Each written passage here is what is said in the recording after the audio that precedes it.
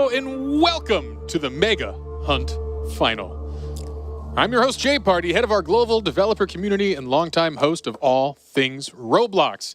And joining me today are some awesome and very special guests.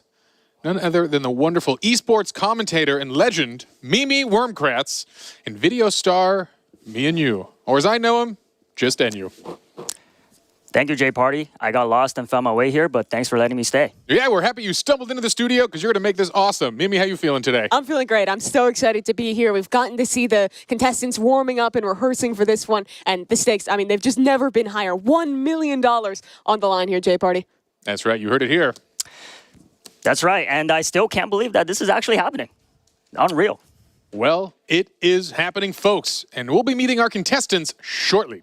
But first, let's introduce some special friends that will be helping us today. I'm thrilled to introduce the Hunt Mega Final Correspondence team. Coming to you live, it's going to be Dagichi Gamer and one of creators of RB Battles, Sabrina Bright. Let's go to them and see what's happening. Hello, everybody. Hi, welcome. I don't know about you, Sabrina, but I am ready to go. Like really, I am ready to go. Like, if any of you want me to substitute for you, I will gladly step in for a chance to win $1 million. Same. Keep us posted if we need to step in, Jay Party. Otherwise, we'll be here following all the action.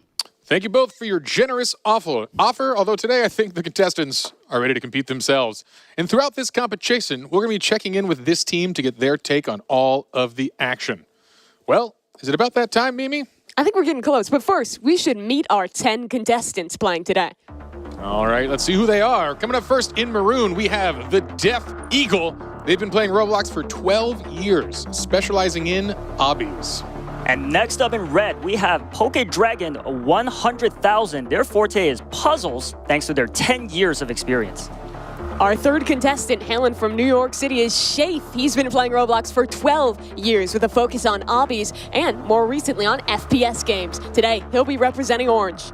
Coming up next, we've got Icicle. Sporting the yellow attire, he has been mastering puzzles on Roblox for 10 years. Looking good. And then we have Anonymous Lime in Lime Green, an expert in Sims with over 15 years under their belt. Following that, we have Roby 100. He's repping green today, and he's been on the platform for 13 years. Another expert in obbies. All right, coming up in light blue, we have Dud, a 13-year Roblox veteran, especially when it comes to the find thes. We have another obby expert here, Jay in blue, and has been playing for 9 years. Our ninth contestant is none other than Mad Max. Today he's rocking black, and he's yet another one of our experts in the obbies. And in gray, we have our final contestant, N Terrell. After 16 years of playing RPGs, they know how to win, but this is no ordinary competition.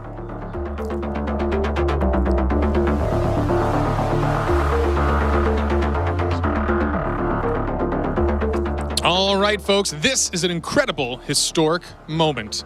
After millions and millions of players have fought it out, today we have our final 10 live in-house to compete for this prize.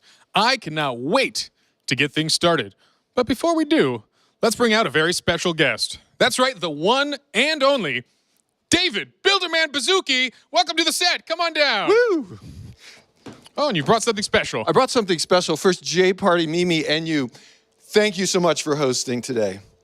Okay, so we set out to build something really special for our community. The competition, the action has been intense. The hub has been played over 183 million times. And then today, 10 amazing finalists live with us right now. Today, one of these finalists is going to be the grand prize winner. And Jay Party, what are they going to bring home? That's right, $1 million. Absolutely right. Finalists, good luck to all of you. Let the games begin. All right, folks, you've heard it here. But now let's turn it back to Mimi to find out how some of the rules are going to go for today. Thanks so much, Jay Party and David. It's going to go a little something like this today. We have a 3-round tournament consisting first of a qualifying round. Following that is the round of 4. Of course, all leading up to our $1 million round. There will be 8 games in total played today. Each has their own rules, so this isn't a tournament about being the best at any one game. It's about mastering them all.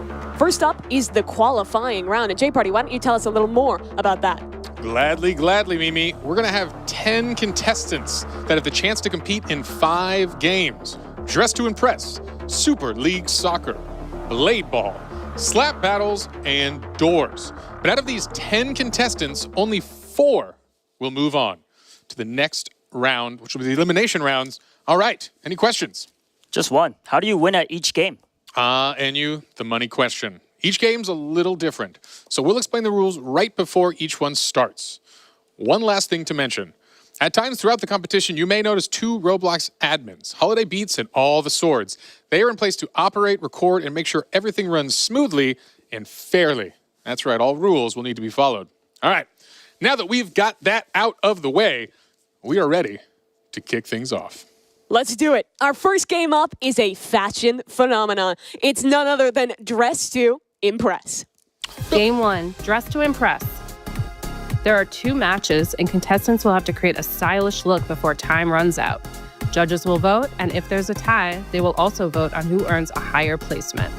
Everyone will collect points and advance to the next game. Here's the scoring for each match.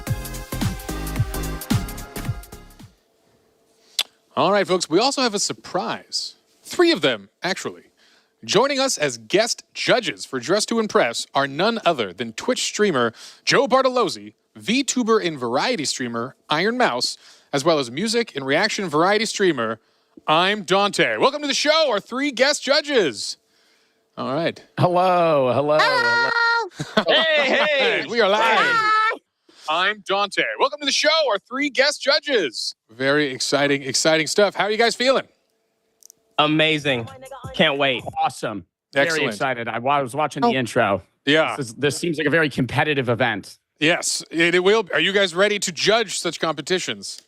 I'm ready. Absolutely. All right, your judgment hats are on. You're feeling good. That is exciting. Anything you guys are looking for in particular? Are you big on focusing on the themes? Is it just going to be going off the vibe? What are you looking for in the judging today? They have to come to slay. Real. Facts. Playing for sure. I think I really need them to fit around the category that I'm judging. Okay. They have to not only look good, but also fit the style that they're trying to portray. That's mainly what I'm looking at. What about for you, Dante? Anything you're looking at here?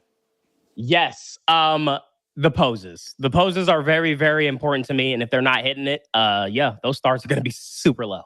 All right, folks. Well, our 10 contestants are set, and they are underway to serve some fierce looks. So we are jumping in the game to check out this action now as folks are just getting their baseline outfits solved. Let's talk about some of the differences that we're going to be playing with today versus the game that you all are familiar with at home. It's a little abridged, only 4 minutes to get your look perfect. And for our first round, the theme is circus. And that is not a lot of time to get the look down. You have to have an idea real quick. Right, and especially coming from somebody like me who is very well known in the Dress to Impress community by absolutely nobody. My opinion definitely matters here. I'm looking for somebody who looks like a clown, and it looks like that's what some of these contestants are going for right now. But yes, not a lot of time, so they better hurry up. Yeah, it's a good thought. Circus can be really on the nose, but maybe there's something more creative you can hide within it. Obviously, the qualification to get here was a little different than what we're playing today. It was about solving puzzles, getting those mega tokens. And I know you were playing through some of the qualifying games, as were, 140 million other people who were visiting that.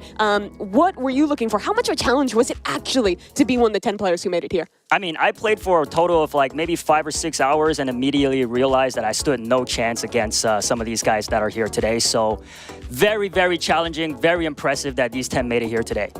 A little note, too, for the folks at home. There is some additional rules the folks are playing with to give them an edge in these short rounds. They are running with the custom makeup unlocked, VIP access, run faster, and, of course, the increased item limit for some really creative looks that hopefully can slay out there.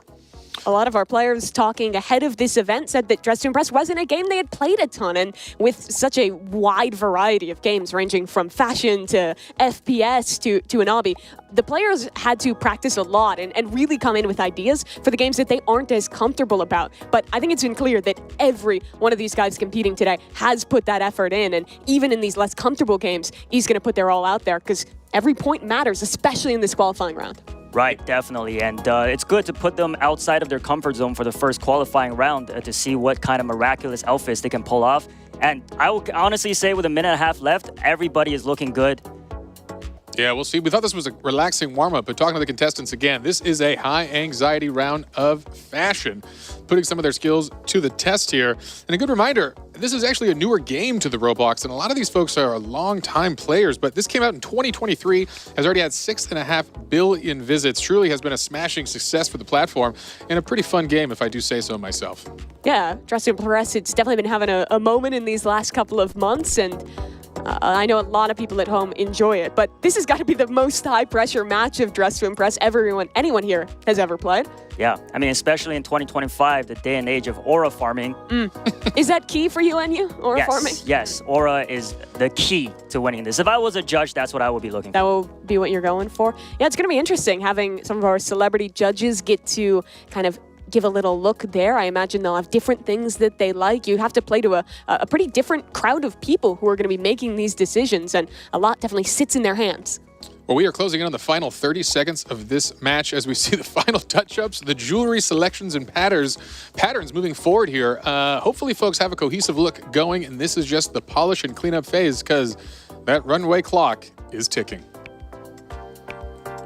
Last couple of seconds here to really fiddle with everything. There's almost infinite customization you can do in this game, and it's easy to overthink it, but with limited time, they've got to lock in now. 3 seconds, and we're about to head to the runway, Enyu. Can't wait to see the poses. All right, who's going to kick us off? We've got Roby 100 showing off his fierce looks. Look at that pose. Nice use of a prop there with the cane. Yeah. Is that a cane they're holding, or is that a rose? I can't tell. That's a cane. Oh, you're right. It almost looks like one of the batons you'd be spinning. Definitely fits the vibe here. You see him clicking around some of the poses here. Obviously, those guest judges right now, they're watching all of these players go through, giving their scores. This is only the first round of 2 that we're going to be playing for Dress to Impress.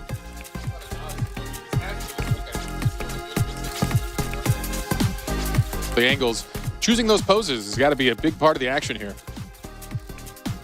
Definitely. How many poses can you choose from? It's a pretty long list. Yeah, there's quite a lot, and you got a lot of time right here on the stage. Yeah, we're seeing a lot of time. Still going. Absolutely here. Just really living up the moment. Yeah, absolutely the extended. We'll see. He must have got that off complete. All right. They finally got Roby off the runway. Our next contestant coming up to bat. It's Mad Max. Wow, a sassy look. Taking it real fierce for the circus. Yeah, I like the makeup going on there. How well do you think this matches circus, Enyu? I personally think this is what I was looking for. Okay. Yeah, this is great. Yeah, it's an interesting prompt because you can really get very direct on the nose, but I think there's some subtlety that the fashion judges are going to look for. As we know, this is a different style than normal DTI, as we have extra fashionable judges judging these. And here is Anonymous Lime. Yeah, I like the microphone. Definitely looks like a performer up on that stage. Yeah, with the mask. What do you call those masks again? Masks is a good name. Yes, very good one. Yeah, looking like the ringleader of the circus there. It's good stuff. Another contestant down the runway. Oh. Looks like this might be Dada Dude and Giving Clown. Honestly, this might be my favorite thus far. I think it's right on the money with the theme. Yeah, classy yet circus. Have you all noticed that red seems to be a very popular color? I feel like when you think circus, it's like red and white. At least for me, that's what pops in my Definitely. head. Red you and just blue, see maybe? the tent. Yeah. Maybe the blues. Yeah, the red and white color. How about here we go? Oh, only a touch of red here. A little more subtle. I like it. The cotton candy hair. Yes, that is a lovely addition. You're right. Catching very that. creative. And wings. I think Icicle is definitely standing out here amongst the crowd. Yeah. When we were watching them rehearse yesterday, I was super impressed with Icicle in this game. I thought he had super good fashion sense. So a really creative one there. And I think, honestly, standing out from the crowd of a lot of red and white, a lot of masks, might do him well in this one. And we are Shafe with kind of a riff on, looks like maybe a cheerleader type circus outfit here. Complete with the mask and all. With the pom-poms. With the pom-poms. Definitely ready to cheer on some competition today. And another red look. This is Jay, looking very similar to one we saw earlier with that cane. Absolutely. But a strong look. Real Queen of Hearts style here. Yeah, I think the hat really ties it together nicely. A lot of layering going on. There. Yeah. The cane. I assumed we'd see a lot of props in the circus one. Maybe not as much as I even thought. Remember, our contestants, they don't know the theme until we're actually going into things. So it's a lot about sight reading, figuring it out on the fly. And this one, another bit of a different approach. The black and white kind of look. Almost looks kind of like a mime. I was feeling the mime. Yeah. I like that kind of mime style. Not like the main stage of the circus you think about, but still a fun aspect of it. And I think that's, again, a cool interpretation of the theme. Astute observation. Thank you, thank you. And you. All right, we are wrapping up things soon here. And Terrell coming out, one of our final contestants, if not the final here. Again, rocking the red dress. We're seeing that theme pretty strong as well. And Terrell, our player with the most years played in Roblox, the most experienced guy on the stage today. Dressed to impress one of the newer games, but still putting something good out there. Yeah, hopefully his 16 years pay off. This is the Death Eagle, coming all the way over from Lithuania. Had to travel 14 hours to make it here to San Mateo and compete today. And honestly, another nice look. It's still the red and white theme, but a little different than the other contestants. Yeah. A little lighter, a little simpler, and just spamming that Pose 28. Pose 28, made famous by a handful of celebrities, brought to you by DTI. All right, well, that's all our contestants now walking down that runway. The judges right now tallying up the scores and making their decisions. A lot for them to think about. Some good looks out there. All right, and that concludes the kickoff round of the ultimate competition, the Hunt Final with DTI. We hope the players are finally shaking those nerves off, getting relaxed. As we've mentioned, we are going to have our hosts kind of collect these scores, and we'll come back to you when they're ready. Yes, we will. Was there any outfits that were standing out to NU? Would you have a favorite if you were to be judging today? Personally, I like Icicle's cotton candy hair look and his those furs on the shoulders. Yeah, that definitely stood out to me amongst all the red color choices, so that's my choice. Yeah, I'd have to agree, right? I think Icicles was the most unique out of all of these, but also there's a reason everyone went red and white. It's iconic for a reason. Yeah, it's going to be an interesting thing for the judges if they prefer that kind of iconic red-white, or people who kind of had a more creative interpretation of it. I think the mime was also a fun shout-out, as it really kind of instilled a thought in you as it went forward. This game is interesting because it is so different than every other competition or every game that we have as part of the competition today. Everything else is pretty much going to be last man standing, fighting, all sorts of different genres. But this one is very much about kind of like the artistic character, the vibe. It catches into a very different skill set, which I think is going to be difficult for some of our competitors. Definitely. Creativity is huge in this, but also having the skill set to know where all of the outfits, accessories are located in the lobby. We'll save them a lot of time. You actually need quite a bit of game knowledge, definitely. right? Like even the way the different pieces of clothing layer, things like that, it takes a bit of effort. I wouldn't have pulled that off in such a short time for sure. Yeah, reminding us again, these are shortened rounds at 4 minutes, so you got to know the layouts, you got to know the plan, have a plan of action when you get in. And it already feels short when you're playing with 6 minutes. Like I was playing a fair bit of Dress to Impress to prep for this event, and I was stressed out with no money on the line and 6 minutes to get set. Yeah, very, very stressful. All right, well, we hope the stress is being relieved here as they're going to be warming up here for our next round. We are gathering folks in the lobby now, and we hope we're going to be breaking through soon with the next and final round of Dress to Impress. As a reminder for the folks at home, we're going to be playing 2 initial rounds here before we progress any of our users. So we've got more action coming. Yeah, let's take a little look here, though, because the judges, they've tallied up our first round, and Dud repping that light blue is taking things home here. Yeah, followed by Jay and Icicle. And again, all the points matter. Your spot is a big deal. You want to climb to that top as much as possible. So an interesting kickoff indeed. As a reminder on format, this qualifying round has 5 total games. Points are cumulative throughout and at different phases throughout the day will qualify a contestant into that top 4. But performance is just as important at the beginning here in DTI as it will be later in the day towards doors. But it looks like we are ready to go. Let's hop into our second round of Dress to Impress and take a look at what that new theme is going to be. Looks like everyone's just loading in right now, so should be able to hop in there in just a moment. I'm hoping to see a theme that is going to ask something different. Maybe we'll get a little bit more variety, because a lot of contestants did have the same idea in that first round. Correct. We saw some recurring themes, particularly some recurring colors. I'm hoping to kind of mix it up. That was definitely a whimsical one. We'll see how far-fetched we get, or if we bring it back to a more serious tone here.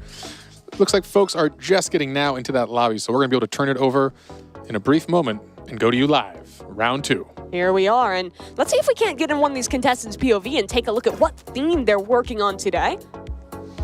Yeah, it's interesting to see they're not all at the same booth, so contestants are spreading out here. I mean, again, your time is limited. What is your strategy for the two of you here? You think you're going wide dresses, specific on the makeup? This is an interesting start here from Jay. I think you can't get too bogged down in the details. You want to start like as macro as possible, like when I was playing this game, I always thought, like, what's, like, the piece that is making me think the theme immediately, and then kind of tie everything else in around that. Elf ears. Definitely elf ears.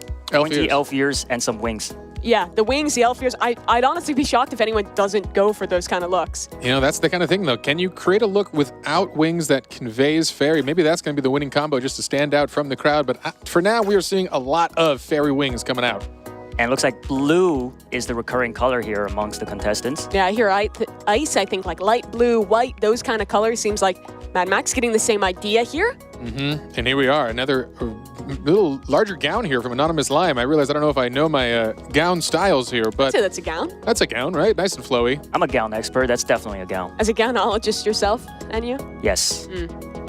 All right. I'm interested to see Icicle's take on this because he might be, you know, he's always creative thinking outside the box. He could be going with a different. Okay, oh, and yeah. I'm not gonna lie, he's slaying already with It's this. looking stuff. different. I like It's the looking idea of like the antlers there. Yeah. That's creative. Yeah, that is fun. Again, looking for those little subtle differences when you have something so direct as ice fairies as a theme here.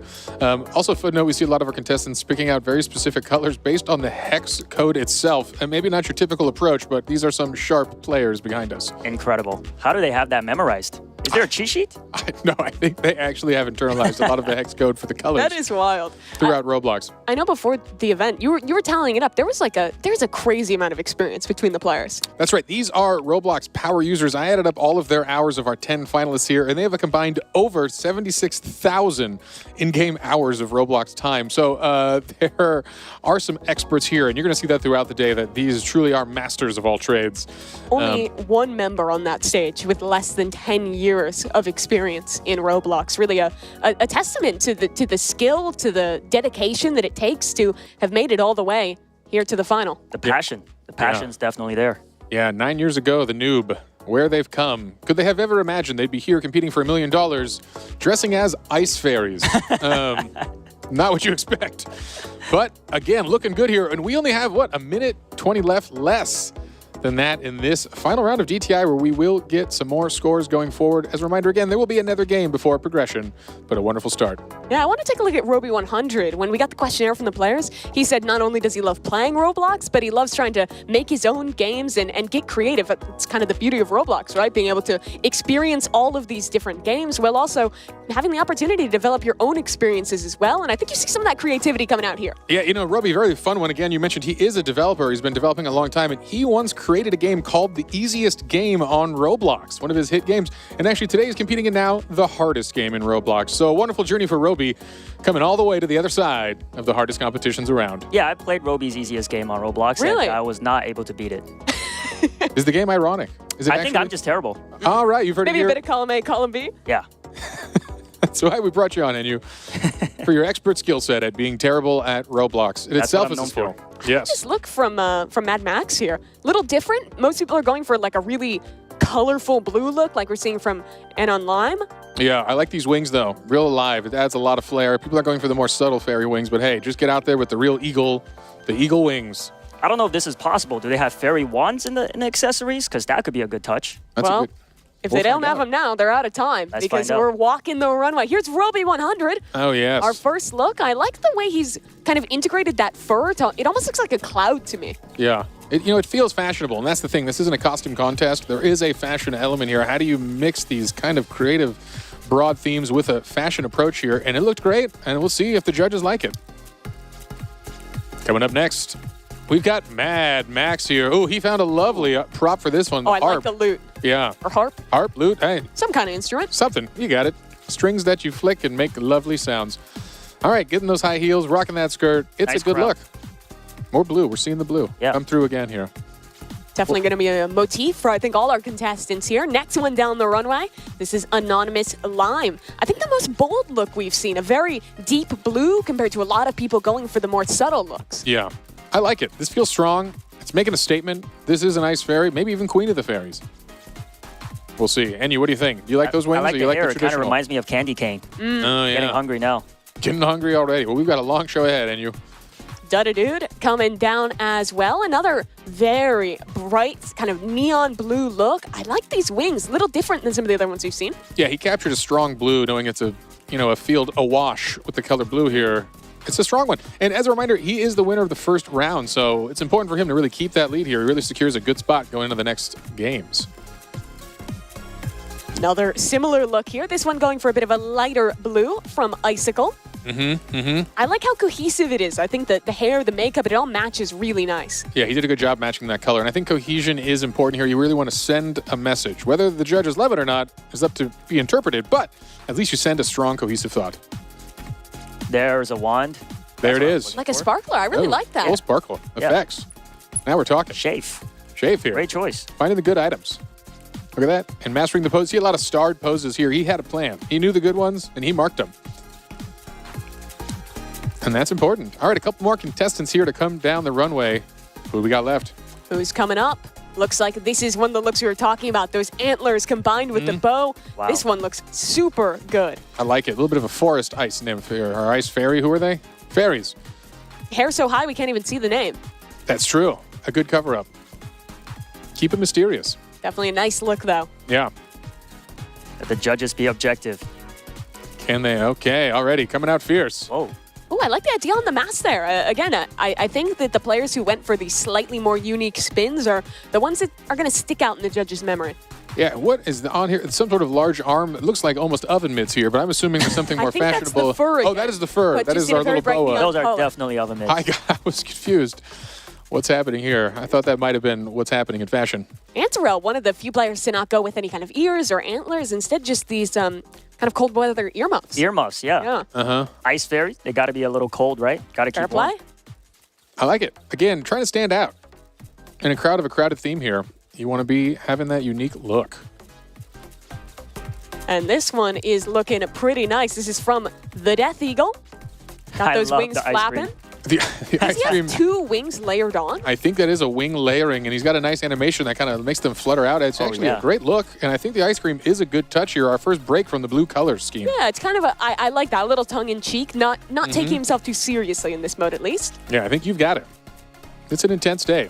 Start out with a smile and a little bit of ice cream. A few of these players knew each other from the online Roblox community, maybe from even trying to qualify into this event. But for a lot of them, their first time meeting or first time playing in person was here at this event. But we've interacted with them, and it seems like a lot of them have gotten pretty comfortable with each other, have been having some fun. It's definitely high stakes, but still a cool opportunity to meet a bunch of different other experienced Roblox players from all around. Absolutely. It's been an incredible journey for them, I know, in their last 24 hours, all arriving from around the U.S. and around the world, actually.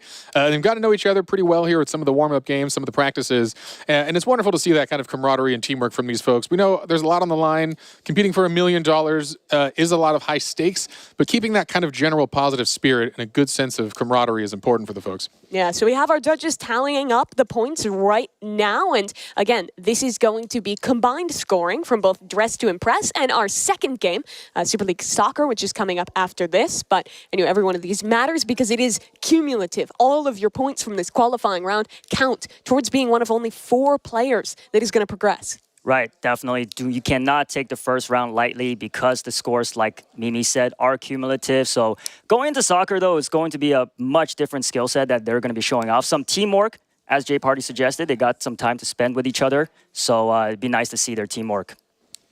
All right. Scores are flowing in. As a reminder, in our first game, we saw Dude taking first place, followed by Jay and Icicle. We'll see if that holds again for this one, but I don't know. I'm expecting some upsets this time around. We'll see. A lot of those looks were similar.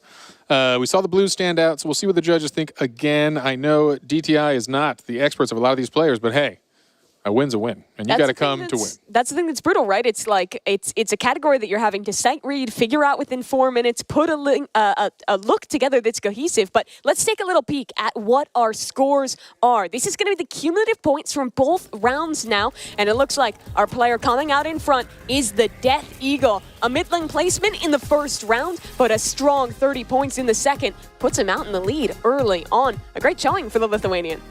Absolutely. And now total points coming in second. We had Mad Max, which is going to hopefully raise him a bit in the standings, but unfortunately still down here as Jay takes another strong spot and bounces up into the second spot here, up by 3 points, followed by Dud, who does fall into third from that one. An unfortunate showing in the second game, but hey, still in a great spot. You see the spread of points is still pretty tight. It will be anyone's game here going in to our next game.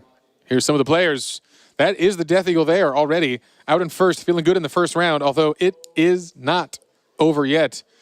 Because guess what? I think it's time to see some more of our next game here. Yeah, definitely. I mean, even just going from the first round of Dress to Impress, you see how their rankings change so drastically after the second round. So it's good to be confident, but definitely stay alert. All right, folks, the judges have put in their verdicts. Let's hear more from the judges themselves. See if we can get them here on the stream and find out what stood out on today's runways. Judges, how y'all doing? I'm doing great. How are you? Oh, yeah, it's fantastic. I mean, we are just getting underway here. All right, we saw some styles, hopefully some of them even fierce. Love to hear from y'all. What stood out on today's runway? What did you love seeing? Maybe we'll start with Joe here. Work our way down the judges. Okay. For the second round, I loved the person that won for the Ice Fairy round. I think it was all very well put together. The accessories were great. The ice cream was great. Obviously, ice cream, Ice Fairy matched perfectly. I was really looking at themes. I took poses into account, not as much as Dante obviously talked about doing, but I don't know. I was surprised at how good some of these outfits were. Yeah, here we go again, seeing the recap of the Ice Fairies round for all of our contestants here. Some of those exciting outfits, as you mentioned. I think the one you're talking about might have been the last one here to come up. That was our winner. Yeah, that was the Death Eagle with that double wing, the ice cream look. Iron Mouse, I wanted to ask you as well. When we were talking the other day, you were saying you were going to put a lot of emphasis on how well the players were fitting into the themes. How well do you think they did overall? Did they impress you in how on brand they were with these? I have to say, I think the second round was much better than the first. I feel like they struggled a little bit in the first round, but I think the first round was kind of like a warm-up. So the second round was amazing, and I was very impressed with all the different looks. They looked so good. All right, Dante, how about you? How you feeling today? What impressed you? What stood out? What stood out to me was some people were going too blue. It wasn't giving ice. It wasn't giving cold. It was giving More mermaid. Ocean. Yeah, mermaid, more Water, ocean-like. mermaid. Yeah, docked off some stars for that. But the white, the snow, the crowns, the antlers. Yeah. Antlers were good. Giving very much. Giving very much Ice Princess. We love that too. All right, folks, we're going to move on to our next segment as the players are antsy and getting ready to jump into Super League Soccer. But a huge thank you to all of the judges. That was a lot of fun. Joe, Iron Mouse, and Dante, thank you again for joining us as guest judges on the Hunt Mega Final. Loved your outfits, by the way. Yeah, y'all looking like you slay yourself. Fresh. So, Super good, fresh. Good stuff, good stuff. All right, coming out of that first game, what do you think so far, Mimi? I was honestly impressed. I think the players did super well at ETI, but we've got something more coming up. Super League Soccer, it's a team game. It's going to be super different than what we saw in Dress to Impress. All right, folks, the players are ready. And while the Death Eagle may be on top for now, it is still anyone's competition. Let's check out the rules for Super League Soccer. Game 2, Super League Soccer. There are 3 matches total, and contestants will play 5 versus 5 in randomized teams. The team with the most goals wins the match. The contestant with the highest cumulative score will advance to the round of 4. Here's the scoring for each match.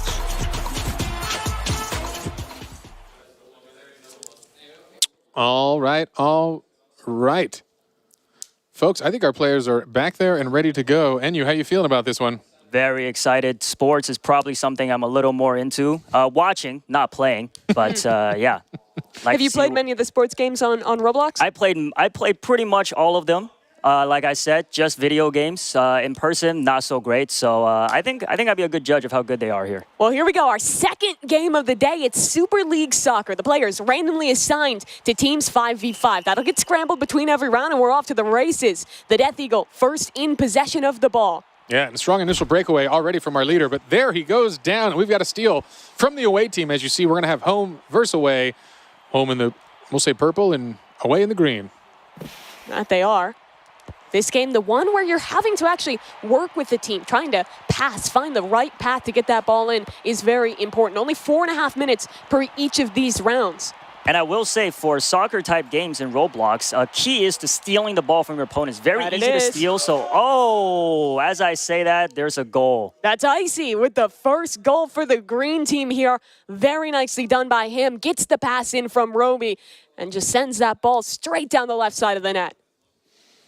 All nice right. celebration. Strong opener from the away team here. And again, you see at the bottom of the first player screen, there is a boost bar for your stamina here. Something important to manage. Do not want to use it all. Getting the ball and then get caught out. You're going to lose it real fast. Wow, Icy There's with a the huge steal, breakaway. like I said. No one's Beautiful. on the offensive side of the court. No one can pick this up. Goalie should be able to drag Oh, that and it's ball. out of range. The goalie can't get it. He This could can't be a get it. crazy turnout. Oh, if this Poke works dragon. out for Green. Goalie's not Oh, it's a defending. miss. The shot's just wide. Assist from Roby. Roby set up the first goal, but he knocks it in this time. 2-0 lead to the away. That was actually an incredible use of the mechanics of Super League Soccer. I'm not sure that pass could have been more accurate down the field. That did not allow the goalie to get it, and they did get the recovery. Here's Roby again. Trying There to you get see onto multiple a steal. steals per play. This time the home team has to defend on their side of the pitch. A setup on the shot, but the goalie's got it, and he'll send it back away. Oh, and that's unfortunate. A team down by 2 misses on that breakaway here. There's still a lot of game left here, as you see, 3:40 on the game clock. So they've got time to play. And Interesting again, move there by Jay. Taking Taking it it to is the out other ahead side here. with no teammate there. Not sure what he was thinking there. yeah, brave to think about that. They're definitely going for this like deep kick strategy, hoping to find someone to recover. Dud gonna have to defend here. Shot going just to the right, misses out, and a pass back into the middle of the pitch. Somewhat even here, and both teams have just been kind of clumping the ball. Not a lot of setups for passes thus far. Hard to get that teamwork going perfectly. Yeah, a little too much clumping happening. We can hear the contestants behind us Good slide, though. getting pretty pumped back there. We're seeing a lot of yelling for the strategy. They're into it. They're definitely into Yeah. it. Loving the energy. Absolutely. It is an exciting and intense one here. I know Super League Soccer brings the competition a little more fierce in a different way than we just saw. Chance for a goal here. Death Eagle. Oh, save. That's beautiful very save. nice from Ansarel. The goalie, always an important player here. A big cheer from the players. He knows that was a big, important one to catch. Oh, maybe another chance? No. Pass back up. Icy is set up for it. No one here to Oh, defend no but the one here. goalie. It's a one-on-one for this shot. Can he get it through? Left Oh. side. Misses. Wide. The And you twitch. The twitch, I know. Playing it like a first-person shooter here. I like the fake-out attempt, though. Looked like he was going into the right side of the goal. Went left instead. Doesn't work out, but they still have a good offense going here, and you. Definitely. Looks like the away team is definitely in the advantage here. Let's Yeah. see. There's still 2 minutes left, though. They can still turn it around. A goal can happen in 10 seconds. Shafe sends it up to anonymous Lon. Middle of the pitch, trying to find a person to pass to, but no one's open in time, and Icy's on the offensive. Oh, here we go. Still has the ball. Another chance for a goal. Passes. pass. Oh, he's on Oh, it. it- Trying to find it. The oh. goalie knocks it away. Repossession from the green team, but it's just going back and forth, and the goalkeeper sends it back down the middle. Man. The home team got to give a break to their goalie. I know, really relying on that here. He's- Oh, that was beautiful. Shot from the Death Eagle. Absolutely, the one-on-one with the goalie. Not a chance there. Death Eagle has shown he has come to play today. He is an incredibly strong competitor. As these few minutes have continued, we've seen the players, I think, doing a better job of setting each other up for passes. That was Shafe on the setup there for Death Eagle to get the goal.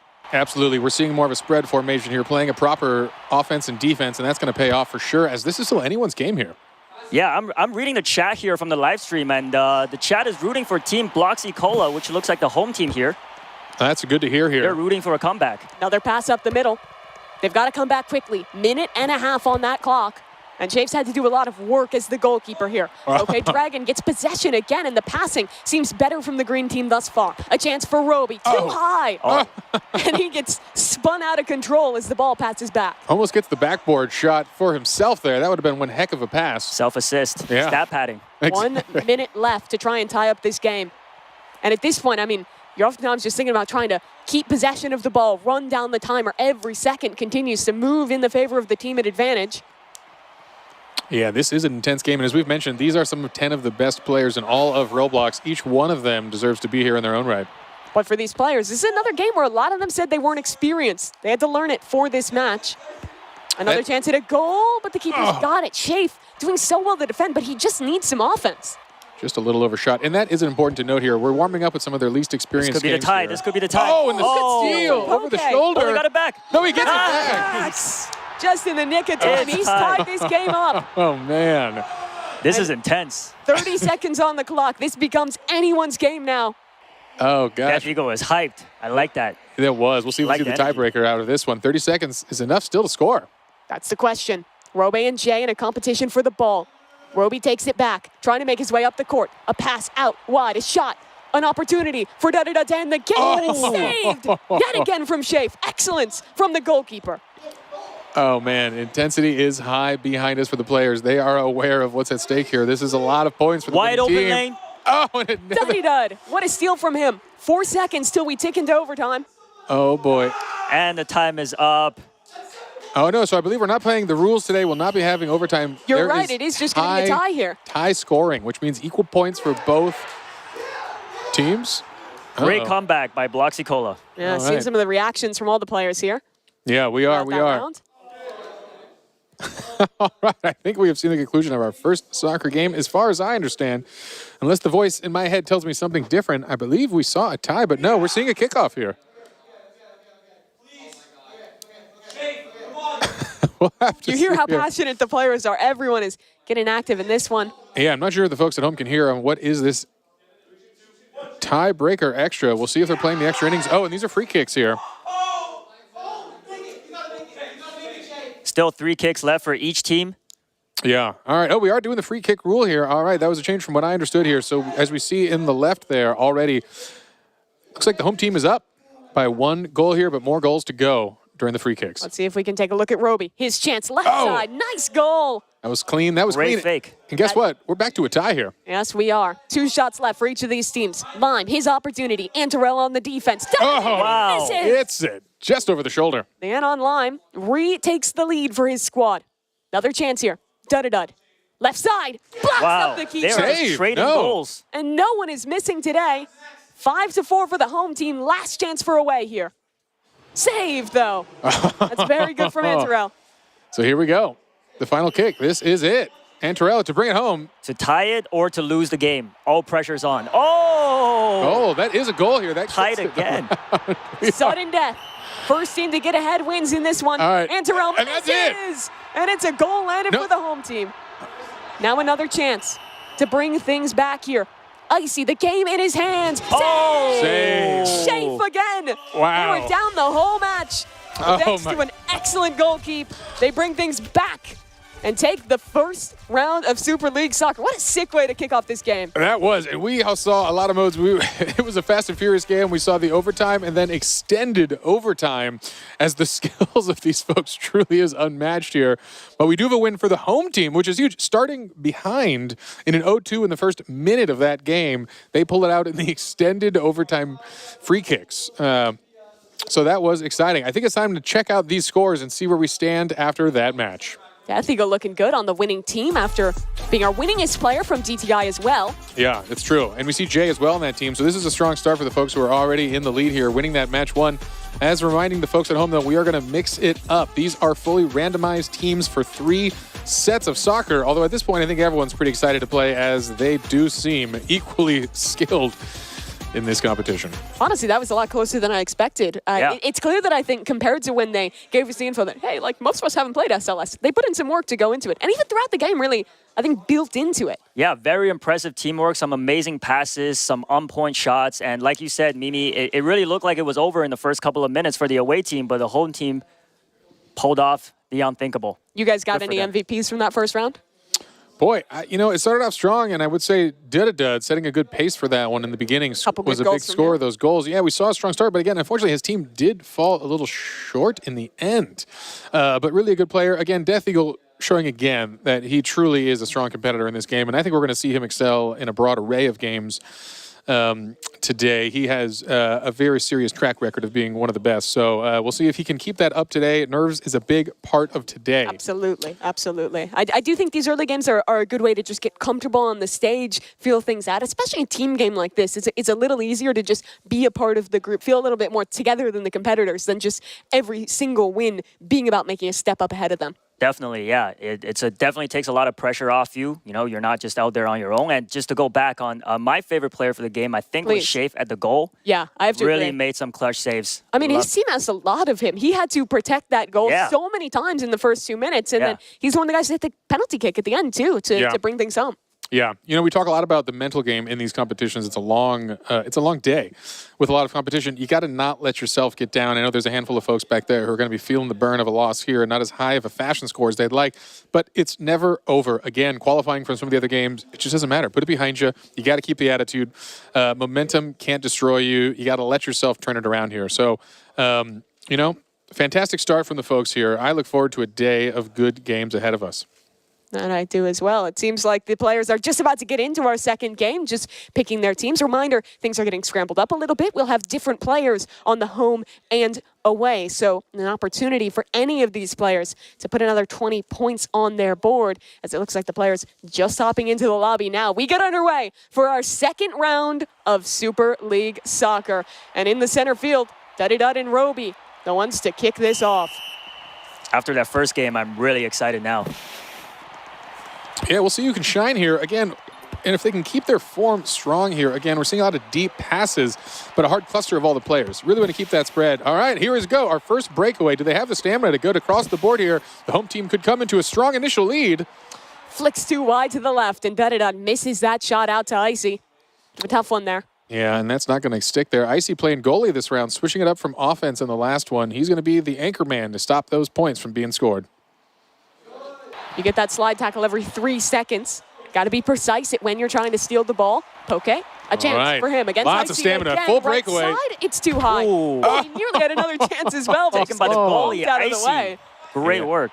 Good work by the goalie. You got to catch that. You got to get them, charge them down, get the ball. If they're within the goal zone here, you have the power. Make sure to capitalize on that and ensure you don't let them get again. But wow, the home team unrelenting on offense here. I don't think away teams even had a shot on goal yet, while the home team has had really. full control Nice. the entire Nice time. cross. Yeah, good spin there, using those abilities wisely. Nearly there. Icy saves it at the last second. Gosh, Icy is just the ice wall here, not letting anything get in.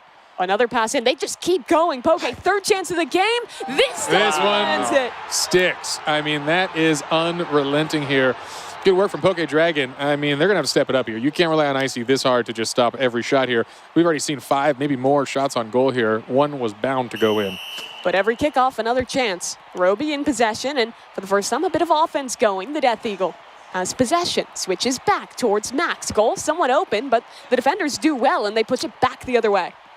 Yeah, all right here. Can this happen for the away team? As again, they lose control of this ball so fast. Okay, here we go. We got a breakaway here finally. Great cross. Oh, and look at that. Amazing Players cross. down the field. They are ready. No offsides in this one. Roby, time to shine. Pull it back for the team. Nice yes, fake. and look at that cross up. That is what you want to do. You want to bait one direction for the goalie, make them use the dive, and then switch real hard, real fast back to this side of the goal. I saw somebody on chat earlier asking Roby to lock in, and it looks like he read the chat and sure did. Yeah, Roby is, again, a master gamer and a developer on his own. He knows every element of the Roblox world, creation as well as playing. Wonderful stuff. Roby, one of those players who said he had never played SLS before qualifying to this event. Clearly learns quickly. You got to in this competition. Roby again in possession. Chance for back-to-back goals from this man. Can he make it happen? Defenders on him. A pass back wide towards mid, but possession changes over to line. Steal again. Roby might have it back here. Death Eagle, no, stolen. They keep getting so close, but the defenders doing well here from home. Yeah, Poke Dragon doing a good job here, actually shining in this game too here, coming to play for the home team. Wow, that goal. Wow. Through 4 or 5 defenders, the Death Eagle threads the needle. The one European at this event. You know, you'd think maybe a bit more of an expert on soccer. No, he's that's his favorite team. Said a Lithuanian basketball team. Still showing up in soccer regardless. Yeah, good to see some life out of the away team here, who now pulls ahead 2-1, which just shows you it's not about the shots on goal, it's about shooting accurately here. Okay, got a little fancy. Here we go again, Roby. Oh man, Roby showing he came to play in soccer. Oh, gets the short guy from the goalie. That's brutal. He dove just past the ball. Nearly made that save. Bit of a heartbreaker for Shafe. That's his second goal. Can he get a hat trick this game? Yeah. That would be impressive. I know, their team now up 3-1, just like that. What was looking as a rough scenario for the away team to start this is suddenly on fire. Home team's got to channel up what they were doing at the start of this and see if they can get that offense flowing. Oh, gosh, and a missed pass. Is this another opportunity? No. Goalkeeper's just going to take it and push it back down the middle of the pitch. All right, we'll see here. Things get a little quieter here as the teams kind of cluster. Can they get the breakaway? Here's another opportunity for the Death Eagle. Good spin, Shot good spin. left. Wow. Oh, and he's there. Nice save. Shafe, he's so impressive on the goalkeeper. Yes, yeah. Great job keeping my goal coming from the first game. Yeah, that last second save here. Again, you don't want to be staring down the Death Eagle with this soccer ball. He comes fast and furious. Man, Shafe is on point today. That's another save. Yeah, the goalies are doing a good job in this game. Offense is pretty unrelenting in Super League Soccer. So you got to be on it. Here we go. Icy, this is your chance. And unfortunately, Duddy just better in that position. A great bait out from him. And That should tie this game back up. Yeah, you know, it's hard. You can't blame the goalie in that situation. When you've got a one-on-one with that much time, it should be the offense's ball here. You need a defensive player to be there with you. And that's the issue. We've seen a lot of these teams clumping heavy for the offense, and that can work well, but sometimes you take risks with that. You have no defenders, and your goalie gets kind of left out to dry. Yeah. All right, closing into a minute left here. The score is 2-3, and again, anyone's game. I'm shocked. No blowouts happening here in soccer. We are seeing fierce competition. And can the away team pull it back? No, they lose it. Oh, they have it back, though. Lime has a good pass. Goes a little wide to Duddy Dud. Off this left side, it's a tough angle to get a shot through, and the pass is not in time. Beautiful. You need that from your defenders there. A strong offense. Force the pass. Force them into the corner. Oh, Roby, a shot maybe here. Can he get dove on in time? Oh, pass to himself. Oh. You see that attempt of the self-assist backboard into a sliding kick? He almost had that pulled off. Very smart move. Yeah. Jay just missed that slide. Dud might go for a second goal in a row. Here's his 1v1 against the Tying goalie, it left up. side. Hey, Duddy Dud lands it again. He's on fire this game. Yeah, quick, short shot. The goalie wasn't ready for it. Overshot the dive and could not get the defense. We are closing in to a potential tie on another 30 seconds remaining in this round. I mean, you can see the two forwards on the team, each with 2 goals. A great choice in their position. All right. What are you focusing now? You think you want to play defensive or go all out here in the last 30 seconds knowing you've got a tie game? You got to go on the offense. Yeah. Duddy Dud knows it. These are the best players in the world. Yeah, it's true. Go for that win. Don't risk it in the free shots. You don't want to have free kicks. Lime wants his chance here. Poke Dragon keeping possession for home. Is there anyone to receive that? Up front, Duddy Dud. The striker. Could he close it out? The striker for Bloxicola. Oh, narrowly misses out. And with only a few seconds left, it goes back down the middle of the pitch. Yeah, that was a hard, low probability goal there, but the ball's moving down. And it's overtime. And it's over. Again, another tie into the free kicks. Let's see what we got here. Poke Dragon bait out. Oh, that was Great a movement, strong bait. Pulls the goalie completely out with a whiff dive and gets an easy tap in. Death Eagle here. Let's see if he can continue his streak. And boom, that is that patented crossover from the Death Eagle. He has got a good look here. Really baits goalies well. He makes it look easy. Good Yeah, on he these does. goals. Chafe, the goalkeeper, hero of the first match. He's good again. 2 goals in a row for home. Yeah, you can see they've really developed a better strategy here, going again in overtime. They've all had some practice. Man, Oh, they definitely learned from game 1. No one is missing. Ooh, That's Icicle safe, though. misses one there. That's a Yeah. little rough. The goalie finally coming out here, not as warmed up as the rest of the players. oh, he had a chance for redemption, but Duddy Dud sneaks it by. 3 goals landed in a row.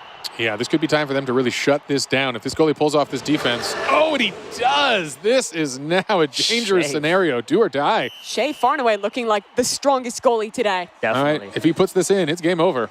Icy, tough position, can't save it. Wow. 4 Just goals like landed, that. and that's And it is game. over.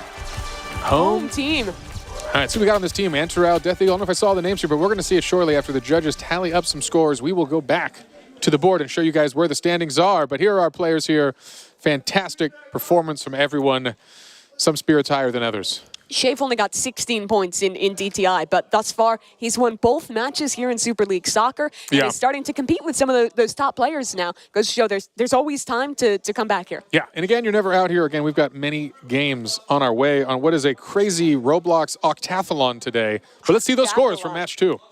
All right, so a couple players undefeated here. Lime, Shafe as well as Poke Dragon are all looking good there. But Lime and Shafe, the 2 members to win both matches back-to-back in Super League Soccer. You know, and the folks needed that. I'm seeing a lot of the current leaders on the loss for that round. So that means the points are swinging back to the folks who need it most. An impressive display here on round 2. Yeah, those All guys right. trying to go 3-0 into this 3rd round if they even can end up on the same team. Again, it's randomized every time of how these teams lay out. So we'll wait for the players to shuffle back in and have one last round here in Super League Soccer. I'm liking the development we're seeing throughout. I think they did a much better job this time of setting up for some of those passes, especially the home team. Absolutely, yeah. The whole team. I mean, leading as striker, scored 3 goals that game, along with Shafe's amazing saves. Definitely deserved that win. Yeah, you're going to be happy to have either of those guys on your team going into the last round. Still some players who have yet to take home a game here in Super League Soccer. Icy, Poke Dragon, those guys definitely have the pressure on them as we head into this final round. Yeah, they'll need it because they had such a strong showing in that first round here. To fall in Super League Soccer is a little rough. But hey, it's a whole day of competition ahead and is. not the last chance here. Well, folks, this was an exciting one. Super League Soccer has been a wonderful game here. Some fun facts about Super League Soccer. Please. It is one of the top sports games on Roblox. And actually, the governing body of soccer for North America, Central America, and the Caribbean actually released a mascot through Super League Soccer specifically. That was their major announcement. So it's exciting to see these actually large governing bodies using Super League Soccer as a way to talk to their fans and do some major releases. So it is a legitimate and recognized game in the world of soccer. And up there with some of the iconic Roblox games we're playing today, the super classic ones like the way we're ending, of course, with Tower of Hell. This is a relatively new game, but it's definitely taken off very quickly. Similar vibe to Dress to Impress. Correct. Let's take a look back and see some of the highlights from that second game. Was a very exciting one here, Enyu. Yeah, taking a look here. I can't tell whose costume that is, but there's That's a Roby. Roby. Yeah, Roby coming in strong Yeah. at the beginning with 2 goals, right? So unfortunately, he has not won a game. Yeah, that is painful to see. Such strong Yes. individual play here, but could not actually eke out the win. Look at Yeah. another breakthrough, and that goal was beautiful. That was beautiful. I love that one. Yeah. You got to feel bad for Shafe there. He dove just past the ball. Almost had that one. To get past Shafe, I mean, it's not an easy task. So Roby's 2 goals are very impressive. Yeah, Duddy Dud as well. I mean, I feel like we can't say enough good things about him in this one. He's looked so good on that offense. Yeah, definitely needs to continue playing the striker for the next game. Yeah, we've got some good stuff here. Maybe we can learn a little bit more about our players here. We're please. taking a brief pause here to get our next game ready. I know they've come from a lot of different places all over the world, or some are from around the world, some from Canada, and a handful of them all from here in America. Yeah, I believe we have a Canadian, and then we have one guy, the Death Eagle, coming from Lithuania. Everyone else here is living in America. We have a Korean American as well, Yeah. born in South Korea. So a pretty diverse group of guys here from different places around the world and around the country to come out and compete today. Yeah, we had some fun stuff. The Death Eagle on camera right there, a really impressive player. Not only did he come all the way from Lithuania, he actually turned 18 on the plane ride over Wild. 2 days ago, which is required for this competition. So we were excited to see that. That was fate. What did you do on your 18th birthday? You mean yesterday? Yeah, yesterday. That's right. I don't remember. Yeah, no one does, but I bet you didn't compete for $1 million. So that is an exciting twist on an 18th birthday that a lot of us don't get a chance No, to I'm do very here. jealous. I'm very jealous of these guys. Yeah, well, I think they put in the work, and it's paying off here. Nothing like a couple thousand hours of real playtime dedicated and focused on the skill. And really, the competition itself, the hunt, was a wild competition. Yeah, With can the you folks talk at a little Dome- bit about the qualification? Because it was very different than how we're actually playing the games here today. A lot more about solving puzzles and having to do some really challenging stuff to make it through. Yeah, absolutely. Playing through 25 events, these contestants, as well as 100+ million, had to compete over solving intricate puzzles, solving clues, solving tests, and actually dealing with a handful of missions across all of these games. The competition took over a week and hours of gameplay, and it was really a collective thing. We had some pretty master puzzle solvers build these internally, including a handful of PhDs within the company who specialize in puzzle algorithms. And what's wild about that, some of our top players here actually completed those puzzles over twice as fast as the PhD That's so masters wild. internally at Roblox who helped construct them and peer tested with each other. So really like unfathomable talent when it comes to completing complex puzzles.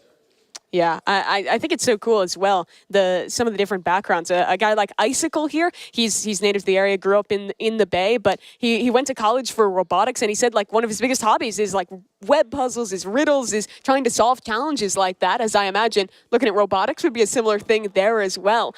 So pretty cool that he got to cash in on that skill set, but now gets to show a pretty different one with actually playing a competitive game and coming out here. All these guys have had different backgrounds. They've obviously played a ton of Roblox, but for most of them, this is going to be one of their first times playing an in-person competitive event like this, and certainly will be the biggest one any of these guys have ever played.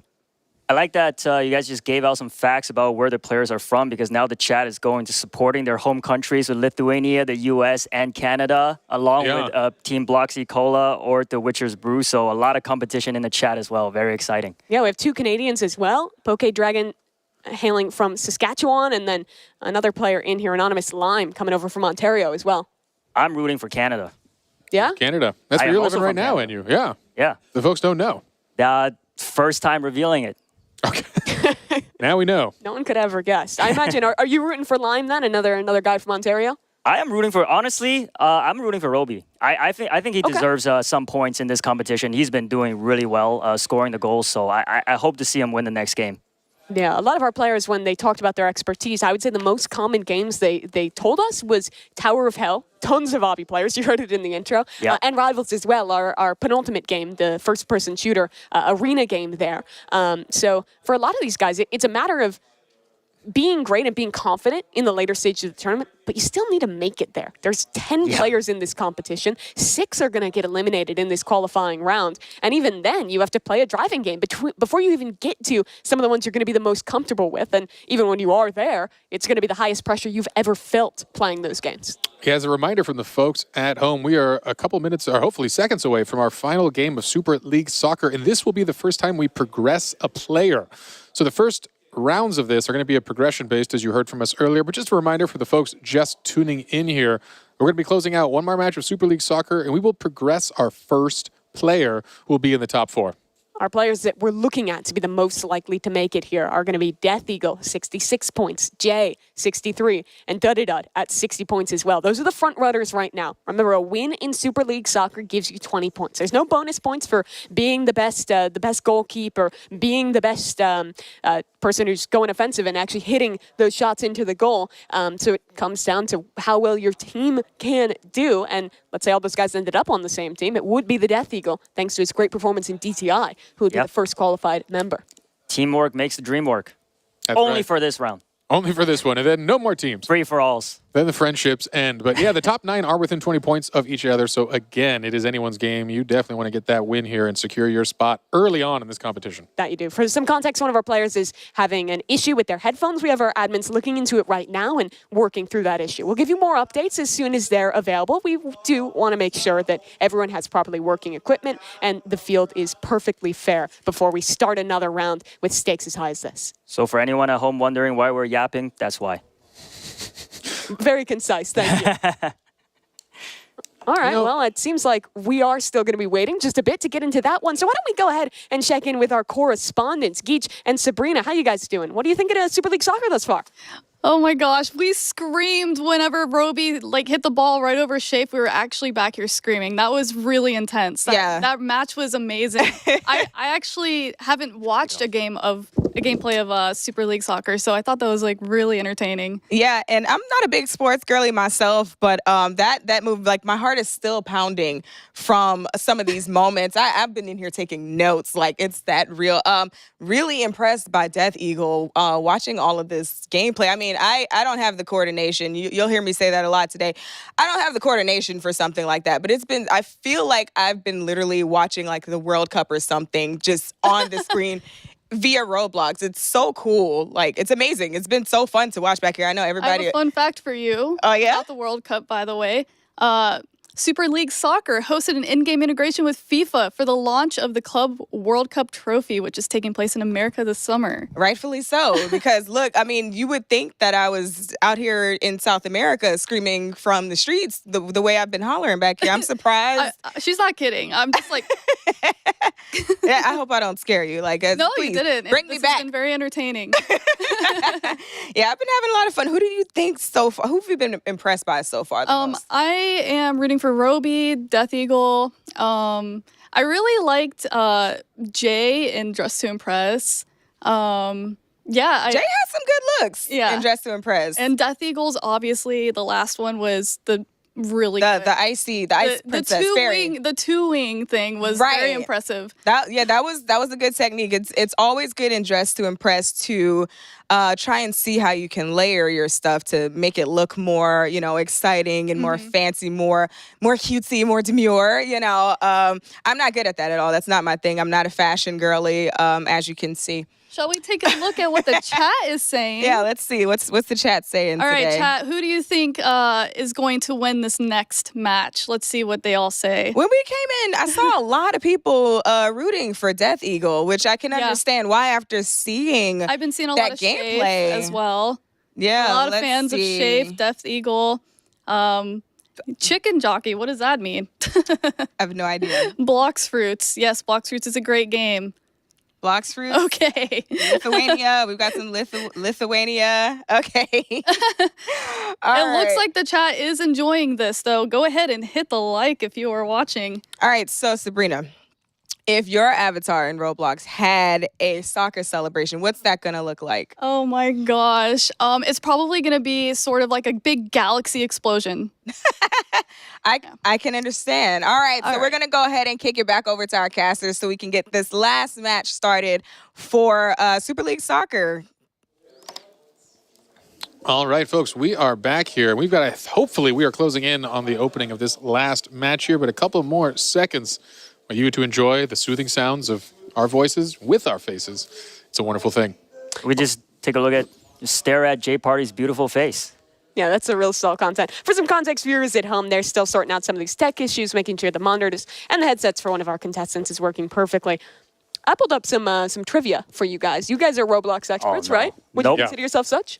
Yeah, absolutely. A historian. Would you consider him an expert? Yeah, and you is, regardless of his opinion on it, he is a master of all things Don't knowledge. put me on the spot. All right, I'm going to ask some questions. Just slap the desk to buzz in.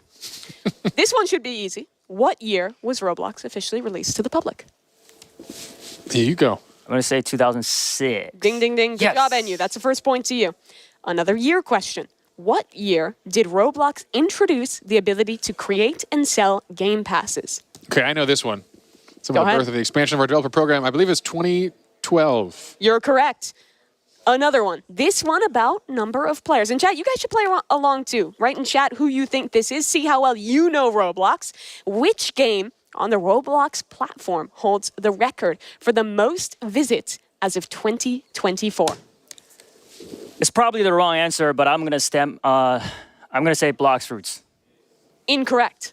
That is correct. I'm curious. I'm going to give the folks on the chat a couple seconds to respond here. I think they know this one, and it is a surprising favorite amongst the roleplay community, if I know correctly, as I do love numbers, and that is How are they doing, NU? You see that chat? Yeah, what they get? They get it right. The answer, I believe, is Brookhaven. The Brookhaven? chat is still rooting for the Brookhaven players. and RP. Well, They're still rooting honestly, for players. Good for them. Yeah, That's what they absolutely. should be doing. I love to see that passion coming out.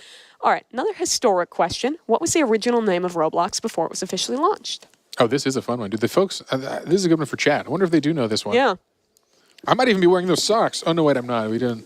It's different ones. I believe it was called Dynablocks. You're correct. Dynablocks was the original, and it was a physics simulator at the very start here.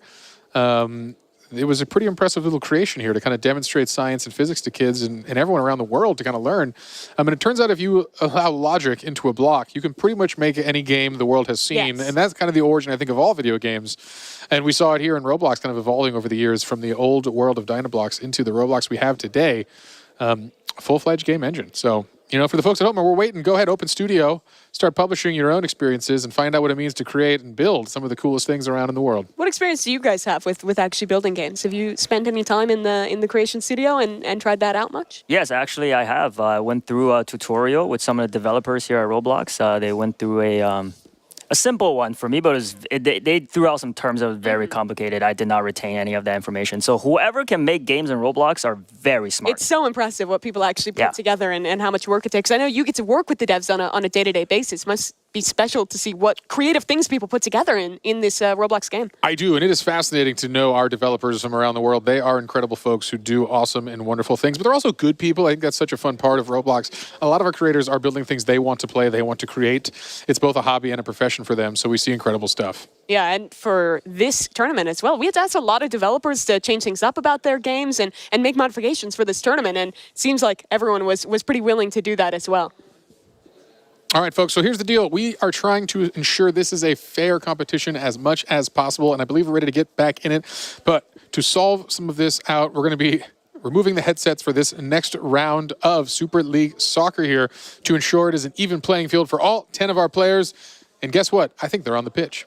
It's going to be new teams, a new look, and a last chance to make it. Two players competing for that top spot. Duddy Dud and Death Eagle. One of them will be able to be the first making it through. That or 3J, who's going to be on the same team here. Mad Max in possession, sends it up. Good pass, but a little too wide. No one super well in position to receive. Another pass going back. Chance for a goal, and it's not in. Shafe again on the defense, Shape NU. once again. Yeah, almost bobbles the ball from the goalie there. Thankfully, he recovers that, and it is out of there. Another chance for another play. I'm looking for Roby. Yeah. Which team is he on? A crowd favorite, again, without a win under his belt and maybe the most goals on the field. Hopefully, Rovi gets his big break soon. He's going to be back on the green team there, joined by Duddy Dud. Jay as well, rocking with the home team. Indeed, indeed. Again, a little slower of a start here. No one really securing those quick goals in this third game here. I'm sure the defense is starting to shore up and understand the strategies from all the players. Good defense from Lime. A new person stepping into the goalkeeper position. That's true. This is the first time with Lime here, and I know they discussed briefly beforehand who would be the goalie as they need to rotate that with their new teams. Wow. The quick Looks like a lot of turnovers fouls there, but nothing being called. What is happening? Where is the referee? Those slide tackles are not coming in from the correct angle. It is vicious in this game. The only way to change possession other than a missed pass is to just go for those slide tackles. Not going to get the red card. Oh, and definitely. And this is that. Oh, not in the sweet spot. I know they try to see that kind of sweet spot in the corner. When you don't, they try to put it just out of the goal box here. Definitely a specific strategy tied to SLS, and that's what you got to understand here with the best players in the world. Understand the mechanics perfectly well, and we see that kind of sweet spot in the corner. When you don't have an out-of-bounds mechanic, it's definitely where you want to put it for some of the safer passes. Let's check in with Jay, one of our top performers thus far. Passes it to his goalie, and he'll send things back into the middle yet again. This one a bit more reserved from our teams than the first, but maybe a chance here. No. Shafe, again, very good on the defense. Yeah, closing in on that first minute. It has passed, and we are still 0-0. Lowest scoring by far, and really low shots on goal in general. Nothing too serious. It's been pretty casual. Defense playing it up. Maybe that long pause really slowed down their adrenaline. Absolutely. Gave the players time to breathe here. And I think, again, we're seeing a bigger plan. These folks are learning just as much as we are, again, how they play, how they perform, what the strategies are. But here's the first breakaway, and that is it. Oh, Death Eagle.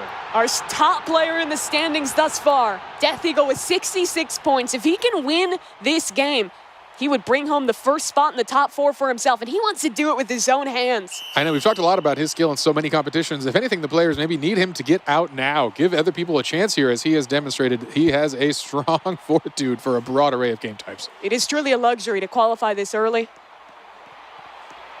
But it seems like there is a bit of a technical problem with the match. For competitive integrity, the admins have made the decision to reset this game. So forget what you saw in that one. We're resetting to where we were. With 2 games finished on Super League Soccer, 1 yet to play, we want to ensure that with stakes is high, everything is perfectly competitively fair for our players. So they're making that call. We'll get you guys back into game with the proper third match as soon as possible when that technical issue is sorted. All right. Well, it wouldn't be a sporting event without something to solve in the physical world. So we're going to get that resolved here, folks. Thankfully, that was a much slower game here. Defense was really dominating that one. Not a lot of hard breakaways. So, it is what it is, but still an exciting day of competition. So while the team figures that out, we're going to talk about a couple other things here. Maybe get to know some of our players. Maybe some fun facts about the folks competing today. As you can see behind me a little bit on the screen here, they each have a color. That is the player's corresponding color. So as we go about the day, their outfits will be marked with that so you can understand who they are. And it matches the monitor back there, so you can kind of reference the face to the player as well of who the real person is repping that Roblox avatar. And they've got their outfits to match here, a very stylish way to identify folks and keep it cohesive. So very cool stuff. Indeed it is. It looks like they also have pretty jackets as well with their names that are matching up for this event in you. Yeah, can I get one of those after this is done? Or just steal it off their backs? I like those jackets. Well, don't let him in the player room. He's going to just start pickpocketing people for jackets. If somebody wins the $1 million, they could afford to give me their jacket. I want to see if we could take another look at those points maybe, because we're starting to get to the point, like we were talking about, where the first player is going to qualify their way into things. And every time you win at Super League Soccer, you get 20 points. You see it thus far for Shafe and Duddy Dud. But the overall standings right now have the Death Eagle and Jay and Duddy Dud as the top 3 players. So basically, if any one of those players is to win this next round and they don't have someone with more points than them on the team, that's basically their ticket into the top 4. So definitely important things to look at and important players to keep watch on as we get into this final round of Super League Soccer. Exciting times. But don't worry, after that, we're going to be playing some blade ball. We're going to be playing some slap battles and, of course, doors to round out this progression system in the first set. I want to ask you guys, we got a lot of games today. What are you most excited to watch?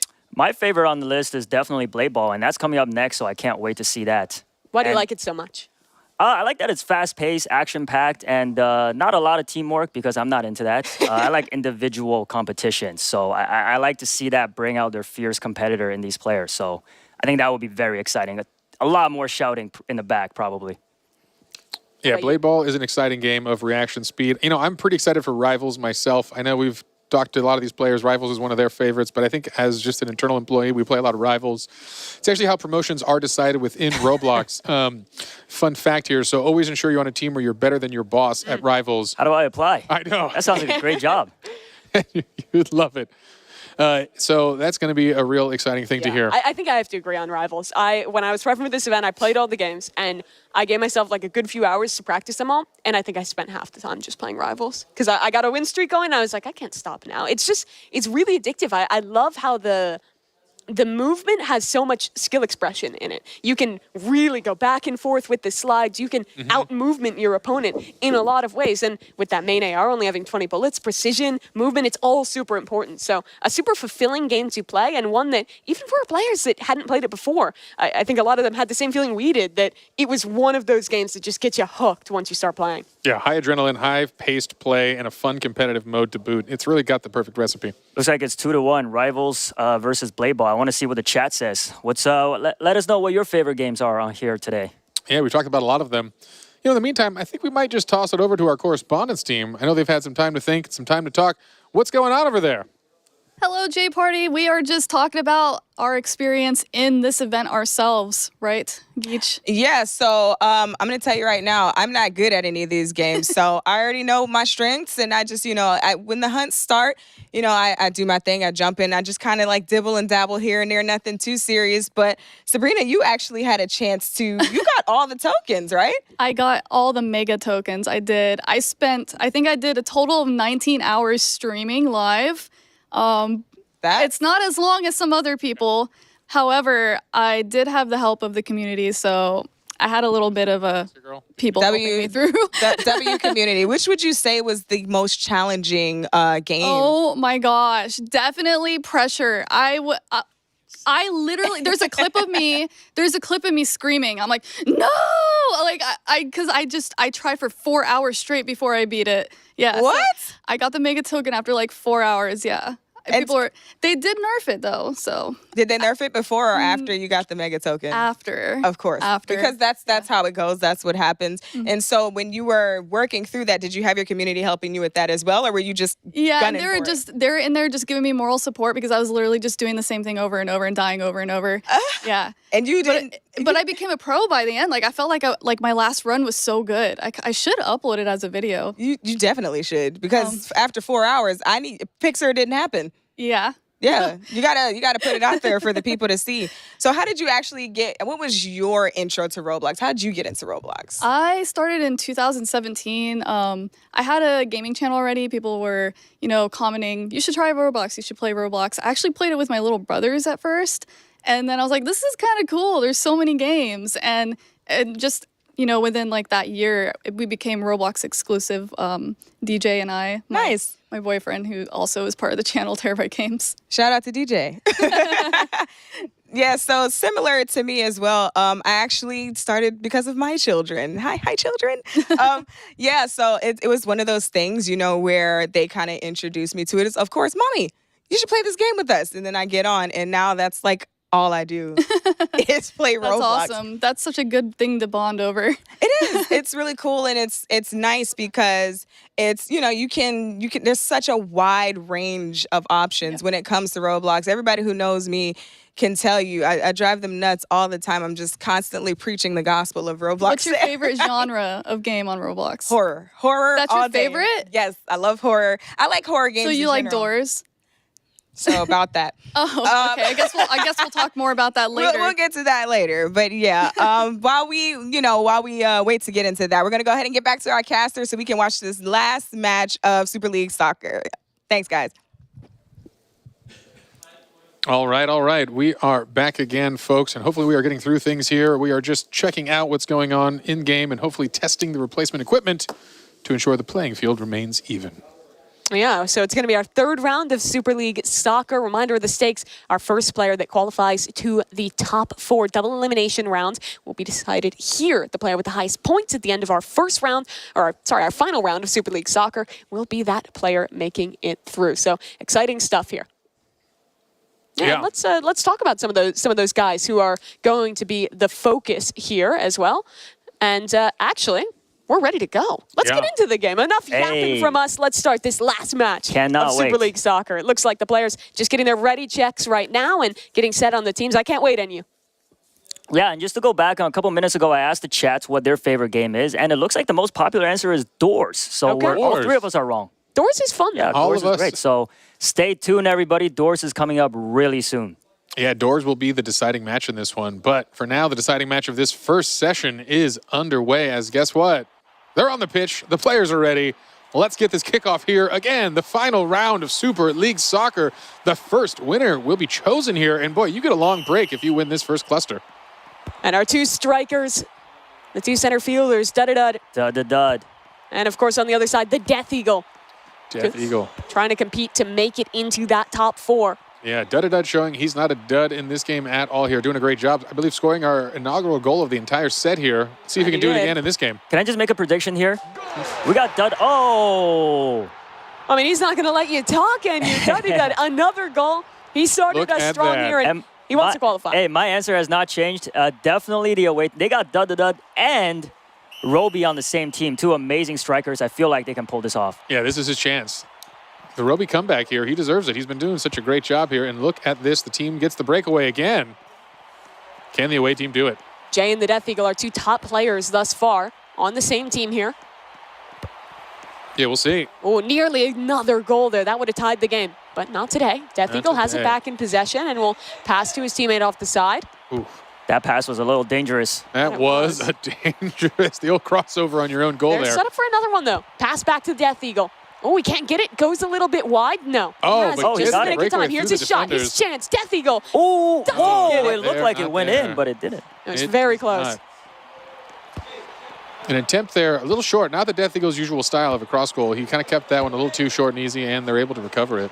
Wow, great teamwork there by the away team. A lot of amazing passes. That's a scary spot. When you see the cluster just gathering on the net, it's hard to tell what's really going to happen there, and it's a good chance for the offense to get a score. Looking at this match, on your home team, you have the Death Eagle with 66 points. On the other side, Dud-a-Dud has 60 points on the away team. If home or away wins, their respective top scoring player will be the first one qualifying. So especially for those two, this is where their performance counts. Everyone must be really hungry for this win. Yeah, we're hearing a lot of commotion from the players in the back. Passions are high here. Oh, slip and fall results in a quick goal there. That's 2 goals in a row for Dud-a-Dud.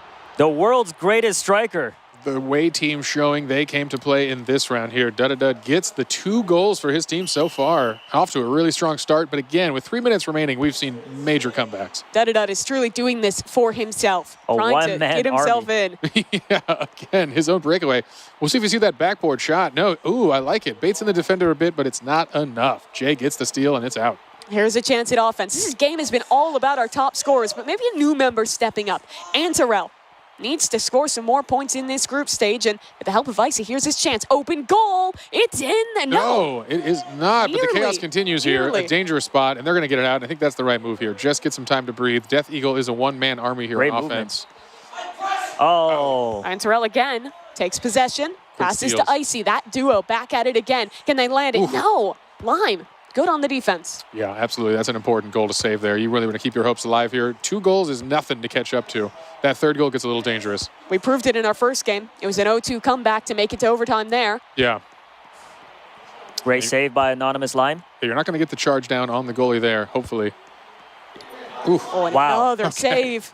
Death Eagle cannot catch a break. I know. He's trying his hardest here, but the offense has been rock solid for the away team. It is really tough for Jay and Death Eagle here. They're going up against Shafe. He's been the best goalkeeper of the day.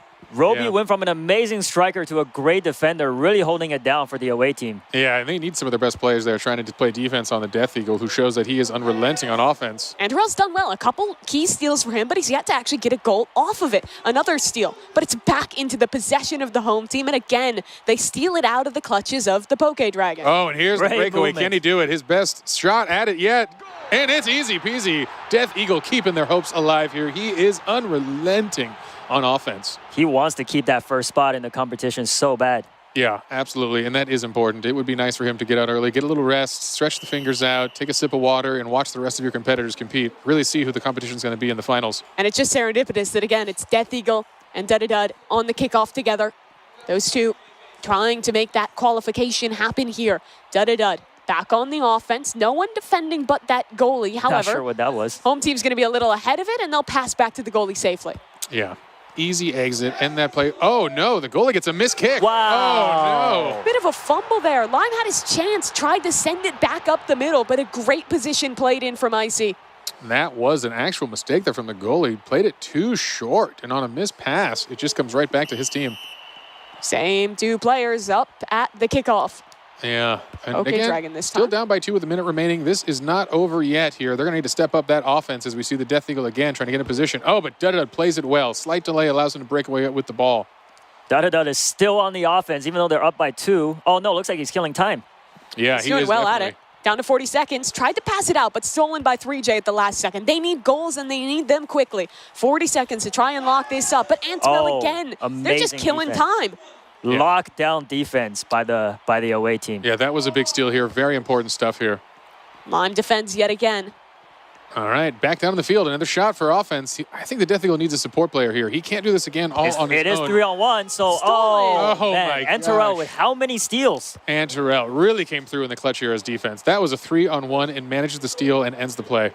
And that's just not enough time left. Dud. This is his opportunity. If they can wane down these last few seconds, they'll lock this game up. And that's time. They're just standing still now. It's 3-1, the away team. They take things home, and that's Dud. Our third place player heading into this round with 60 points. We'll claim 20 more, and that should be enough to put him ahead. Yeah, we'll have to see here. We're going to let our judges tally some of those points. In the interim, we're going to talk through some of the incredible things we just saw there as we bring to a close Super League Soccer, our only team event in the day here, working together to start because things are going to get fiercely competitive right after this. They absolutely are. Really impressive stuff across the board from our players. I think my biggest takeaway players were honestly just the two stars. Dud and the Death Eagle were both looking excellent on the offense this game, but you can't forget Shafe and Lime, honestly, in that last round as well, holding things down at the goalkeeper. Antorell did great, played amazing defense there. But if I was Dud right now, I'd probably feel like the main character. That is just, I must feel on top of the world if I was him. It's the game that mattered for him. He was just in that tight race to make it into the top 4. And that win there, of course, we have to officially tally it still, but that should be enough to push him across the line. And let's take a look at those scores and get official confirmation. And there it is. Dud takes home 40 points there from that one, but that's cumulative with their first points from DTI as well, where he had an additional 46 points. Yeah, worth noting, Shafe, the only undefeated player in Super League today, holding it down with 60 points. You know, it's interesting. We didn't see as much of him on offense. He was a really strong defensive player and even a strong goalie. Yeah, he had a pretty tough DTI as well. Only picked up 16 points in that round, but bounced back here in Super League. Yeah. And that's a big opportunity for the comeback, which means a lot of our scores have shifted dramatically. After this, we will do the full calculation and show you where we stand. And again, we will crown the first progression in our tournament. And that player is going to go take a nice break in the back room, put their feet up, sip some water, and watch the competition from there until we get to the top 4. Yeah, absolutely. I mean, really cool stuff there. The competition, though, only going to continue to heat up. We have a lot more games in this qualification round, but while we wait again for that final tally, let's go ahead and check in with our correspondence team. Hello. Thank you so much, Mimi. Geach, I have 2 questions for you. Number 1, do you call it soccer or football? Honestly, Sabrina, it depends on whether or not I'm wearing socks. You see, if I have socks on my feet, I'm going to call it soccer because that just makes sense. But, you know, if I'm barefoot, you know, it's got to be football. It just makes sense. I mean, why I'm playing the game with no shoes on, you know, we're not going to get into that. Maybe it was a wild night. We're not going to tell her. We're not going to tell her. No. Okay, I have another question. Number 2, who do you think was the MVP today? You know, I'm not going to lie. It was different for me each round. So, like, the first round, I was really watching Icy. Icy's goalie work was insane. Like, just, he was really going for it. Second round. First round, it was Death Eagle. just straight out of the gate, just the juking and just ripping the ball and taking the shots. Like, I was really impressed by Death Eagle all the way through. And then at the end, though, Daddy Dead came through and really just showed, I'm not here to play with y'all. This is a game, but I'm not playing with y'all today. I'm coming to win this $1 million. I think Shafe also is putting on a very good game today. Shafe definitely did a great job. Shafe's defense, except we got to talk about the Roby shot. We got to talk about the Roby shot. Somebody's got to clip that. Listen, it's getting clipped and both of you are going to be forever immortalized in Roblox history. You know, not necessarily for the best reason, maybe, you know, but Shave, you know, great job regardless. Like, I probably it would have gone the same way, real life or in Roblox for me. I agree. All right, let's take it back to you. Thank you so much for answering those questions. All right, folks, we are back again. Exciting stuff here as we draw to a close. The first 2 games, you saw it here, Dress to Impress and Super League Soccer, done and dusted. Now we're coming into our officially first contestant into our next round. Mimi, you want to let the folks know who it is? Let's do it. After our first 2 games played, we have our first player advancing to the top 4. It's none other than Duddy Dud. Congratulations to him. He'll have a chance to step back, take a bit of a break before coming back for the top 4. He's already one step closer to that $1 million. All right, incredible stuff. Duddy Dud really showed up with some fantastic scores in both of our first games. Let's see if we've got the leaderboard. We can pull it up and see the total scores of the day. Always fun to see where our players stand. Duddy Dud advancing, and I'll let you know his score was 80. So 4 points ahead of Shafe. And then a little bit of a stretch from the Death Eagle. But you see all top 5 of those players within 20 points, which means that game of soccer mattered. It definitely made the biggest difference because if I remember correctly, Death Eagle was very far ahead in the first place. He was the best player of DTI. Right, yes. And as we take a look back at some of the replays from Super League Soccer, we can think about some of the best players from it because Shafe, really, that guy, he went from 16 points in Dress to Impress to then rally back and win every single match of Super League Soccer. He was the only through line across our 3 victorious teams. And here are Duddy Dud's goals for these last 3 matches. Incredible. Yeah, showing it. He started the competition off in SLS making those goals, and he ended it making goals. And there's the Death Eagle. With games so close, 2 of them going into overtime, you got to feel a little bad for the Death Eagle because he was performing so well, but only managed to actually get the win in one of these. It goes to show that no matter how good you are, it always comes down to just your team and how good they are. Let's take a look at Duddy Dud's reaction. This is him feeling things out and getting that win there, and you see how excited he is when he found out he was progressing to the top 4. Oh, man, that is awesome, folks. Well, there are still 3 spots left, folks, and I think we're getting ready to see it. And you want to tell us what game's coming up next? Yeah, that's right. So with 3 spots left, no one's going to go down without a fight, though, definitely. I hope you're all ready for an absolute battle now because Blade Ball is up next. Game 3, Blade Ball. There are 5 free-for-all matches. The goal is to deflect the ball and hit your opponents. Last one standing wins. The contestant with the highest cumulative score will advance to the round of 4. Here's the scoring for each match. All right. We are getting ready for Blade Ball, and this is one of the hype games of the day, I will say. And you said it was a favorite of his, but I'll say it's one of my favorites as well.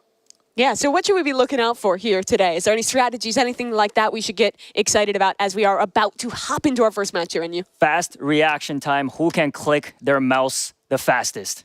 That's all it comes down to. And who can click it at the right time? Because you misclick there, you mess up, you don't have the block. Yeah, I'm not very good at that part. Yeah, and here we are. We're into our first match of Blade Ball. With Duddy Dud gone, it is just going to be 9 contestants competing for 3 spots. And you see how quick this gets going. A real back-and-forth rally here. And there we go. Wow. You see how tough it is to react. Yeah, the first player falls. And again, it's a quick game here. Slow to start with. Every hit speeds that ball up a little bit and a little bit more until we have the showdown at the end here.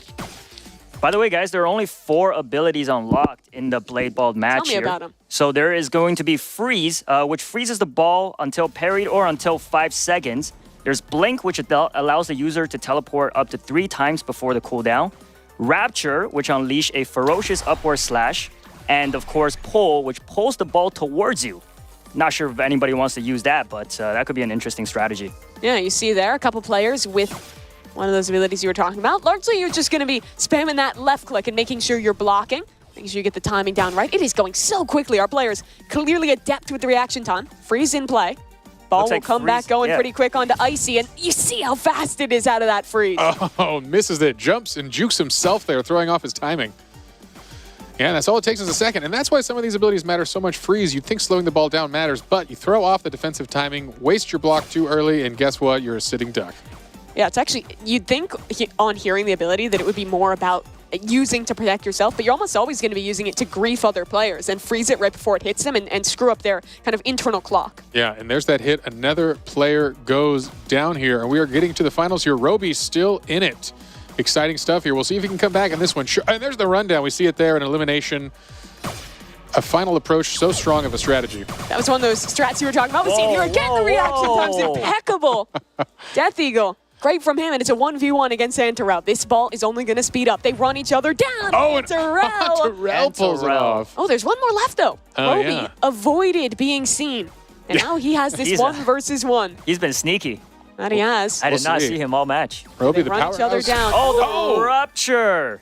Very nice from Antarel. Great usage of all of those abilities there, and taking home our first of 5 rounds here in Blade Ball. Yeah, you know, it's hard to see from the folks at home when you see that slight arc change, but it really comes down to a millisecond timing here. Anything matters to throw off your opponent, and it came down to that, and a quick mistake from Roby gets him second place with that one. Yeah, impressive for Antarel, the oldest player that we have in the competition today, still looking really on top of things in what is basically just a reaction time test in Blade Ball. Yeah, I mean, reaction time plus good gaming chairs definitely makes a good difference here. So great job, Antarel. Amazing defensive player in Super League Soccer, and you can see that in his blocking abilities here in Blade Ball. So definitely translated well.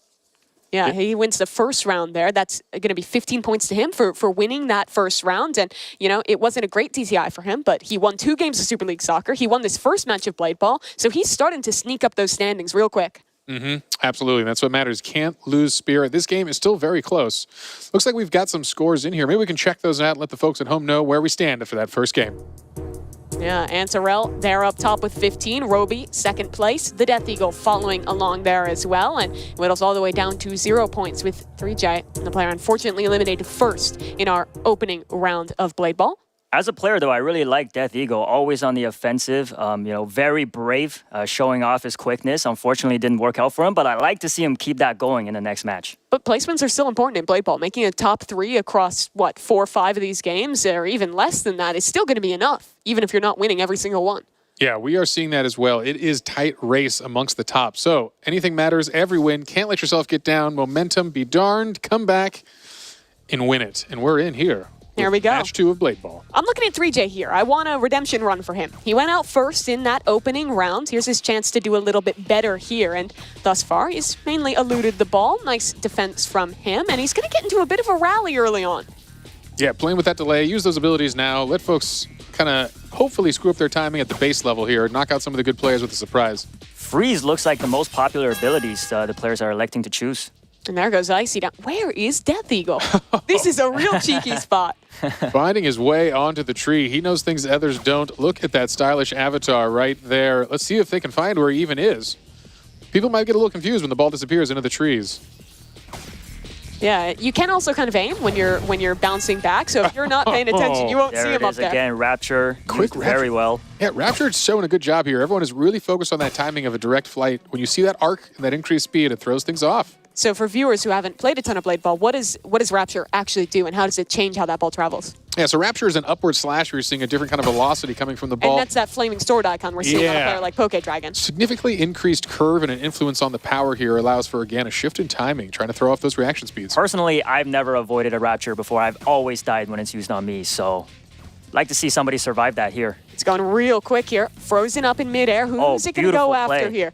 Death Eagle in the hot seat. Needs to reply. That's good from him. Oh, wow. Actually, incredible anonymous line play there. You saw Death Eagle hit a direct shot to the person right to the right, and they still recovered it. At this point, this is where things heat up. People are going to be falling real quick at this ball speed. Even with the freeze, he did not cover. He did not count to 5 effectively. We'll have to bring that back to counting. Oh, wow. Look at that. Double. Roby turning it on. He could do it. He was kind of the unsung hero of Super League Soccer, scored a lot of big goals, but only actually managed to win 1 round of it. Oh, good freeze there. Giving Poke Dragon enough time to back up, though. Hopefully he's got the space. This ball's going to become nice and slow. Going to max, yep. And this is as fast as it's going to get going. Zipping back and forth. Our players doing well to react. It seems like it all comes down to the abilities with how you survive. And just the flick to the left there is very nice from Mad Max. I don't think Shafe was ready. No, sending him back to the AFK zone to observe this match from afar. Now Roby's on a tree. Yeah, we'll see. It didn't work out for the Death Eagle, who did go down on his tree, but Roby, king of the jungle right now.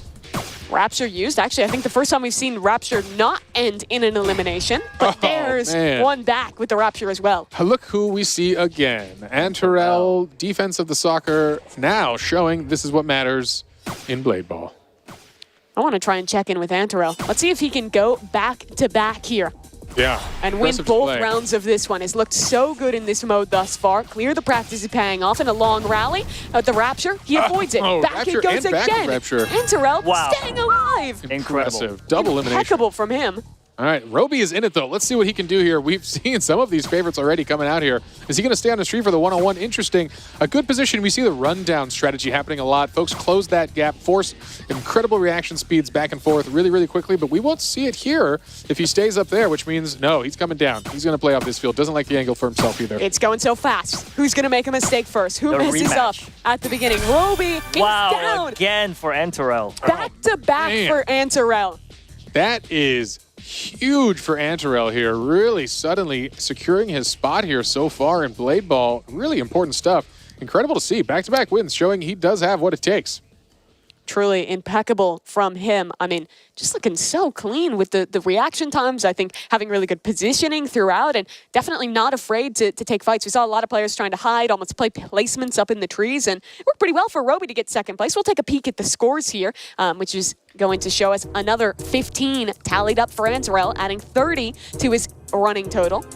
Can he go for the perfect score in 5 matches? That would be ridiculous. That would be clean insane. sweep of Blade Ball, and unfortunately, Roby going for the clean sweep of second place. But hey, that's still a lot of points here, keeping him in this game. A couple wins might be what he needs to pull ahead. We got to see more from Jay. He lost first in the first round, went out early in this one as well. There's 3 matches left to turn it around, but definitely has to step things up for him. Yeah, scores are tight. I will say again, anyone's game still just got to get a couple more wins here, and it's not over yet. Blade Ball is just the beginning. We've got some slap battles indoors still in the progression round, so there will be some more folks moving on. However, after Blade Ball, we will have one more progressing. So, all right, the folks are getting secure. They're getting in here. Final game. All right, and how you feeling? Who's going to take this one? Third game. There's still 3 games left. After this. Third game. I'm just gonna go with Antarel. He's shown nothing but perfect gameplay here, so I don't want to be wrong here. All right, you've heard it here. The master of Blade and Ball. We'll see how this progresses. Look at that. 2 players already running into each other. That was a quick close. I like that from Poke Dragon. Had a couple rough runs here in Blade Ball, but starts things off with an elimination. Yeah, impressive stuff here. Tough positioning for Icy right at the start there. That was. Freeze onto the ball. No obstacles on this one. The folks are on a flat, even playing ground. There'll be no hiding in the trees. Death Eagle. Very interesting strategy. He's just going into the center of the map here. Clearly extremely confident in every one of these games we've seen thus far. There's no tree to stand on, so he's got no place else to go. Yeah, Icicle and Poke out already. The remaining players still on the board here. Doing the spread out, slow play for the beginning here. No one wants to get sloppy on these easy hits. All right, good catch on the freeze here. You don't have to wait for freeze. That is important. People can close in on that gap and just hit it, which I think is part of the mental bait. They want you to run forward and forget your timings on defense. Yeah, the thing is, though, sometimes when it's frozen, you basically have to choose, do you back up and take the risk on the timing, as we see doesn't work out from Lime, or do you close the gap and do that? Because it is tough to get the timing perfect with how fast that ball gets moving. Indeed, indeed. We see Shafe playing with the jumps there. The jumps is a dangerous one. It can throw off your ability to see when exactly that timing matters, but it can confuse your opponents as well. Yeah. It's interesting. It almost looks like he's reacting less off of actually seeing the ball and more off of just like feeling the timing. It's a very cerebral way to play it. Is unfortunately for the Death Eagle, he's eliminated early this round. Look at his expression. That must have been devastating. Yeah, that is devastating, but I will admit his fun fact on his player card was that he is a good loser. Unfortunately, we don't want to see that today. We'd like a good winner. I don't know how fun that is. Sad fact. It means he's a That's good a sad sport. fact. No, it means he's a good sport, and that's what matters in a competition like this. Oh, it's going real quick here. Couple freezes from both sides. Shafe ready to receive this one. Does he have the timing perfect? It's not going for him. Another freeze, and that's an elimination. All right, but still some important folks in that. Unfortunately, that is Jay, and this was an important round for him. But guess what? Roby is still in it. Antaral is still in it, and these folks are on pace right now for the top scores. And honestly, I'd love to just watch Antaral here. A chance to go for the three-peat. And thus far, he's playing a little bit back, letting the other competitors eliminate each other. He does a great job of choosing when to get proactive, when to actually become a part of this fight. His ability's online. It's going real quick back and forth. Antaral not finding him yet. Frozen for a moment. Roby hits it in. Wow. Mad Max is gone. And that's unfortunate. Coming right to him from around that corner. He might not have been looking the right way. Roby has been our other best player of Blade Ball, and him and Antaral are both in this. Another competitor, though. Someone who was good in the last round. Shafe here as well with his chance to dethrone Antaral in this mode. Yeah, I think we saw some impressive goaltending, or goalkeeping from Shafe. Oh, in that last round, but... That's Roby gone. That's Roby. 1v1. Antaral. He's three-peat on the line here. Up against Shafe. The goalkeeper extraordinaire. It's back and forth so quick. Wow, three in a row. That's insane. In a row. Look at that fire emoji on top of his head. That must feel real good. That is an important win from Antaral, who takes 3 top spots in 3 rounds here. Boy, he must be feeling good. You've got a little room to breathe here, a little bit of a buffer. Yeah, that is the face of the champion of the Blade. Yeah, I'll tell you what, if he gets a little bit better, he might just be able to match up against me. Yeah, we're going to see that. Yeah. I feel like he might crush you, no offense. He looks kind of undefeated right now. After this competition, I challenge Antaral to a 1v1 in Blade Ball. Let's see it. Yeah, you know, we did have one of our teammates warming up with these folks earlier as a 10th sub-in 10th player who we consider a very good player, and he was destroyed by every one of these guys, so they are good. All right, folks, looks like the scores are in. Let's check it out and see where we stand. No surprise there, Antaral sweeping Blade Ball with 3 victories and 45 points on the board. Antaral had 66 points coming into this one from 2 wins in SLS and a solid performance in DTI. This should now put him out in front of the lead. If he can maintain this through the rest of the rounds of Blade Ball, he is setting himself up for a bit of a break to not have to play through doors, to get to skip out on slap battles as well, and put himself in a great position to win $1 million.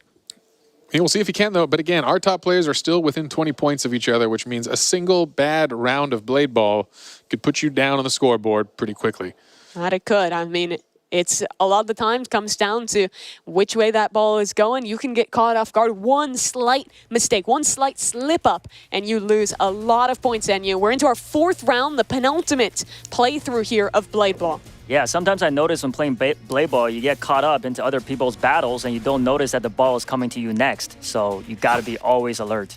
You got to watch the cross. We see in the movement, they mostly want to keep space with the players next to them, no surprises. But that cross-up is a dangerous time for both players.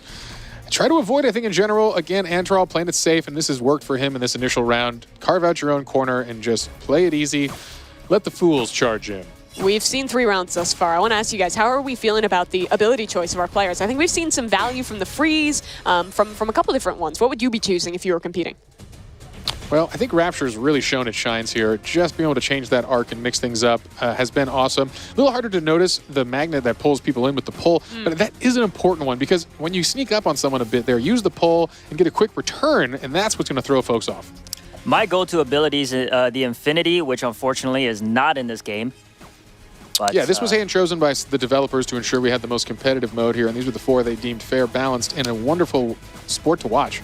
That's one of the things that is so cool about this tournament, the involvement of the developers. I know talking to them, you were saying a lot of the devs of these games were so excited to see them played here at the Hunt Final. Yeah, we appreciate all the work the devs did, adding some custom tweaks to some of their modes, and we know even some brand new modes, as we'll get to a little later in this competition. Yes, we will. And that's one of the special kind of magical fun things about Roblox is working with our developers so hand in hand to make awesome competitions and awesome tournament games that can stand the test of time. Well, our 3-peat winner here in Blade Ball is alive yet again. About half the contestants are gone, and another, that's Death Eagle, falling yet again here. Oh, and that's rough. Unfortunately for Death Eagle, that was a real important game for Win. He's still high in the standings, but needed a good first place here to really secure a top spot. The players that are closest to Antaral in score are going to be Roby, who's doing pretty well for himself. Shafe up just a few points behind. Those are the guys you're looking at here. It's Jay taken out of this round, and we've whittled things down to a final 4. Again, Roby, Antaral, those are the guys to watch in this final. Yeah, an important one. I'm not sure they're paying attention to these scores as much as we are back there as the competition's fierce, but if I was Antoel, I'd be going for some of the folks who I know could compete with my top spot, and that's Roby, who's still in this game. But anonymous line, a third contender trying to step up. He's closing the gap. Antorel somehow always avoiding getting involved in these early fights. Yeah, they really should be teaming up on him. Yeah, that's right. They're kind of playing a little passive here, just splitting the board across this triangle. It's just going back and forth around the triangle. Lime hits it in. Who slips up first? Who makes a mistake? Roby, abilities being used. It's going so quick, but every one of them up to the task, still staying in it. And finally, amazing freeze. I mean, this is going to be hard to recover. Let's see if Antorel. He can't do it. Oh, I thought it went to Antorel. No, that was he's anonymous still in Lime. it. A 1v1 between two of our top performers. Antorel, Roby, And this is the rundown. back and forth. Oh my goodness. They go. It's fireworks. Down and Roby gets the win. Clutches up. uncrowns the king. And is the first player besides Antorel to take home a round here in Blade Bowl. Well, that was an incredible run down Incredible. there. An important win for Roby. That is a key moment for him to capture those points and put himself up there where he So needs to be. stoic. So stoic and so stoic. relaxed. Yeah, that's his Zero vibe. pressure. Yeah, he knows it, man. Just keep it cool, keep it chill. Look at Hey, $1 million what? Doesn't matter to me. Yeah, seems like he's been there many times before. You got to be stoic when you're doing it. Our scores are ready to go. The umpires have tallied things up, and still it's Antorel leading out, but Roby is close behind.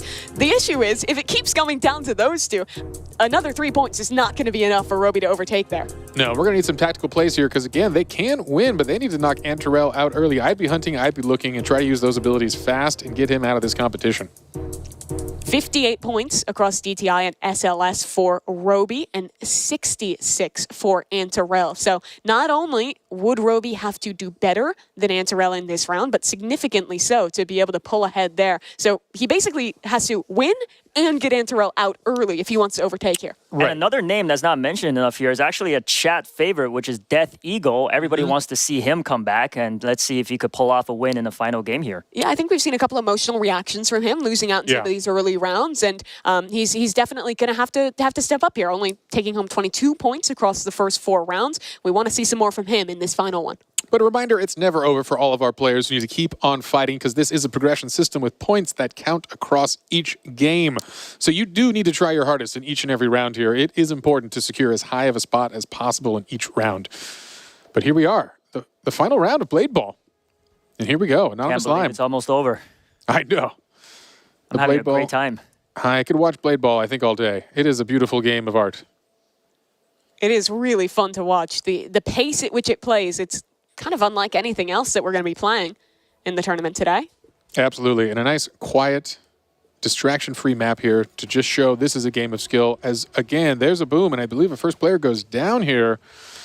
Exciting stuff, but Shafe will not be remaining in this round of the competition.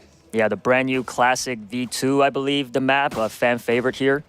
That's really tough for Shafe. He was one of those players just on the edge. Cumulatively, 101 points for Shafe. He could have, if Antorel and Roby had been eliminated early, maybe looked to overtake, but unfortunately today's not his day, at least in this one game. There's still more for him to play, but that opportunity to qualify straight to the top 4, not really looking too possible. All right, Death Eagle takes down Icicle quickly there with a click, and a sweep, and that is down for the count. That play just before that, too, with Jay freezing that Rapture was amazing. Mm-hmm. Yeah, it's one of the best direct counters, I think, when we're talking about the abilities in this game. Absolutely. Great reaction time there. All right, well, Antorel's still in it, and that is the play to be watching in this round. If they can take him out early, there is a chance here. It is an important moment for him. We'll see where this freeze is going. I'm not sure they saw the trajectory. Mad Max. Oh, going Another with the good counter freeze. Absolutely. Oh, and that is Antorel Antorel out. Wait, this is a chance now for Huge Roby play. to The come king back has here. fallen. It's true. Now, suddenly, this is a moment of truth here. Roby can claw this back. That was an early knockout. It's really going to come down to how the points roll out. Did Antorel go out early enough? Can Roby actually win this? It'll be neck and neck between the two of those, but to have its absolute best chance at the points working in his favor, Roby wants to win this round. Yeah, Chad is still talking about Death Eagle. They can't stop talking about him. He's very neither can popular. we. Neither can we, and he's going to shine still. I have a lot of faith in our remaining matches here.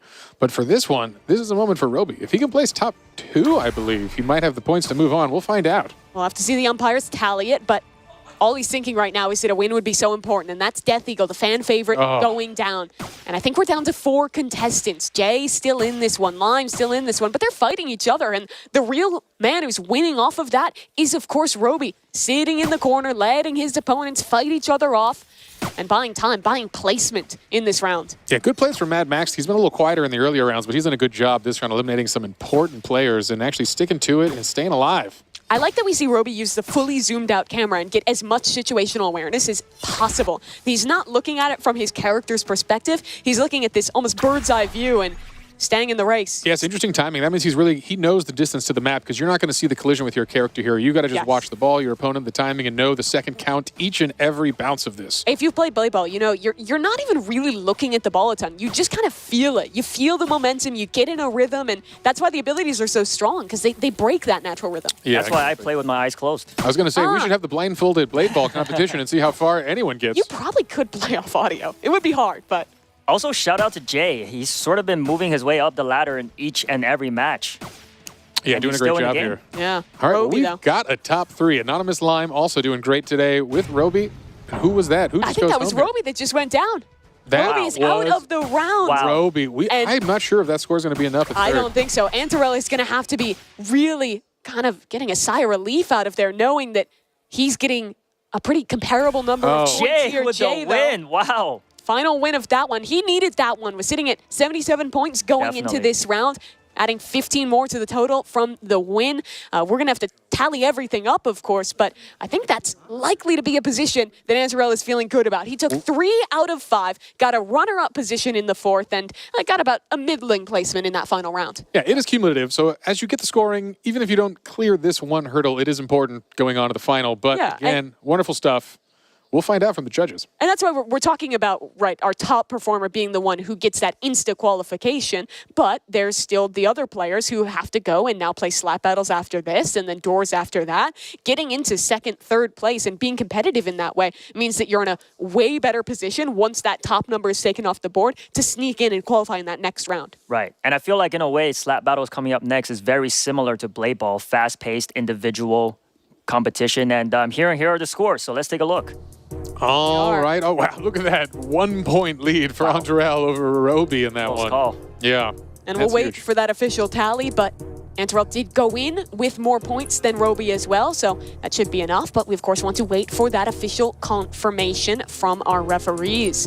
Antarell, though, what an impressive performance from him. 2 wins in SLS, a solid showing in DTI, and now 60 points tallied up here in Blade Ball. Looking like a fierce competitor there. Absolutely, absolutely. Well, that was epic, everyone. Let's all take a deep breath after Blade Ball and see what's going on with Geach and Sabrina and what they have to say. Yes, thank you, Jay Party. I needed that. I'm over here losing it watching these games. They were so good. Oh my gosh. Now, Sabrina, who surprised you the most? Well, Antarell, because I did not expect those skills, and then they started going after Antarell, so that was a good strategy on their part. Of course, because you've got to get out the guy who's getting everybody else out. 3 wins in a row. That's scary. Yeah, and especially with the intensity that I really enjoyed watching Antarell and Roby go at it because I just knew that Roby was, I don't know, Roby had the strats. It's just like, you just couldn't quite pull the reflexes. It out. Yeah. And then just the back and forth so fast, man. But, Jay pulling it out the last round. Yeah, that was unexpected. I didn't expect it. Mm-hmm. So it could be anyone's game at this point. I don't know. We have no idea what's going to be happening in the next few games. Yeah, I definitely didn't expect Antarell to get knocked out in that last round, especially the way that he played the first 4 rounds, and then for Mad Max to come and just take him out. I think I had to double take when that happened because I couldn't believe that Antarell got eliminated. I was like, wait a minute, did I say Antarell got eliminated? I didn't expect that. But then, for it to end in Antarell and Roby to only be 1 point apart. Yeah, that's insane. Only 1 point apart. Right now, those two are the top for $1 million, right? That's crazy. Man, I mean, if I played like that, I feel like I'd have a pretty good shot. I'm just saying. Yeah. Yeah, I'm not a blade baller. It's a little too fast for me. I don't think my eyes Fun fact, they said something about playing blade ball blindfolded. I actually did do that. How did that go for you? I got on I got a voice chat in Roblox, and I asked a random player if they would help me. You trusted a random? Yes, I was blindfolded. Girl. I played the game. They told me when to hit, and I won. That was amazing, though. Thank you so much. Now back to you, J Party. All right, riveting analysis from our fancy correspondence team. Y'all doing great stuff. Appreciate it. Blindfolded. That's crazy. I don't believe that. I'm into the blindfolded blade ball competition. That's going to be for the next hunt. We'll see. All right, well, another game down, which means a new contestant is advancing to the round of 4. And it's official. We are happy to announce the next contestant making their way into the top 4. It's the 3-time blade ball champion, Antarel. All right, give it up for Antarel here. He is deserving of a good break after that performance. Wow, such a strong showing. So he's going to join our first contestant, and just like that, 2 folks have progressed. Exciting stuff. Dudadud and Antarel get to hang out and talk about how they're going to strategize for the top 4. Yeah, let's take a look at the scores here as well, because we're getting all tallied up. We're getting towards the last 2 games here in the qualification stage, Enya. Yeah, that's got to feel good. They're now 1 step closer to the $1 million, looking at Roby and Shafe here with each over 100 points. Yeah, that is strong, but hey, players in the 90s still have a major chance here.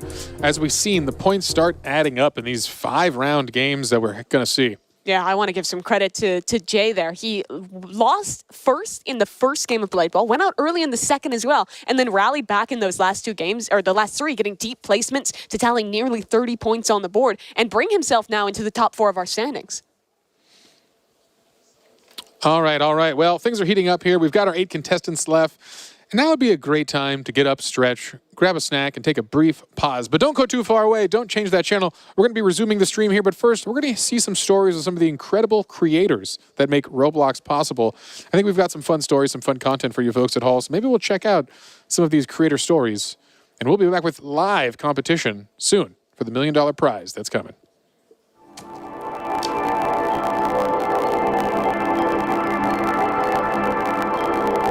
It was funny being the art director on a high-end fashion game. And I wear Crocs on the daily. The difference between this and all of our other projects is there's very little... The color pass is actually just kept blank. Okay. I'm an art director for Sawhorse Productions. Sawhorse makes interactive brand experiences on Roblox.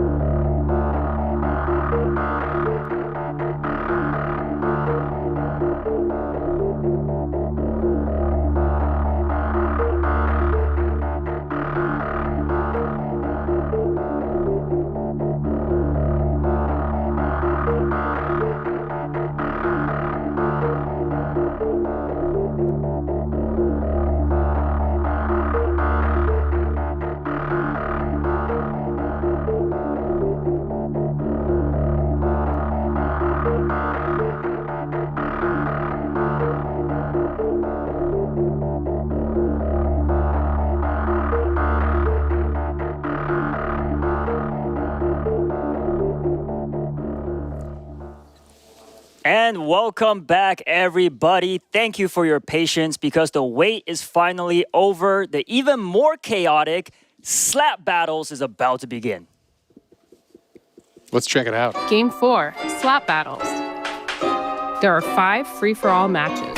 Contestants must knock everyone else off the platform. Last one standing wins. The contestant with the highest cumulative score will advance to the round of 4. Here's the scoring for each match. All right, folks. Don't let that charming music deter you. This is a serious competition, and it's really important for our players as there is a pretty close scoring amongst our top here, and it's still anyone's game because in 5 rounds of slap battles, if you go out first, you ain't getting any points. And if you make it to the top, you're getting a lot. So Again, the competition is in it. We've got some exciting stories from our players, and I think they're doing good stuff here. Mimi, what are you thinking? I'm thinking that this is going to be exciting. I think we're going to start to really shake out who our true top players are, because it's down to the wire, and we're into our first round of slap battles. There's going to be 5 total, and this one is a little bit fun, a little bit chaotic. Normally, this is a game with a ton of different gloves, but in this version, we're only playing with one to keep the competition fair. Yes, the basic white glove, and of course, the fart ability is the only one that is in the game, and as you guys can hear, it's already being used. Absolutely, you're going to hear that flowing here. As this game's going to have a little bit of a slower pace start, the players are going to kind of jockey for position in the middle here with this basic glove. It doesn't have a massive knockback, which is kind of an important part of this, as the terrain will start to burn down around them and force them onto a smaller and smaller island. I gotta say, everybody must be trying their best, fighting for life to win, because losing in slap battles must be the most disrespectful way to go out. I will not take that. Yeah, you hear a fart sound effect and you fall off the map. Yeah. Yeah, you don't want to go down like that. Pressure definitely on. I think it's a lot of strategy in it, as silly as that might sound for how silly the game is. You have to calculate your risks. Do you play towards the center where there's going to be a lot more conflict? Do you stick more to the side but risk getting hit off in just 1 or 2 slaps? Positioning is a lot of the game in slap battles. Yeah, as you get a breakaway, we'll see as players start to get knocked towards the edge, you kind of see the whole mob move towards them a little bit, trying to get an extra slap, push them off the cliff, because it takes a little bit of time as all players are still alive here. But this board is getting smaller. You are incentivized to, not take too many risks, because you're not getting points for eliminating other players. You're getting points for surviving and being the last man standing on that island as it slowly whittles away. Still, our competitors all up, but players starting to get a little closer to that edge. Yeah, we see with this next drop on the layer on fire now, when that falls, we're going to see people dropping real quick here, as we might be a single slap away from the center, and that's where the action really heats up. This is getting intense. All right, yeah, still 8 players alive, actually, which is a high score. I'm surprised as we saw folks falling a little quicker here. Oh, no, Death Eagle, the fan favorite. Tough for him. He had a couple slower finishes in Blade battles. Still, one of our top half contenders points-wise, and another one falls down. Shafe, making a lot of noise on the way down. Wow, and we are going to be making it to, it looks like, our final small pedestal here with a lot of players still in this. Yeah, 6 up on a very small island. Who's going to be the first to slip? Another goes down. Second player falling as well. It's down to a final 4. Who can stay up? Who can hold on? Mad Max in the center. It looks like a 1v1 against Lime. Max falls, and that should be Lime taking the first round. All right. Wow. Congratulations. That got a wee bit chaotic here, as all 8 players made it to a really small form of the island here. But Anonymous Lime taking our kickoff match of slap battles, and a whole new array of top players coming out in this next game. And that's instantly going to shoot Lime way up the standings here. The pack was super tight in the middle of the group, and getting those full points for the victory is big for Anonymous Lime. Yeah, it seems like his name's just popping out of nowhere now. Didn't really see him much in play ball there. And me personally, I played a lot of slap battle, and I have some overpowered gloves.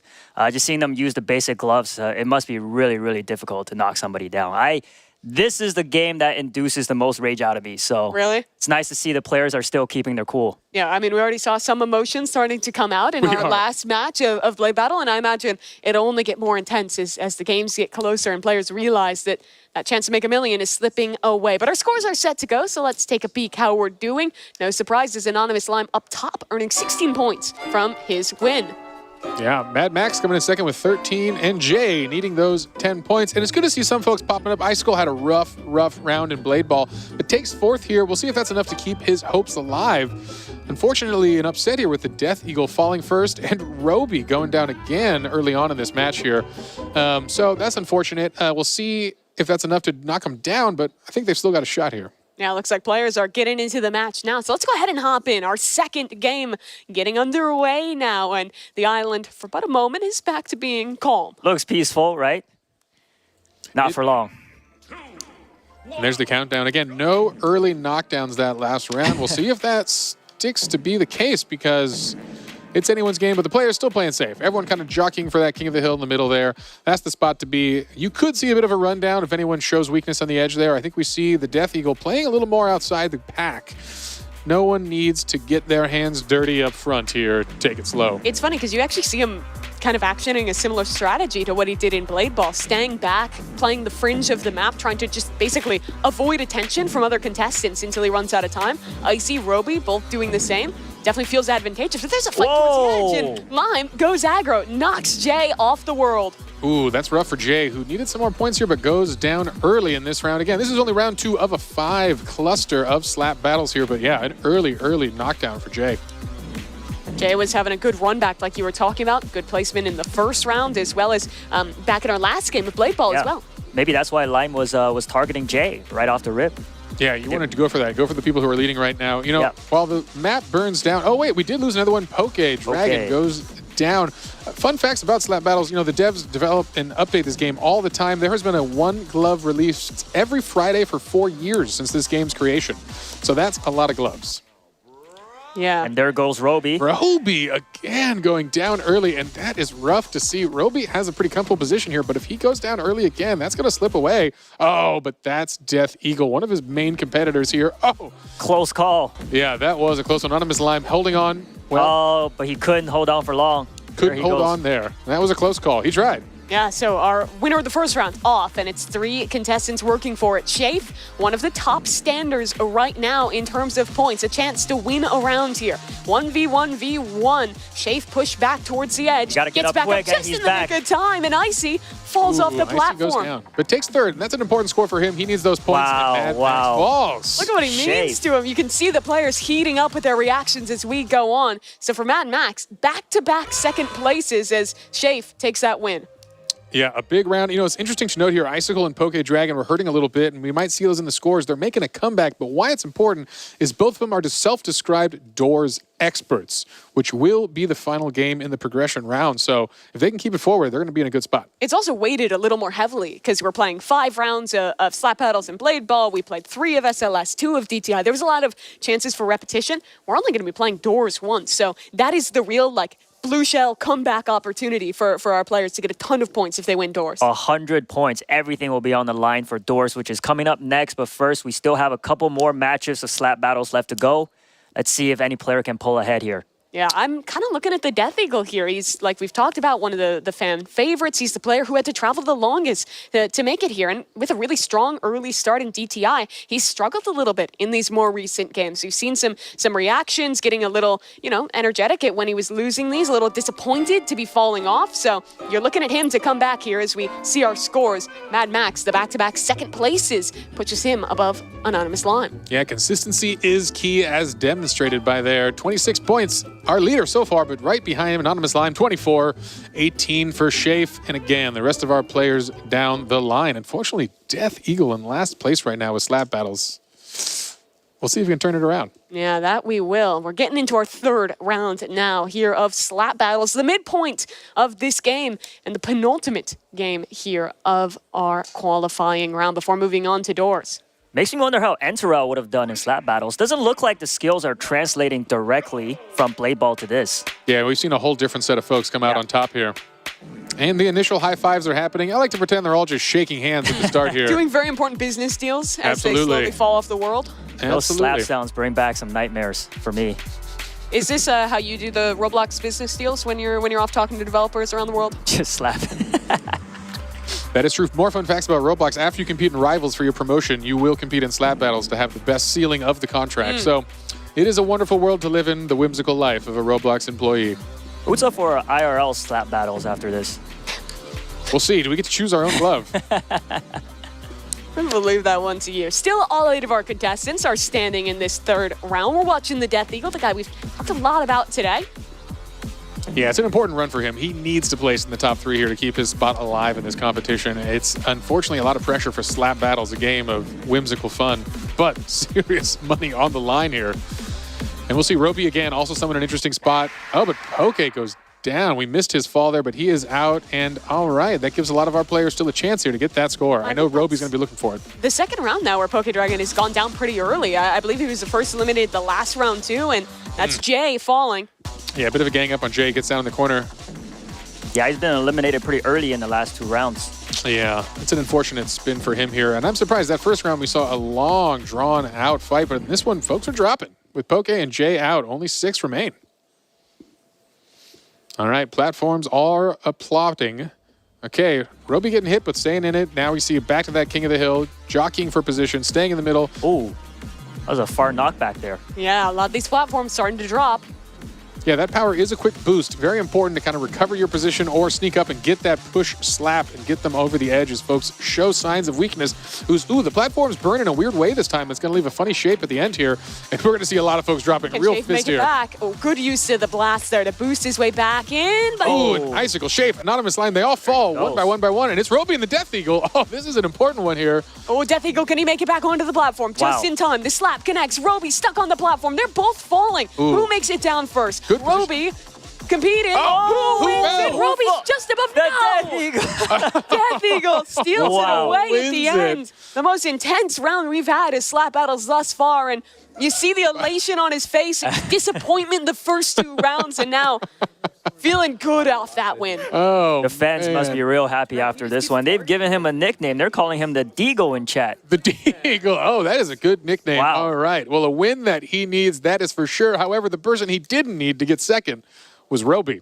So that's going to keep things tight here as this race is getting into, what was that, our 3rd round here? I think we had 2 more rounds left 2 of more slap left battles. to go. Yeah, our umpires, it came so down to the wire. They're still tallying things up to make sure we get everything right here. But you were mentioning it earlier. Doors, a maximum of 100 points here. So even if you're one of these bottom players right now, I'm looking at Pokey Dragon, Icicle, the guys who have been struggling a little bit more. As long as they are not more than 100 points behind the first player, they still technically have a chance to rally back. Exactly. Yeah. It's still anyone's game. So do not give up on your favorite player here in chat. Go ahead and show your love for whoever you're rooting for. But yeah, it's really interesting to see that all 3 matches had 3 different winners.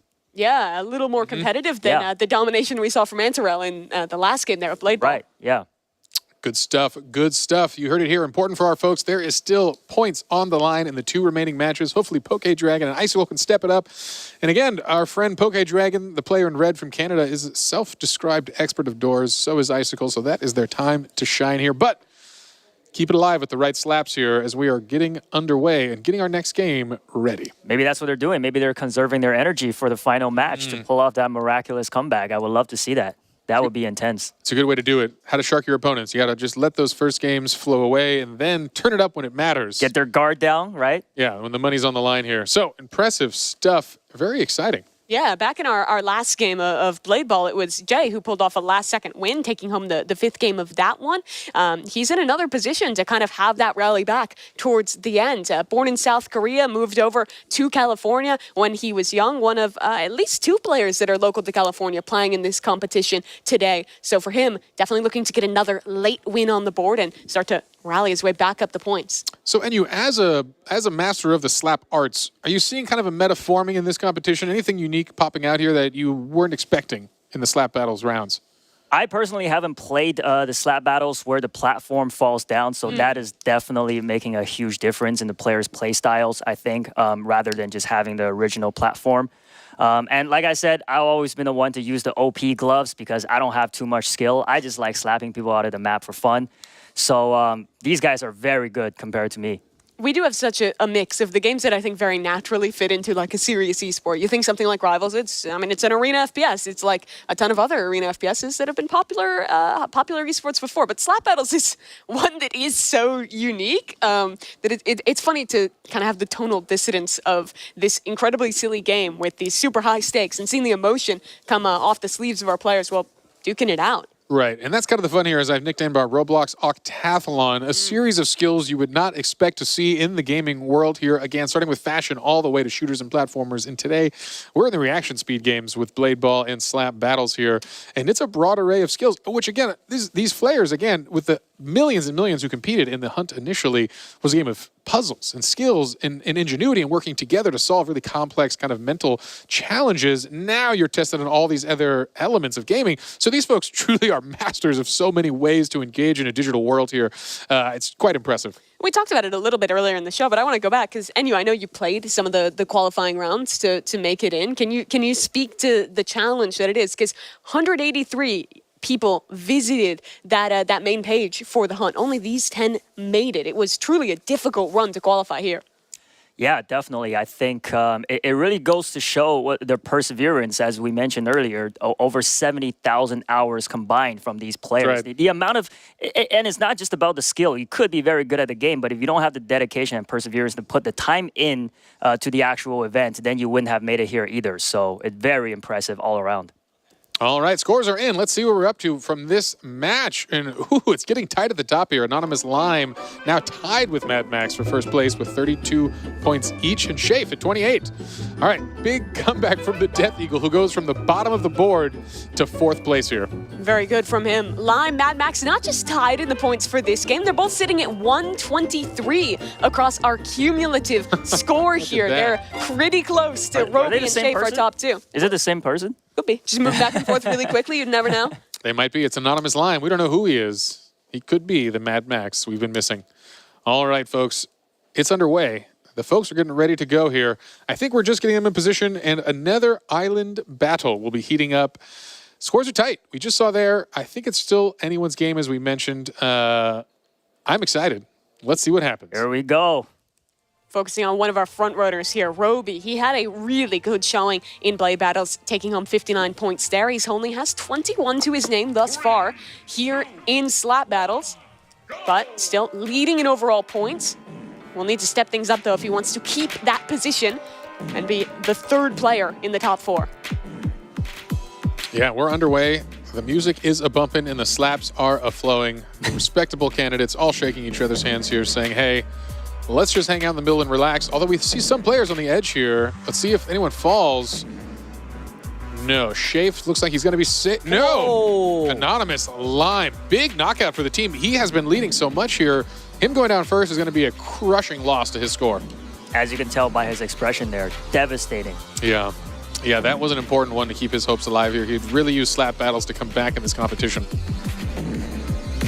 All right, some more folks jockeying for position at the edge here. We'll see Roby in a dangerous spot. This could be it. If he goes down here. Oh, and he does. Called it. Oh, that is crushing. Oh, but guess what? Death Eagle falls on the other side of the map. Oh, man, the 2 finalists of our last round, an important game for them both, fall in the bottom 3 here. It's been a new winner every time thus far for Slap Battles, and someone else up high in the standings is Shafe. He's going to be one of these final 5 players alive, but close to the edge. He has a battle against Icicle. Knocked off. Shafe is gone. It's going to be all new players in this final 4. Gosh, that is rough. Poke Dragon, maybe this is his climb to the top here. A first place here is a lot of points he so desperately needs. He's going to have to play this fierce competition at the front of his glove. His avatar looks like somebody who's just been slapped really hard. That is true. He's shocked by something. Those eyes popping out. Yeah, hopefully it's not his score at the end of this game here because he's going to need it. Yeah, he said his rival was John from Garfield when he was asked. Interesting response from him. I don't know if that's going to be playing in his head here as he's into the final 3 up against Mad Max, the 2-time runner-up in this game mode thus far. Maybe trying to get his first win on the board against Poke and Jay. And Jay, he's gone. Down to Mad Max and Poke Dragon in a 1v1. They're both falling. He's on the platform. Who jumps higher? Oh, was that delayed? Mad Max! He pulls things through a last-second jump, and after 2 second-place finishes, Mad Max takes home a win in Slap Battles. Well, that was incredible. I think he actually did get a delay on the dropping platform there, and that was the millisecond he needed to get that win, and just like that. Mad Max is going to take our 4th round of Slap Battles. That's an important one. Very lucky positioning right there. It was. Another interesting round, coming down to a different set of top 2. And as we've mentioned before, Slap Battles, a lot of variety coming out of our top contestants in that one. Unfortunately, Roby and the Death Eagle fall early on in that one. And those are things you're never really going to practice for, being both on a falling platform and having to like time your jump perfectly to know when you're going to actually die falling off the map. Like, you really got to feel it out, have a little bit of luck, a lot of bit of skill to make it there. And good thing for Mad Max. I mean, looking so good in the points thus far here for Slap Battles. And I also noticed in the fourth round there, it looks like a lot of players kind of spread out to have some 1v1 battles. Let's see if they do that again in the 5th. Scores are up, though, and taking a peek, Mad Max, 2-time runner-up, first-time champion, leading things by a solid amount of points there, up 14 over Shafe in 2nd. Yeah, that's a big breakout. He needs that. Mad Max now at 48. That is a huge lead as we see a clustering of all the other players. So again, as we ready for a final round here, I have to look back at Roby. He has the lead in terms of points right now, but Mad Max has whittled it down to 1. Shafe is only 5 behind as well. So this final round very well may decide who is going to move into the top 4 and claim that second to last spot. Yeah, and we see Roby in the center of our camera right there. This is so important to him. He came in as a massive leader in slap battles and unfortunately has fallen quite a bit now, and his competition is right on his heels. With multiple players within 5 points and another within, looks like 15, this is still anyone's game. Roby wants to win this one, not leave it down to the math, get a clean lead out ahead of his opposition. That's his goal in this final round. You'll see if the players recognize it. There is some chance here for kind of some teaming up on folks as we get a push to the edge here. Who's involved in this? Is that Jay and Roby here? They don't want to go down early. Managed to escape that. Yeah. At the same time, though, the players, they don't see the points that we do. They're definitely going to be locked in on the game at hand and just trying to win in every single one of these games. Yeah, and that's all that matters. Again, these collected points. All right. No one falling early on this one yet. They're all taking it pretty seriously, playing it safe. This is our final round of slap battles. No, as I say it, what happened? We missed it off camera. Roby goes down. Oh, no. And that's a last place elimination. That opens the field wide open. So the player down in 4th place, Anonymous Lime, was trailing by 17 points, maybe just out of reach for him. But Shafe, Mad Max, those are the players we're looking at here to be able to do it. That is crushing for Roby. Mad Max must be real excited right now. This is his time to shine. If he can stay on this platform for just a little longer, he might be in the spot to move on, which is kind of a sneak attack here. We didn't see him on the leaderboard at the top coming in slap battles, but showed consistency is key.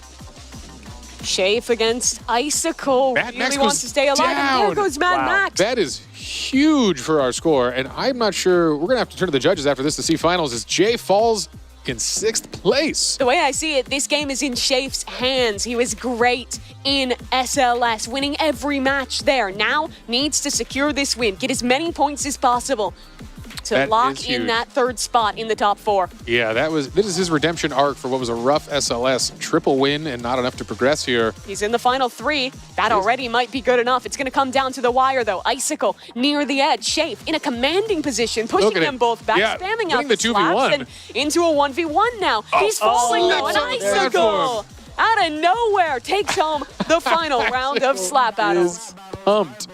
That was huge. All right, well, huge implications in our last round there. This is going to mix things up, and I'm not even sure I know.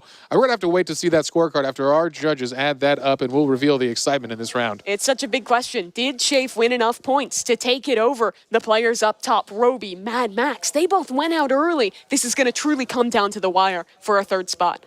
All right, folks, the dust is still settling. The scores are being added. It is some exciting stuff ahead here. Hopefully we'll find out soon who's moving on. If I had $1 million, I'd put it on Shafe. Yeah. I think he really secured his spot being second in that last round. That was very clutch. Yeah. All right, folks. Well, let's tune in to Geach and Sabrina and see what they have to say before we get our final results. Oh, we're here with someone else.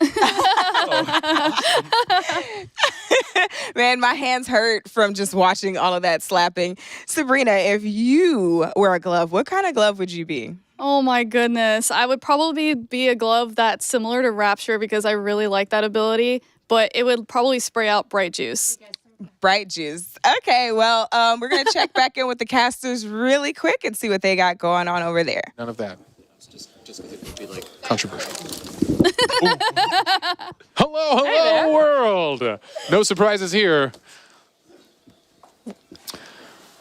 Yeah, I mean, well, we were just talking about it. They're still figuring out the points for this final round, and I think we have them tallied up now to see where everyone is standing at the end of slap battles. This is just the points for slap battles, though, so not necessarily determinative of who's actually going to be making it through, because it is cumulative, but a very close competition. Mad Max and Shafe came in with a lot of points themselves. You're looking at them as the front runners to make that 3rd spot. All right. Yeah, an unfortunate final round as we see there. Some of the top players early fell. Roby getting 1 point and 2 points the round before. That is crushing coming in last in slap battles. Yeah, and for him, I mean, definitely a tough time there. Some moments of greatness, and, well, our umpires, they're still tallying everything up. So let's go ahead and check back in with Dagichi Gamer and Sabrina in our green room. All right, you guys. Yeah, I'm so sorry. We just had to make sure we knew who was on top before we got back into it over here. So you were saying if you had a chance to be a glove, it was going to spray bright juice? Yeah, that's something I use for luck. Never mind. I can't explain it. But yeah, what do you guys think about the standings? I'm pretty happy that I saw Icy up there. He was really doing bad on the last game, so I'm actually glad that he kind of came back from this one. Okay. With that being said, with Icy, kind of pulling back up, are you not worried about having to go up against him? No, not for the next games. I'm pretty confident for these next two, especially in the top 4 ones. So I think I have a pretty good shot of getting to the grand finals here. All right. Well, time will tell who advances us next. But joining us now, we have 2 people that you may have already seen or maybe not, who have already punched their ticket to the next round. We have Daddy Dead and Terrell. Welcome, you guys, and congratulations. Thank you so much. Hello. Oh my goodness. Daddy Dead, you've advanced after playing Dress to Impress and Super League Soccer. How did you prepare for such a wide variety of games? Yeah, I played Dress to Impress for like hours and hours and hours with friends because I think my sense of fashion at first was really bad. I was not confident for Dress to Impress at all, but I was really surprised when I got first on that one round. So, and then Super Soccer League, I mean, I don't know. I thought I did pretty well there, so. Oh, yeah. Just a little bit of practice on that one. You definitely went crazy on the third round. That was my favorite on Dress to Impress. Thank you so much. I like the first one was really good. My second one was pretty bad, I think, but that's okay. You thought it was bad? I thought it was bad because I saw everyone else is doing the ice fairy way better than mine, and my colors didn't match, I think, so I thought it was bad. Okay. Well, okay. We are definitely our own harshest critics, for sure. Yeah, I beat myself a little bit because I thought I could get first, like, way better there, but it's okay. It's okay. Well, that's how you do it. Just play with your friends and let them be your critics and let them judge you and troll you. And then eventually you end up in a competition where you can compete for $1 million maybe and pull it out, Shout out to Makio for that friend that helped me out. And so, Terrell, what was your strategy? How did you approach Blade Ball? Like, what was your strategy for that? Just survive.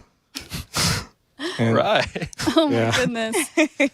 Well, clearly it worked. All right, so we're going to take it back to J Party. Thanks, guys, for kicking it with us, and we look forward to seeing you in the next couple of rounds. Thank you so much. All right. Good job. Yeah, thanks so much, guys. It's good to hear from some of our contestants that have already made it in. But we have another player joining them, and I'm happy to announce our umpires have tallied the score. And the third finalist making it through after the conclusion of slap battles, it's Shafe. All right, Shafe, congratulations. You've made it through. You get a slightly shorter break, but a break nonetheless. Rocking the orange outfit, it is Shafe. There he comes, the Slap King. Really came back. You know, I think he deserved it. After a really, really impressive Super League Soccer wins across the board, swept it, he needed a big comeback. And this was his redemption round. All right, let's check out the leaderboard and see where everyone stands coming out of that competition. All right. And again, a tie now. Roby and Mad Max. But right on their heels is Anonymous Lime. And, of course, the Death Eagle going into a massive scoring game here. Hey, we know by this math, this is a huge point score. So guess what? Anyone could still make it, although Poke Dragon, the man from up north, has a lot of work ahead of him. That he absolutely does. Roby, though, got to be feeling a little bit rough after placing last in slap battles. Had just a couple points more, and he would have been making it into that top 3. But he has another chance indoors and is still our leading contestant heading into that next game with a lot of really points on the line here, J Party. All right, good stuff. Note to myself, don't try to shake Shafe's hand after this. He might just slap me. But that's not important because right now we're going to hear the rules of our next game. It is the final round of the progression system, and it is an exciting one. If you weren't already on the edge of your seats, you will be, because coming up next, it's Doors. Game 5, Doors. There is just one free-for-all match. The goal is to avoid attacks and survive. Last one standing wins. The contestant with the highest cumulative score will advance to the round of 4. Here's the scoring for each match. All right. We are in with Doors. This is an exciting game. I know a game that a lot of the folks at home are very, very familiar with, but if you heard there, this is something a little different. This is actually a brand new mode released on April 1st. What a good timing for a new mode. That's a whole battle system indoors. This is going to be a whole survival competition between all of our remaining contestants to see who can stick it out, make it the furthest, and survive the longest. Yeah, I was playing a fair bit of this leading up, and it is so different than normal Doors. Doors is a slow horror game about staying alive and pushing your way through, but now it's really upping the tempo when you're playing in ranked. You run a lot faster, you can slide, there are power-ups, and your main goal is to grief the other players, not work together. The monsters are a problem, but your other contestants are tough as well. Well, folks, it looks like we might be loading this game and getting into it, and I think we have. This is the kickoff for the last chance to keep someone's hopes alive. One more player will be progressing into the top round of 4. Who will survive and who will fall? One round of Doors is all that stands in their way. Looks like they can't wait to get out of that elevator. Yeah, seeing them practicing their jumping. It is worth noting there is some new movement mechanics in this mode, including a slide. And you're going to see when it starts here, I think we're going to delay a little bit here and have them reconnect. But in that time, you're going to see a lot of aggressive forward momentum, a lot of movement. It is a whole different game on Doors. It looks more like a parkour game sometimes. Yeah, I mean, having reached door 100 many times, being carried by my teammates, I am definitely an expert in doors as well. But you can see these guys will probably make it past door 50 within less than 5 minutes because of how fast-paced this game mode is. It's going to be intense. It goes pretty quick, and it also ends a little early. I don't remember exactly what door, but once they get to the end, you get into like this basically sudden death mode where any damage you get from a monster, another player, anything like that will knock you out. And I imagine with how good our contestants are, you were mentioning, a few of them have even said that this is one of their specialties. We should be expecting them to go deep here indoors. Yeah, going to be exciting competition. And maybe we can give a little more background indoors. This mode also has an array of new items that have been added. So while you might be familiar with the monsters, there's a whole new array of objects, different bombs to throw, knock down players, slow them down, do some damage to their health bars, and of course heal that back up, as well as some fun, unique items hopefully we'll discover throughout the match.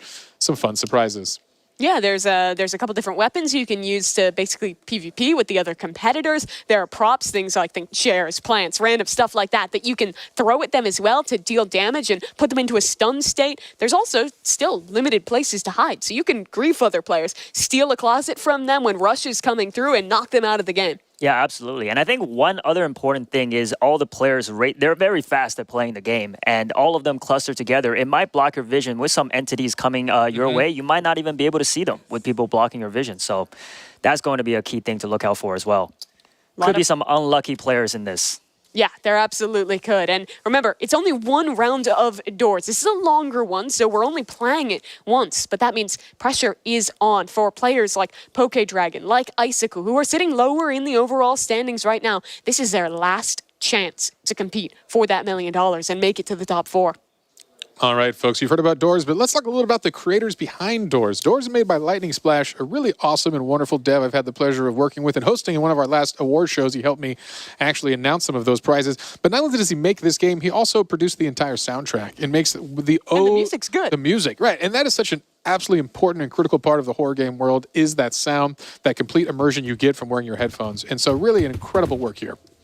It is truly an atmospheric experience for sure. Another one of those games that I think has really taken Roblox by storm. But here we go. It looks like the players are all loaded up in the elevator, and we're ready to get things going here. This is Doors competitive. One round and a last chance to make it to the top 4 and have your shot at $1 million.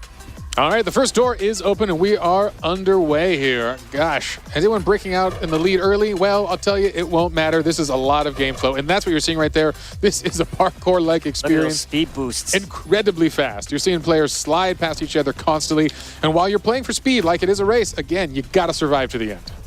If you're out, you're out, and that's what's so important here. With up to 100 points for the victor and 0 for the loser here, you do not want to go down early. No, you do not. 6.5 minutes, that's the maximum time that we're going to have to play this one through. You can see there's different strategies to go for. Do you want to be blazing the trail, being the first player up? There's risks associated with that. You're going to be the first to see the monsters. Or do you want to follow behind? There's risks there too. So in a very fast-paced game mode, you're going to have to make decisions quickly and make the right decisions to stay alive. There's the first bomb you see being dropped on his opponents. Yeah, small amounts of damage being done. We see those health bars above. Again, if you're an expert on doors, this could be a new mode for almost everyone out there. So those health bars do matter. That's what's going to be reduced to 0. And there is ways to hurt each other with those items. There are also ways to heal. And there, you just saw it there, picking up a heal. That's important there. Keep that topped off. You don't want to get low. It's an unfortunate way to go with another player doing damage to you. There is also these boost packs on the floor. You see now how ridiculously speedy these players are that can help you go just that bit quicker. And on top of that, the heal items on the floor, that's another thing there. The golden gun picked up and a lot of damage onto, I think that was Lime, knocked down to quite a fair little bit of XP or HP. Oh, you see another player get hit by something there, and look at that. One health bar is very low on one of our players, and that's a dangerous position to be in. You never know when a single monster sneaks up on you and knocks you out of this competition. I hear something coming. I do. I hear it. Could we get... So what monster is that we're hearing, Enyu? I barely heard that, but it sounded like it might have been Rush. I didn't see any lights flicker, though. Yeah. There is a lot of monsters that have to deal with. A lot of this game is kind of having the game knowledge, figuring out which monster you might be facing, what the proper reaction is. If it's something like eyes, you have to look away, but hear that little psst, and you got to look exactly at the monster. So yes. A lot to think about. Yeah, and Rush is a big one here because you can steal each other's hiding place. Right there. There it is. Yeah, we see that sneaking up on you. That's a good one to keep out for. Why the sound design is so important here. We'll see what happens. Uh-oh, it looks like we have our first player falling here. We're going to find out in a little bit who that was here. I'm not sure exactly, but... Looks like it was Anonymous Lime, I believe, that fell. He's looking into the spectator seat, and that's going to be tough. He had 132 points heading into this round, but that could be the end for Anonymous Lime. Yeah, the first to drop is getting 0, so it's a crushing blow, as you could be in first place and still drop to last just from this competition if you don't place high enough. Unfortunate for Lime there, but the rest of the players still in the running. Made it just in time. Wow. And that was Rush that we're seeing, right? So yes. what's the deal? How do you avoid that monster? You must hide in the closet, or if I noticed one player had a hiding box, might have used that to avoid death. That's an important one. Allows you to keep your place in the lead if you bring the box with you. But again, health dropping low here. Looks like Poke Dragon is running real low on health. He's going to need a health pickup, or he's in a rough spot where another player could knock you out. Remember, coming into this Roby 100, Mad Max, they were tied 141 points apiece. So yeah, just one place difference for the two of those will make or break your chance at $1 million. Yeah, but it also means all of our top 4 players, including the Death Eagle, are within 20 points of each other. Meaning, you take that first place spot, you can knock all of the other competition out of here and secure the last spot. When you look at someone like Icicle, like Poke Dragon as well, towards the lower part of our standings, they're preying on the downfall. Not only do they have to win, but they have to prey on the downfall of our top players. So for them, Anonymous Lime losing out this early actually gives them a greater chance as we go deeper into doors. Yeah, it's huge. It knocks the tournament wide open here and allows some of these players to have a real shot at getting at the last spot in the top 4. You have a lot more agency than in the other game modes of how to take other people down. So if I was someone like Poke Dragon, like Icicle, I would be trying my hardest to grief Roby, grief Mad Max, try and get them out, because those are your biggest threats right now. Don't give them any ideas. We'll see. They all seem pretty focused. And again, it is a dark and fast-paced world here. I know it can be challenging for the players to get a sense of where the competition is at while not falling too far behind, which is a quick way for a swift exit. If you fall too far behind, the game has some mechanics to ensure you're out of there. As we hear another monster close in here, just taking a second to enjoy the sounds of what is an incredible top horror game in the world. And you talked about this music. It's so impressive that a dev was able to just put that together as Poke Dragon gets a little jump scared, but still alive on a sliver of health. Yeah, his dreams of this competition are still going on that last sliver. We'll see if he can find any relief, or if he's going to get knocked out by even another player with that low of health. Still 6 players alive, but as I say that, someone falls. Who did we just lose? That was Icicle. And coming into this with 107 points, only receiving 10 from his finish. That should be the end of Icicle as well. But good news for the lower players, Mad Max is gone. This is huge with Mad Max dropping again, one of our leading players. This means Roby and the Death Eagle are still very much so in this. Okay, Dragon's dream stays alive as well. Okay, we've got a lot of points still ahead here as we're getting deeper and deeper into the doors puzzle. I'm not even, do you guys know what door we're on here? I'm having a hard time just even keeping track of how quick they're moving. Our contestants are moving so fast, it's almost impossible to tell. Eyes spotted Screech as well there for Jay. He avoids it and stays alive. Yeah, good camera work. And it's important to note from the observers, those quick spins, those quick turns, they matter so very much in this game. Those are all tactical. You are looking for monsters. You are getting the response. Did someone fall here? No. Death Eagle gets caught. We hear some emotion coming out behind us, but he is not out of this. Thankfully, he had the HP bar to deal with that. I think I saw door 68 there. 69, 70, they're still going. I think narrowly avoiding eyes there, and Rush as well, but someone falls to Rush. Who was that we just lost? That was Poke Dragon. Oh. And coming in with only 75 points, receiving 30 for that finish. It's not going to be them moving on either. All right, well, folks, this actually is an exciting trio because this order does matter as you are fighting for your life here. Roby and the Death Eagle in a good spot, but guess what? I believe 3J still has a chance here if he can be the top finisher and knock Roby down. Every one of these positions gets you 20 points ahead of your next opponent. The Death Eagle is within 20 of Roby. 3J is just about 22 behind the top finisher as well. So he basically needs to win and have Roby be the next out if he wants to make it here. Time is ticking. After these final 5 seconds, HP bars will not matter. We'll drop down to 1, which someone has an offensive item. That's a very Sudden big pickup. death has begun. Stop sign could put an end to it. Jay has his chance. Death Eagle is gone. Jay goes down. And this is it. The winner of this will actually be the survival. Wait, who just went down here? Was this It's Jay? Roby against 3J. Jay. All right. 1v1. The first one to land any damage will take this one home. Roby, though, came in as the points leader, has his chance to shore things up, and finds a hiding position. Wow. He wins it. Oh, and just like that. He led in points heading into doors, and he'll come out with 100 more. Roby, an incredible performance by him. We'll have to tally it up, but that should put him in a position to make it. His usual stoicism broken for a brief smile. We hope we enjoyed that. That is a huge victory. The winner of doors. And a massive return to form for Roby, a definite fan favorite from early on in this competition. And, you know, it's amazing. He was a step away. He was the worst performing player in slap battles after coming in with the most points. He comes in with the most points again, finds his redemption indoors. Didn't have to call him out like that, but yes, congratulations to him. And also, amazing commentary on you guys' end there because I was just trying to keep up the whole time, and I could not. It is an overwhelming game. What was going on. Like I said, I've always been carried indoors my entire career, so seeing players play individually is very impressive. Well, that's a wrap for doors, and more importantly, a wrap on our qualifying round. And, well, the umpires verify the ratings and update the leaderboard. Let's get some reactions from Geach and Sabrina. My initial reaction, wow. Just wow, that was some next level gameplay. How long do you think you would have survived, Sabrina? I would have ran into the wall and died immediately. That was way different than normal doors that I've played. It was so fast. Yeah, my eyes could barely keep up. It's already moving fast, but then we're zooming between the screens too. How did they know what to do? I couldn't tell you. There was so much going on, and that level was really different. Yeah.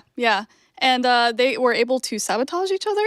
Yeah. Was I seeing that? That's a pretty cool addition to doors, you know, as complicated as it already is. And then now you're playing against people, not just alongside each other. Because I guess typically when you play doors, you're working as a unit, you know, working together to get as far as you possibly can together. And now we're adding in the element of competition, which takes it to a new level. So in that case, I would not survive very long.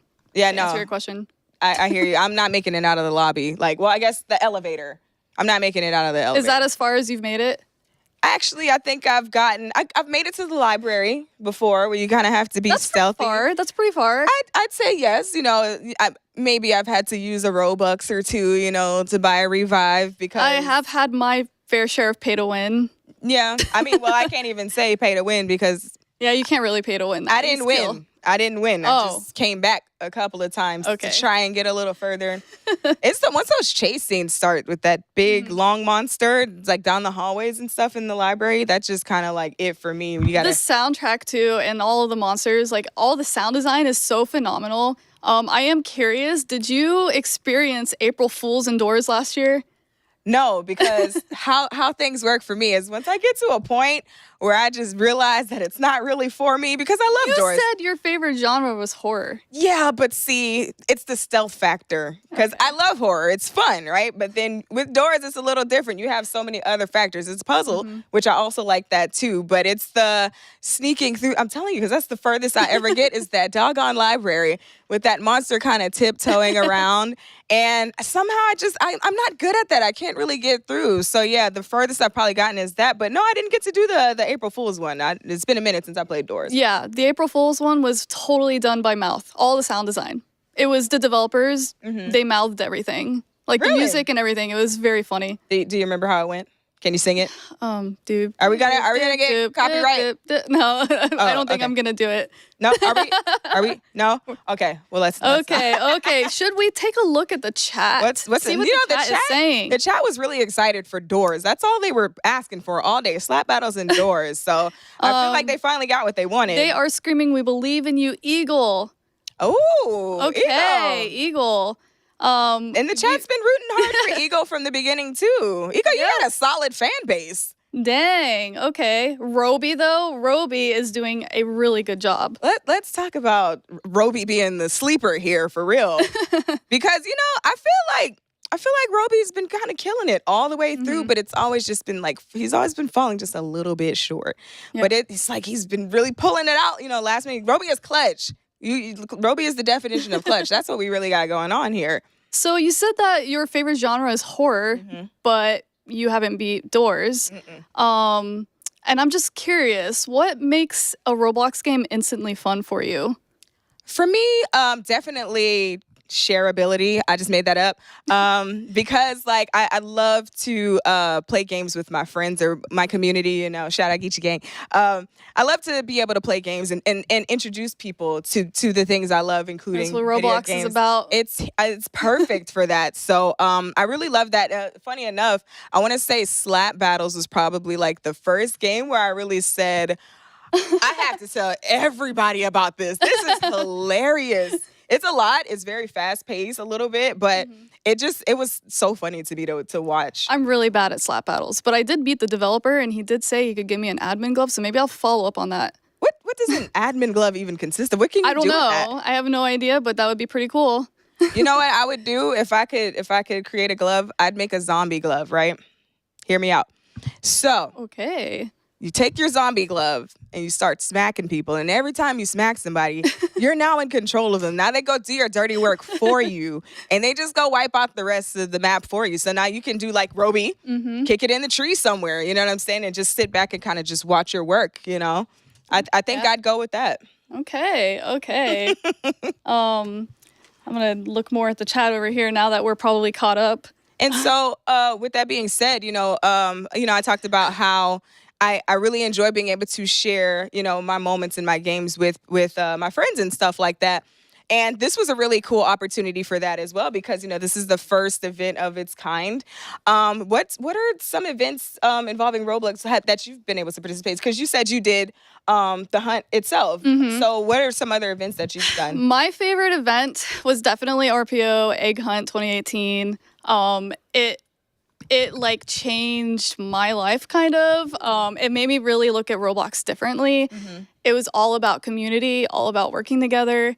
And so we made an event that was really heavily inspired by it called RB Battles. I was going to say the chat has been talking about that too. Yeah, tell us a little bit about that. Yeah, we make a championship series sometimes.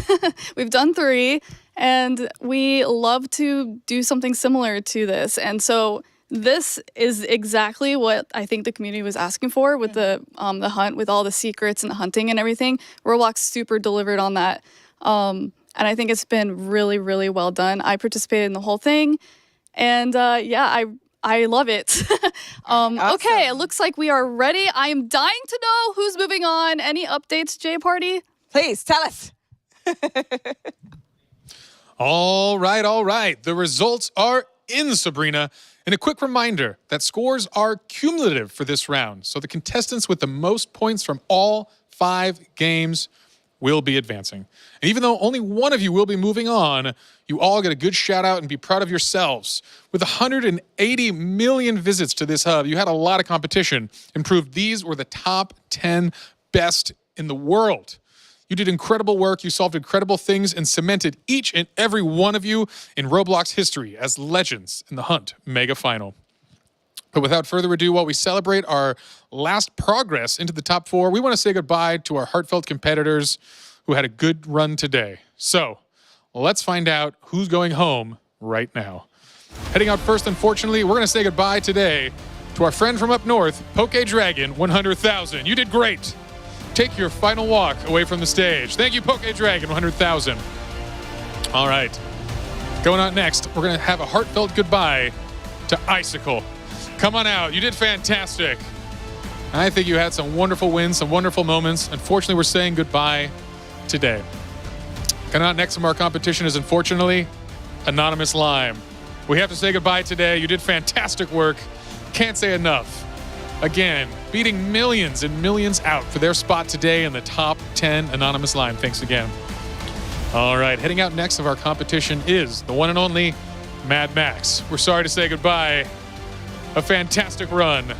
Again, thank you so much for all your hard work. That was exciting stuff.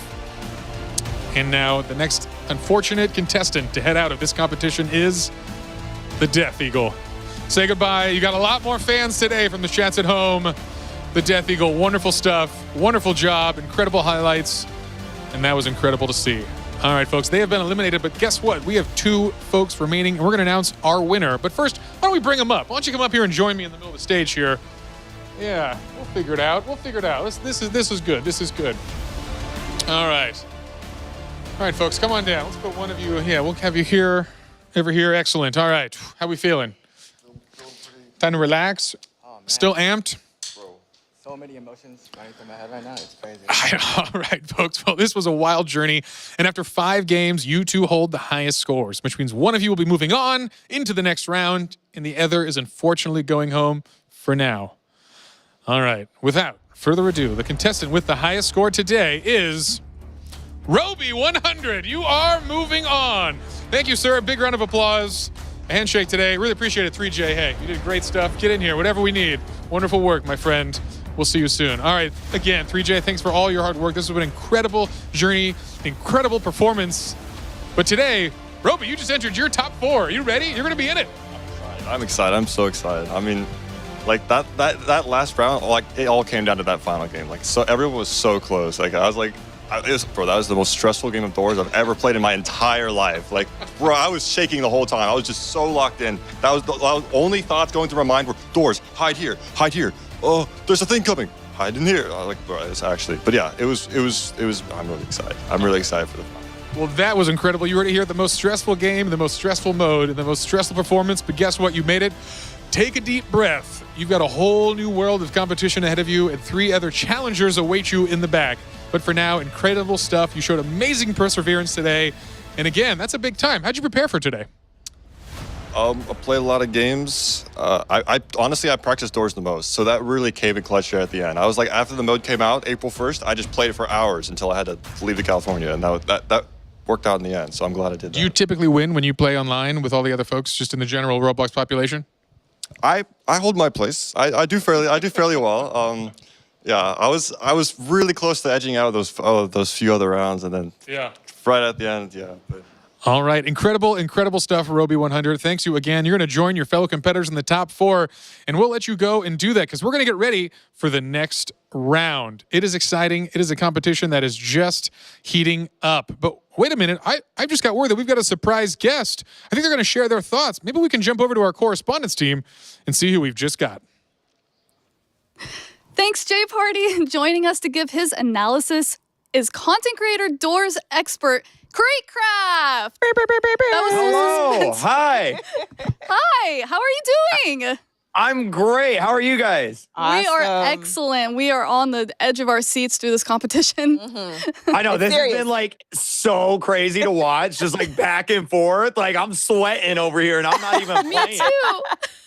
That was so suspenseful. But Creek, how are you feeling about what just happened? I don't think I've ever seen a game of Doors played like that. Like, it was so fast. I couldn't even tell at some points what was going on because they were just going so fast. They were moving so fast. It was crazy. Those were exactly my words. Yeah, it was quick. Have you ever considered like what it might be like to play a game of Doors with all these added features to it? Because now you've got attacks, you've got bombs, you've got weapons, you've got extra attack. Now you're playing against people instead of just playing it to win it. How do you approach something like that? You know, before I saw them play, I was like, you know what? I think I'd be pretty good at this. And now it's like, no, I'll let them play. I'll just sit over here and watch from the sidelines. No way, Jose. So are you saying you would not play against any of these guys? Yeah, definitely not for money. We'll say that. Like for funsies, maybe, but money on the line, ain't no way. None of them. No. You think you can handle that pressure? No. I'm feeling the pressure here, and I'm not even in it. So who do you think is going to win? Oh, that's tough. I don't know. I feel like the fan favorite right now is Roby.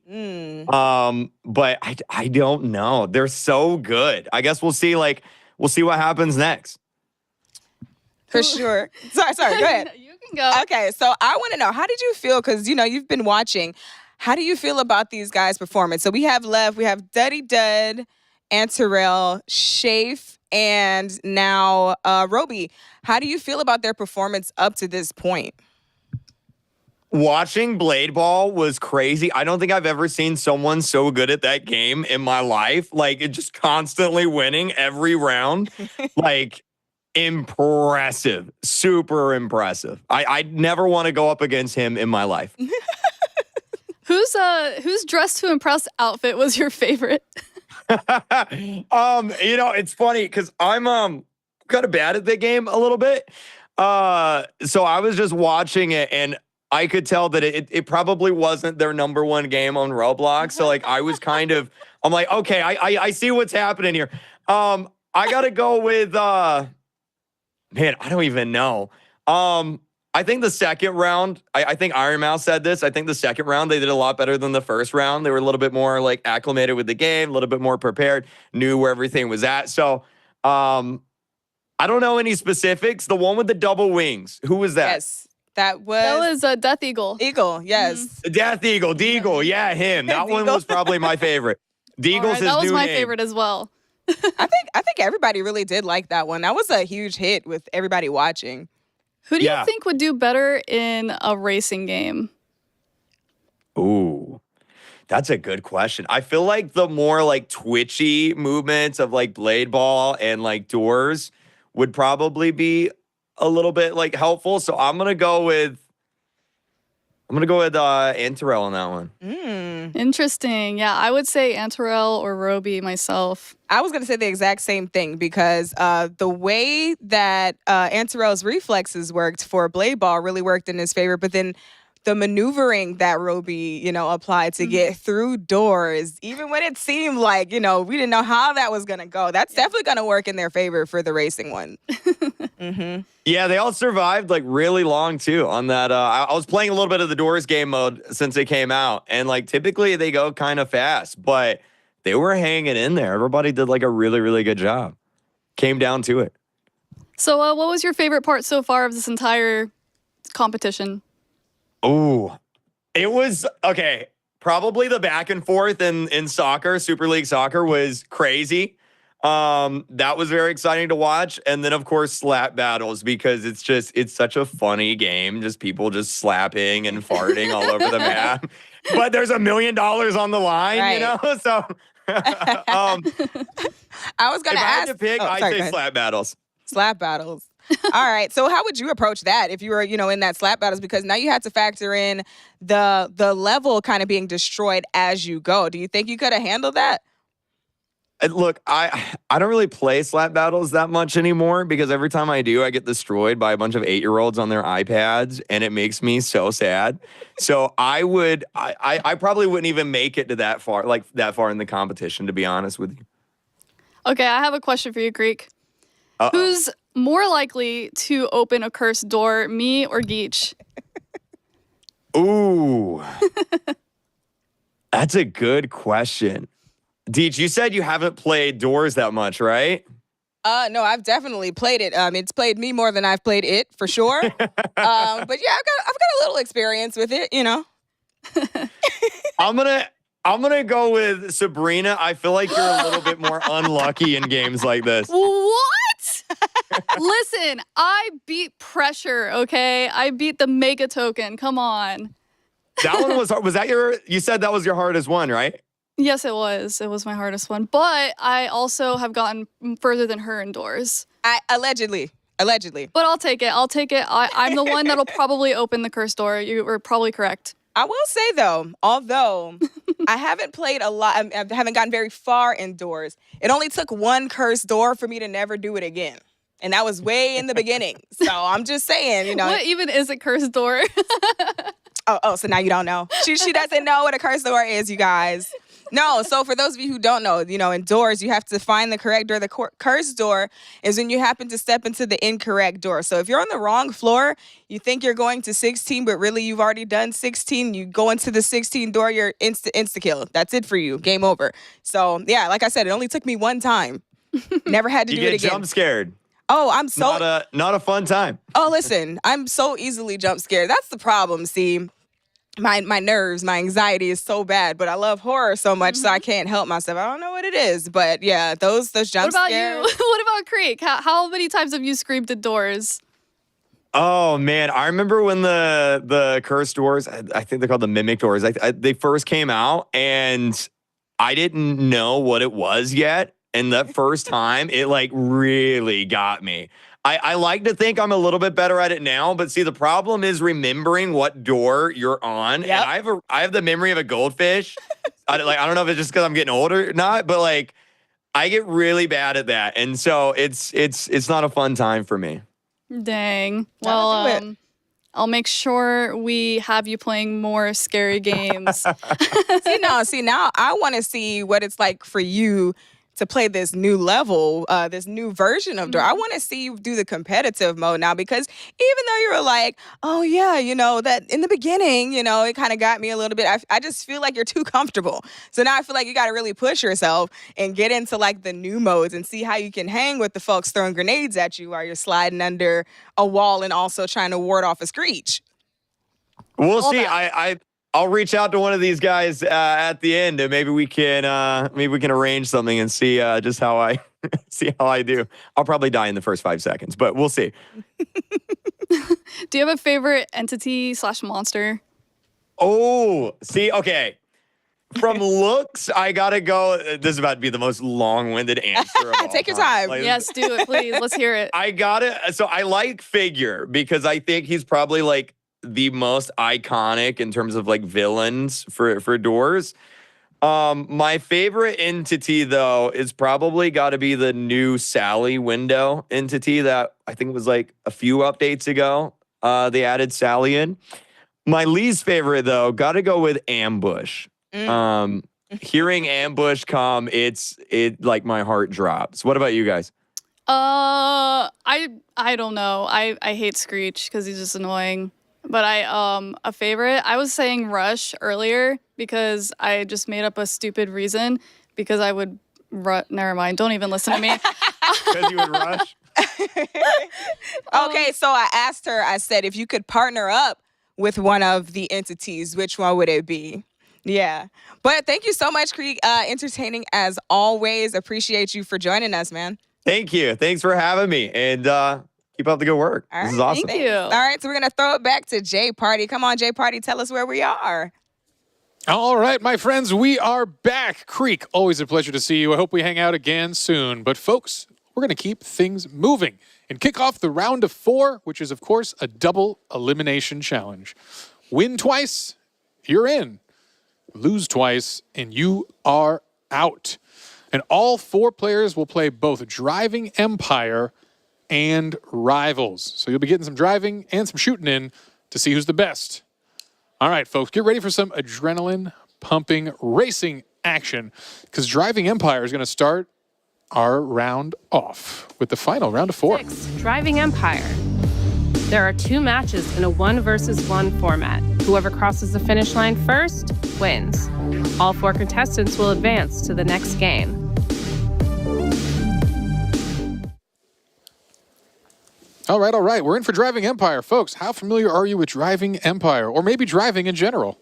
I haven't known to drive here and there in real life. Driving Empire, though, not so much. I think I have played it once before for a different event, so not too familiar with it. I don't have a car in real life, but I've played Driving Empire a fair bit. It's a really fun game. It's cool. It's one of those kind of special games. You have a ton of licensed cars. You have a ton of options to choose from. Today, all our contestants are going to be rocking the same vehicle to put us on a level playing field. But it's definitely an intense one. Going head-to-head in a race against one other contestant. You make one mistake. You turn slightly too much into a corner. You collide with one thing, and that could set you back for this entire race. And now no one's going to be eliminated in Driving Empire, but if you lose Driving Empire, you lose your opportunity to be the undefeated player into the $1 million round, which is an absolutely huge advantage there. All right, let's check out some shots and remind the folks at home who exactly is in this Final Four competition. And here they are. We have rearranged the studio. You're seeing Shafe and Roby here. Roby coming off an intense win indoors to secure his spot as the 4th finalist here.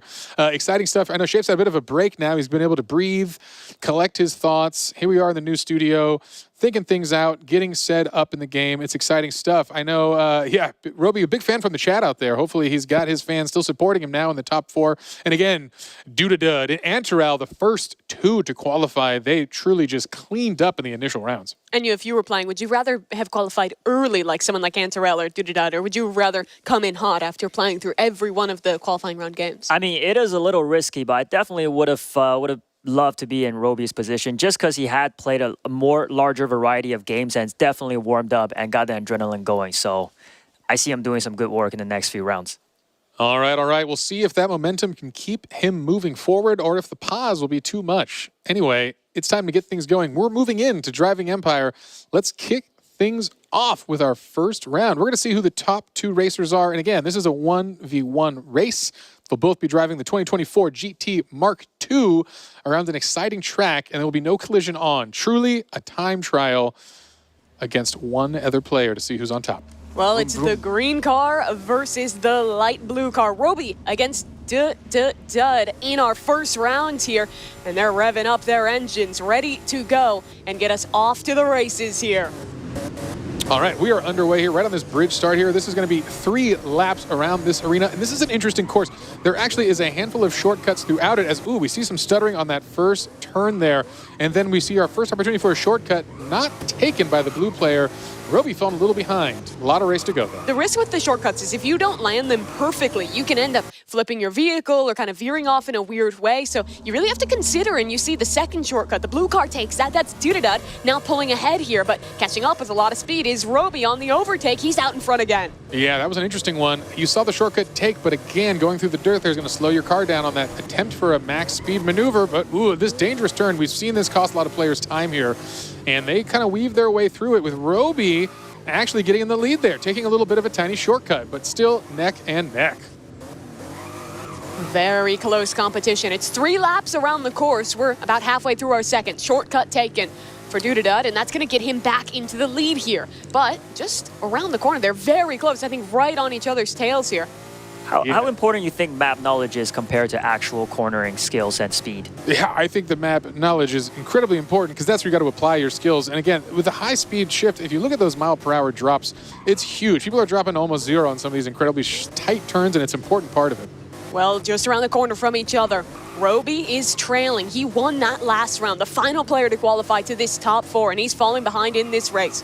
Dudadud, he takes the corner here. How close is that green car? Does he have a chance to catch up? Because Dudadud is doing this one perfectly through the finish line. He'll take this home in first place as Roby rounds through in the second place of this round. And for Dudadud, an opportunity now to head into Rivals as a victor in the first round, maintain his second life, and for Roby, it's going to be last chances here when he heads to Rivals. You know, true Roby style, he's got to keep it entertaining, taking a quick loss here in his first elimination. He's still in it. We want you to know that clearly, but he's only got one more chance to stay alive because, again, he keeps the drama flowing.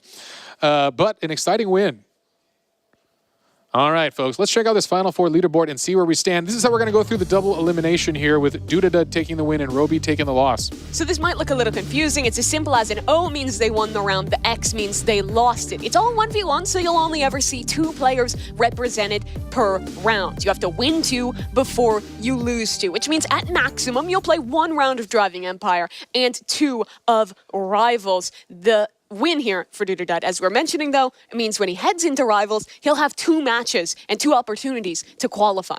Yeah, definitely. And I was just taking a look at the chat here while you were talking. We put up a vote on who will win this round, and it looks like the fans were supporting Roby. So hopefully he makes his comeback going into Rivals. Well, we appreciate his drama. All right, 1 match down and 1 more to go. Coming up next, we've got Antaral and Shafe heading in with the orange and gray car. We're going to have Shafe orange color. in the orange. Yeah, it's a good color. We appreciate them matching their jersey colors for this competition.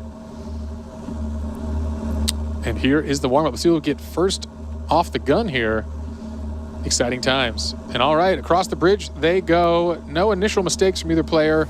Coming into this first bank, this is where we see the people going a little too quick, hit this rock wall, and take a huge loss. But no, clean for both of them. Very nice cornering from Antaral, the player with the most Roblox experience. 16 years since he first played a game on the platform. Still looking strong in this one. Yeah, they've come a long way, I'm sure, from what his first game was that first week of the platform. But hey, still going strong. No one's electing to take that ramp. Oh, there's a crash there. I think Shafe might have just fallen, or Antaral, that is, might have just fallen behind. Yeah, wow. Antaral had the opportunity, and unfortunately, he falls into a trail position here. Yeah, huge mistake there. Flies off the course and loses a ton of time. But that's what shows you it's still anyone's game within this race. Yeah, he's going to need those shortcuts. Now's the time to put it all on the line and just take every shortcut you can. Shafe, he had a job opportunity in New York City. He put off his orientation for that job to take the risk. Come here, compete for $1 million, truly. Putting important things in his life on hold to put it all out there for us, and at least thus far getting rewarded. We're heading towards the final lap, and it's still a good lead for Shafe, but one mistake and Antaral will be right on him. That was a great backstory. That almost had me in tears. Well, so far looking like a good choice as he is in the top 4, and that $1 million signing bonus could be a thing. Although for now, this race is looking a little rough as he still falls further behind here. Shafe has taken a dramatic lead. We'll see if he crashes. That's kind of what he's relying on at this point as he comes through one of the final banks here before the straightaway across the bridge, and that is a good high-speed moment for them. We're coming up towards the final corners, and Shafe, he hasn't made a mistake yet. He'll round the corner and take things home. Oh, man. Good thing he clears that. Into the water. He hits the final checkpoint, and Shafe wins his round. He'll face up against Dudadud in the 1-0 game when we head over to Rivals. It really goes to show that in Driving Empire, one mistake, that's all it takes to lose out. Antaral was looking great, but crashes once and he's out. Yeah, I mean, how long did each lap take? Like under a minute? Yeah, that's a fast game. A lot of time to catch up. You know, in true racing style, we appreciate the Driving Empire folks. But hey, I think it's time to check out this leaderboard and see the results of this match. And there it is. Shafe with a win. Dudadud undefeated as well. So Roby and Antaral, they'll be facing elimination in Rivals. An exciting, exciting game. Roby, keeping it dramatic as always. We'll see who can do it. Antaral, the defensive player of the early game soccer, coming through here in the shooters. We'll see if he can keep it going. I think every viewer is foaming at the mouth to watch Rivals coming up next. Hey, but first, let's check in with our correspondents, Team All-Stars. Geesh and Sabrina, what's going on, you two? Oh, my gosh.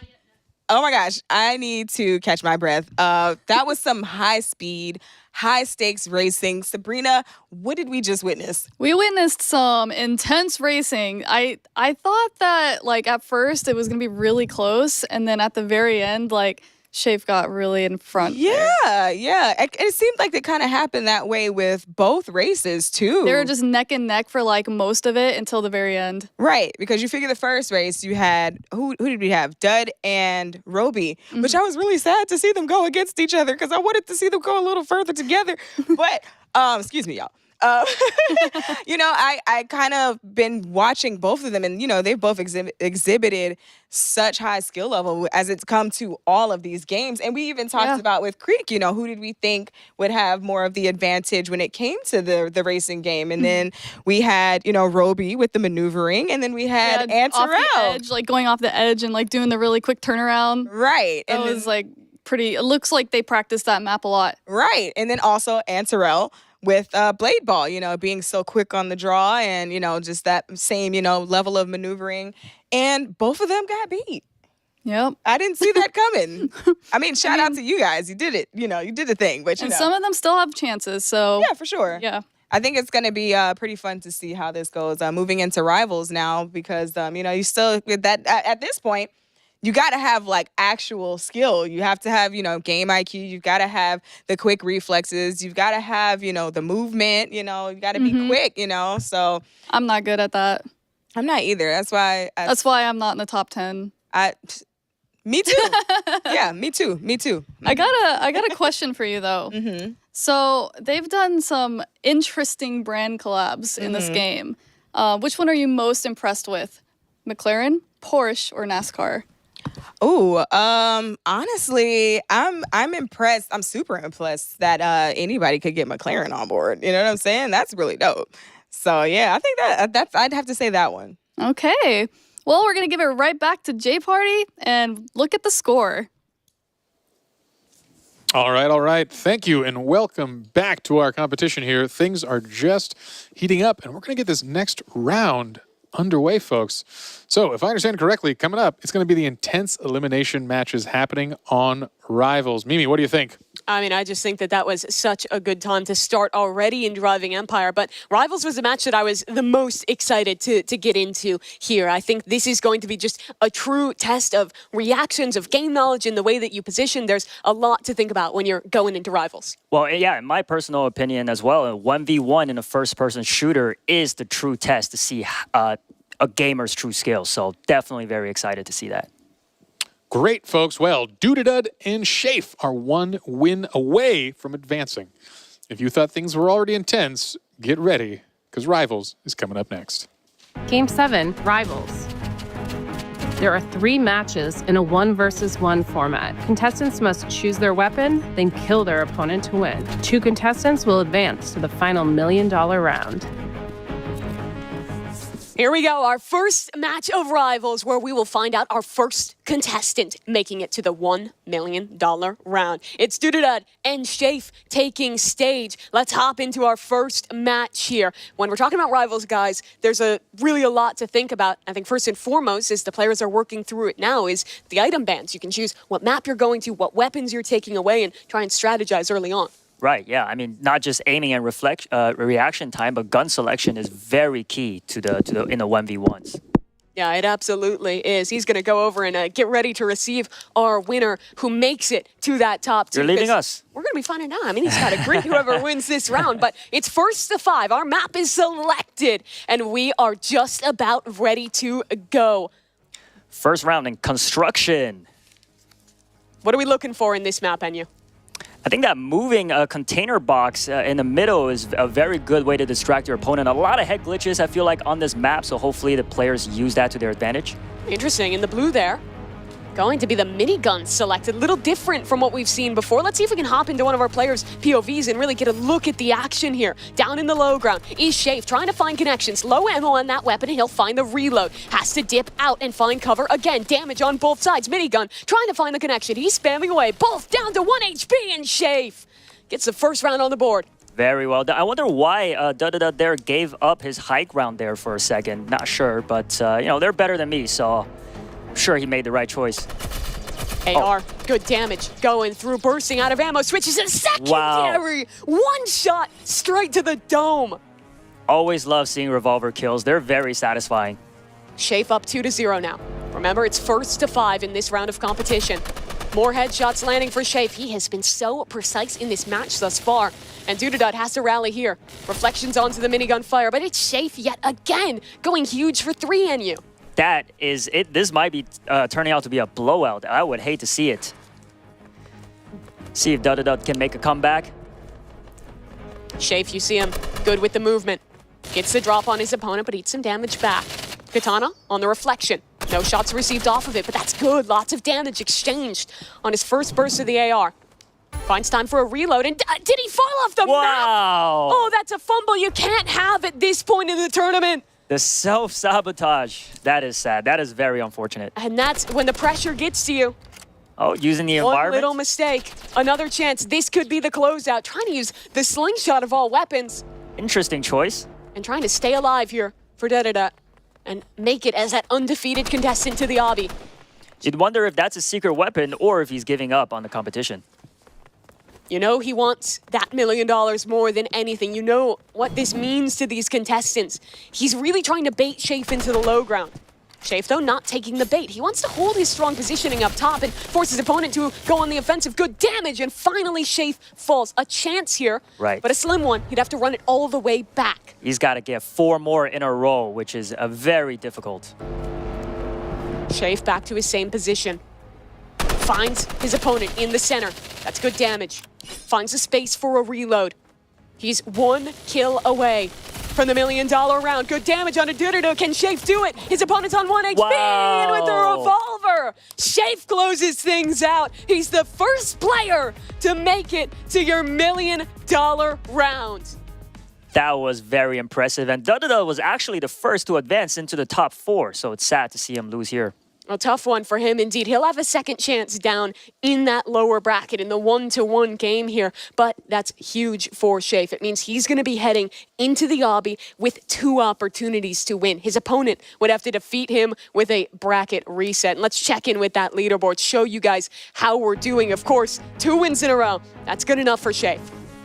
Definitely, and just looking at the chat votes here, Shafe also had the popular vote, so it looks like they had the right idea on who was going to win this match. Truly an impressive player, Shafe. I think back to some of our earlier competitions, he only got 16 points in DTI, but won every single round of Super League Soccer, earning 60 points there, 25 then in Blade Ball, and rallying back right at the very end. A big congratulations to Shafe here. Let's see if we can maybe check in with him, and as we see him moving his way on into that $1 million round. A great moment here for Shafe. It's a huge sigh of relief. Very impressive from him, but we're ready to continue. We still have more matches. So I believe now we're going to head down to our 0-1 round, which means it's Roby and Antarel. They're playing for their lives in the tournament at this point. This is definitely elimination. So if, as you said, one of them loses, they are completely out of the tournament. No other chances given to them. And this is where the pressure really starts to mount. It's a game of inches of a little bit of damage going either way. And when the pressure's on, when the stakes are this high, it's easy to make a mistake. I mean, we saw Da-Da-Da, I think, falling off the map in that last one. Little mistakes like that can lose you a life-changing sum of money. Right. Well, that's the thing about Rivals, right? Is the movement speed is very fast. It's almost like parkour, but you can use that to your advantage, but you also got to be very careful, especially a map like Construction. What did you think about the gun selection in our first one? Because we went a little unconventional there with Da-Da-Da, and I don't think it paid off. I am a little bit surprised. I do like the minigun because I'm in the business of spraying and praying, but yeah, no, definitely not the right choice in hindsight. Well, the players are banning weapons into our lower rounds here, making careful consideration of what they want to compete against. Anything that you would want to ban away if you were a competitor here, and you? I would probably ban the assault rifle. Really? It is the one where a lot of players like to play. When I'm playing this game, I almost always lock the AR. It is the favorite. So if the assault rifle gets banned, people have to get a lot more creative, and that will make for some interesting matches. But doesn't look like that happened.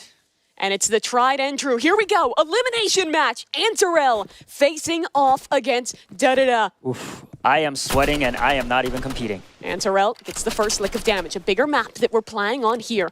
Wide open on the crossroads. Up top, Antarel a bit stuck in this lower down position, trying to find his opponent. Still, not getting any information. Nade goes up. That'll catch a little bit of damage, trying to find the headshot. Jumping in the air. They're both low, but Roby on the revolver. The sidearms proving clutch yet again. Yes, because, I mean, the magazine, the assault rifle is pretty small at 20 bullets, yeah. Yeah, so you got to really use your secondary to its full potential there. Roby was our last qualifier. Played every single round heading into this one. And already a good exchange of damage going both ways. They're both down to half HP. A reload found for each of these players. The utility off the Molotov. Doesn't find a connection. Over the top he goes. Melee in hand. Spots his opponent, but the shot's not landing. Roby in the air trying to find a connection, and he does it again. Well done. One shot away from death. Roby clutches up. Very nicely played from him. I think Roby thus far has had some impeccable movement in Rivals. And it looks like the votes are in, and the viewers are voting for Roby as the favorite. So let's see if he could pull out these next. Whoa, there you go. Got another. Yeah, we're up to 3-0 now. I want to focus on Antarel this round because we're starting to get to dangerous territory. This man has got to turn this around when the pressure is high, when he's against a strong opponent. And this is what I mean. Oh. That damage, it's just incredible. He hasn't even received a lick of damage, and Roby's beamed him almost down to 0 HP. It would take an impeccable clutch to bring things back, but from mid-air, amazing movement. Wow. Roby off the top rope decimates Antarel. And we're on the verge of a sweep. Oh, man. I would be so nervous if I was Antarel. And like I was saying earlier, this is where the 1v1 FPS shooters is where your skills really show. It's all about mechanics in the 1v1. And again, Roby at range is dishing out the damage. Antarel, his last chance at $1 million, trying desperately to stay alive. Low health. An aid to try and connect. Oh, that's good damage, but Molotov. Still needs to find the shots at the end. Looks like Antarel is electing to go with the ADS, with hipfire, even at long range. They spot each other, though. Antarel trying to find this connection. The spread on the bullet's just a little bit too wide to be able to take his opponent down. That's a good nade, but doesn't quite find its mark. Antarel now moving back through. This is Roby here as well. Trying to look for an opportunity. Antarel! Wow. He's back with at least one round, Enyu. The dreams stay alive. That was an intense one. When it gets close like that, this map plays a lot differently. There's way more opportunities to hide, duck for cover. Yeah, it's a very big map for 1v1. Oh, lots of damage going both ways here. This could be the end for Antarel. He needs another round win in a row. And to even build more off of that. But he's taking damage. Spots his opponent. Interesting reload time there. Not sure why he chose to do that. Still, you always want as many opportunities, as many bullets you can. Any second, you want to get that reload through. And he's kind of lost. He can't find where his opponent is. But it's the same for Roby. We're watching a man on the verge of staying alive, of progressing, having a chance to play another round. And maybe make it to that million. They both understand the map very well, and it shows in their movement. Antarel. Low health. 63 to his name against 60 on Roby. Low time, and Antarel again. Bad Could he timing really there run this back? Yeah, bad timing there with climbing up the stairs. Couldn't recover. Antarel spotted him first, so I think he could. Anything is possible. Momentum's big. If not in the actual game, in the emotion. You feel like you have a chance when you start to score wins, rally through it. Range, Roby, he's been successful. Like Jay Party said, he likes to put us in an emotional roller coaster. Oh, he does. A couple shots missing. A little uncharacteristic of what we've seen from Roby thus far. A good nade. Doesn't do too much damage. Reposition. Antarel still stuck into the low ground. It's a danger to contest at this range, but the shots are good. He's connecting again. Wow. 4-3. He's 1 away from tying this round yet again. This is unbelievable. It did not seem that close from the beginning. Certainly didn't, Enyu. And now you have to start to look at this from Roby's POV. Can he close this out? He doesn't want to choke this opportunity away and find himself eliminated from a 4-0 start to Rivals. Dives into the low ground, close quarters battle. It's coming down to the wire. Did Antarel not turn around in time. Wow. The game is tied.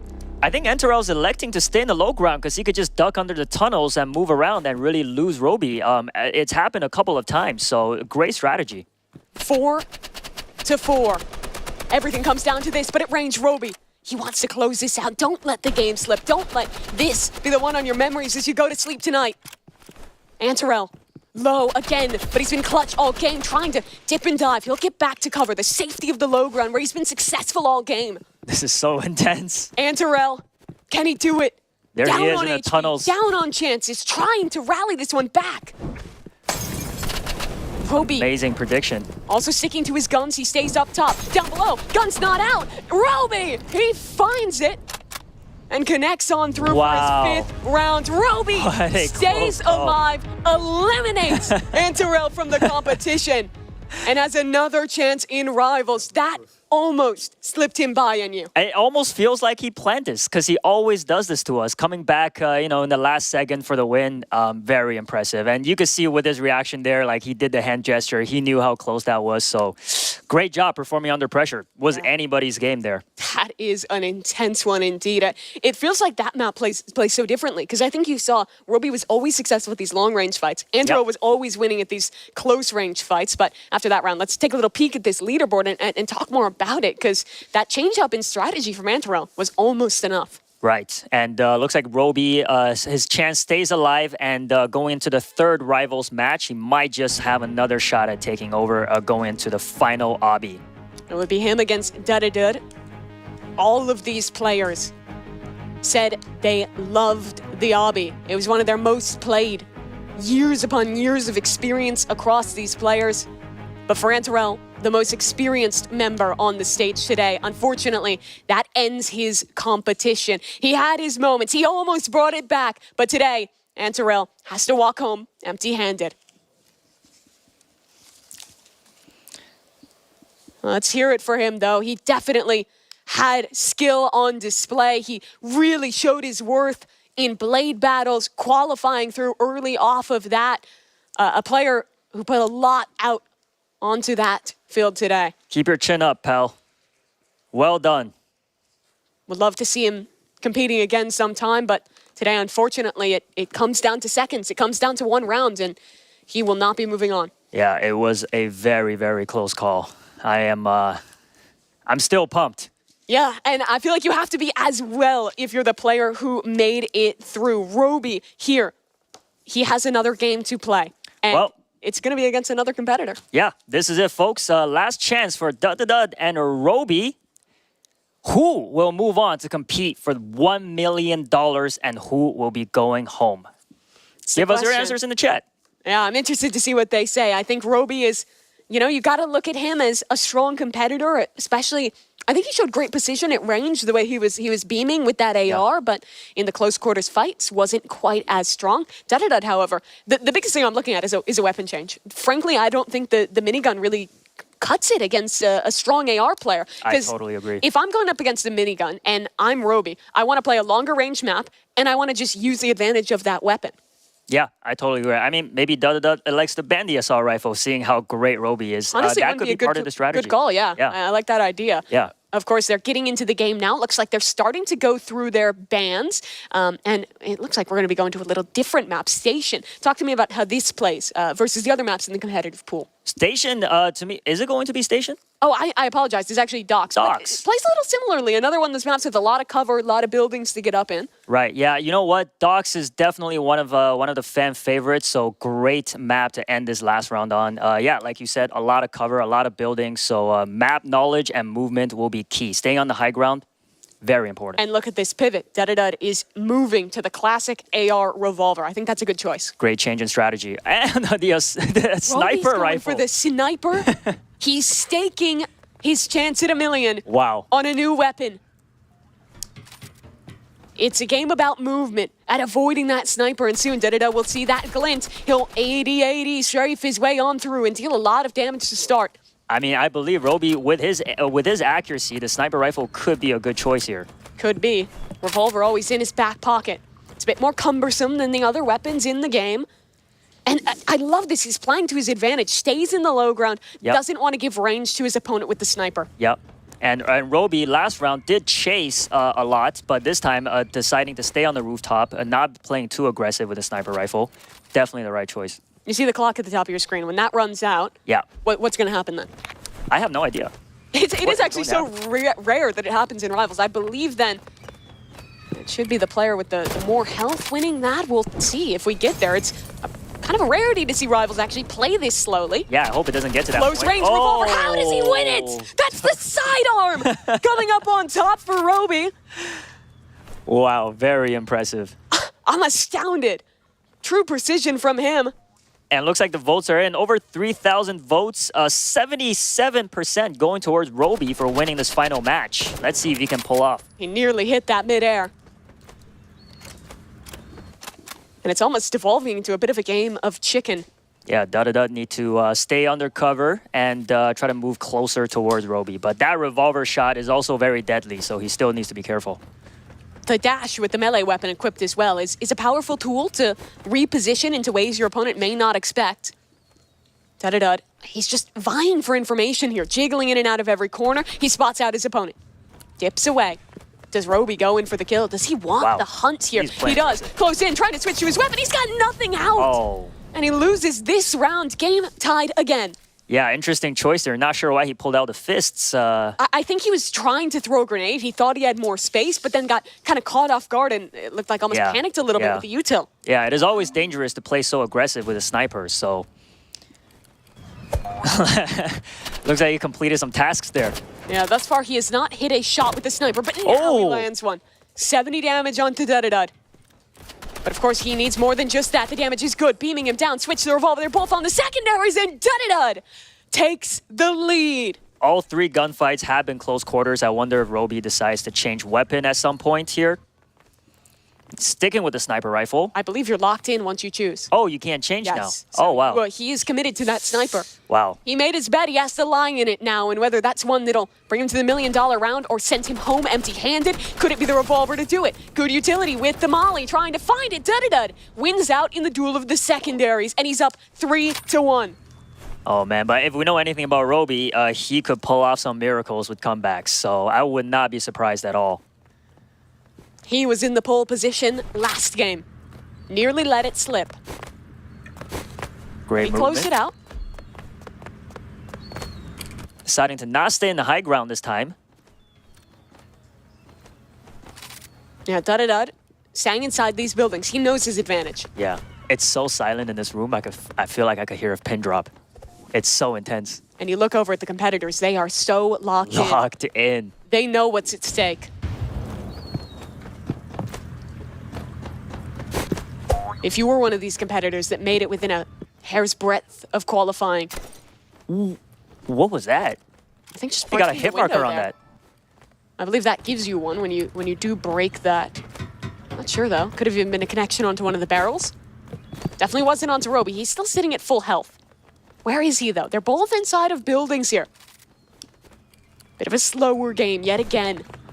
30 seconds left. Making a lot of steps here. Roby on high, revolver in hand. Down below, quick scope in, doesn't connect the That was shot. so close. And now with a lower bit of health, he has to win it out practically with just a revolver. But Dudadud's got the same. It's gonna be a standoff between these cowboys. Roby chasing down his opposition. Revolver in hand, the lower HP, and the time, that runs out. Oh. Unfortunately, that means with lower health, Roby loses the round and he's facing down the barrel of match point. Smart move by Dudadud there, knowing that the time was running out to just hide away to not get hit by Roby. A chance, another Nice shot shot. connecting. He needs another though, and he's whiffing out. Needs to find this Ooh. connection. Third chance, Oh. third miss, a fourth going wide as well. Now the big iron on his hip. It'll have to do. Both players locked into the revolvers. Dudadud this time can't rely on the time. He's sitting with lower health. And he's trying to just find anything at range here. There's a connection. More damage to even the score. A second shot landing shots. as well. It'll bring things a bit closer. Roby on 1 HP. His life in his hands, but his Wow. opportunity missed. That was so close. His fourth shot with the sniper miss. He needs precision if he wants a chance at $1 million. Just barely spotting his opponent. Dudadud not giving him an inch. Playing off this time. Yeah, he could Playing off his also play advantage. it safe here this time. Yeah, bounced into the air. He knows he's off the HP advantage, and Roby, with lower health, he has to make the play. The onus is on him. His life, it's in his hands. And this game will be decided in the next 20 seconds. A game practically of hide and seek at this point. And Very where's he true. gone? Dudadud, he's hiding. He's locked Look in at that towards the smirk on his shipping face. container. He knows what's happening. knows what he's doing. Roby, it's desperation. He's running. He's trying to find his opponent, but there's just no time. The time is up. Dudadud! Wow. He wins the round, and he's our second contestant, progressing to the $1 million round. Incredible. Very strategic. Relying a lot on his smarts this time rather than his gun skills. And for Roby, I think a brutal way to lose this one out. He took a risk picking into that sniper rifle, and it did not pay off today. Yeah, I wonder if he regrets that decision. Maybe we can ask him later. I imagine it'll be something he's thinking about for a fair bit of time. For Darida, though, I think he learned his lessons from the weapon selection mistakes in the first one. As we look at our final leaderboard from the round of 4, we, of course, get our 2 players into the $1 million round. It's Darida, the lower seed, and Shafe, undefeated, coming through the upper bracket with his opportunity to win in the Tower of Hell. Truly, truly incredible stuff from them. But unfortunately, that of course means that we are sending another competitor home. For Roby, he had a great rally in those final few rounds of the qualification phase. But today, in Rivals, it was not his day. And, well, he had a great showing. He'll head home without his million. Sad to see a fellow fan of LeBron James go, but I was rooting for him. Very unfortunate. A close showing from him, but that'll do it.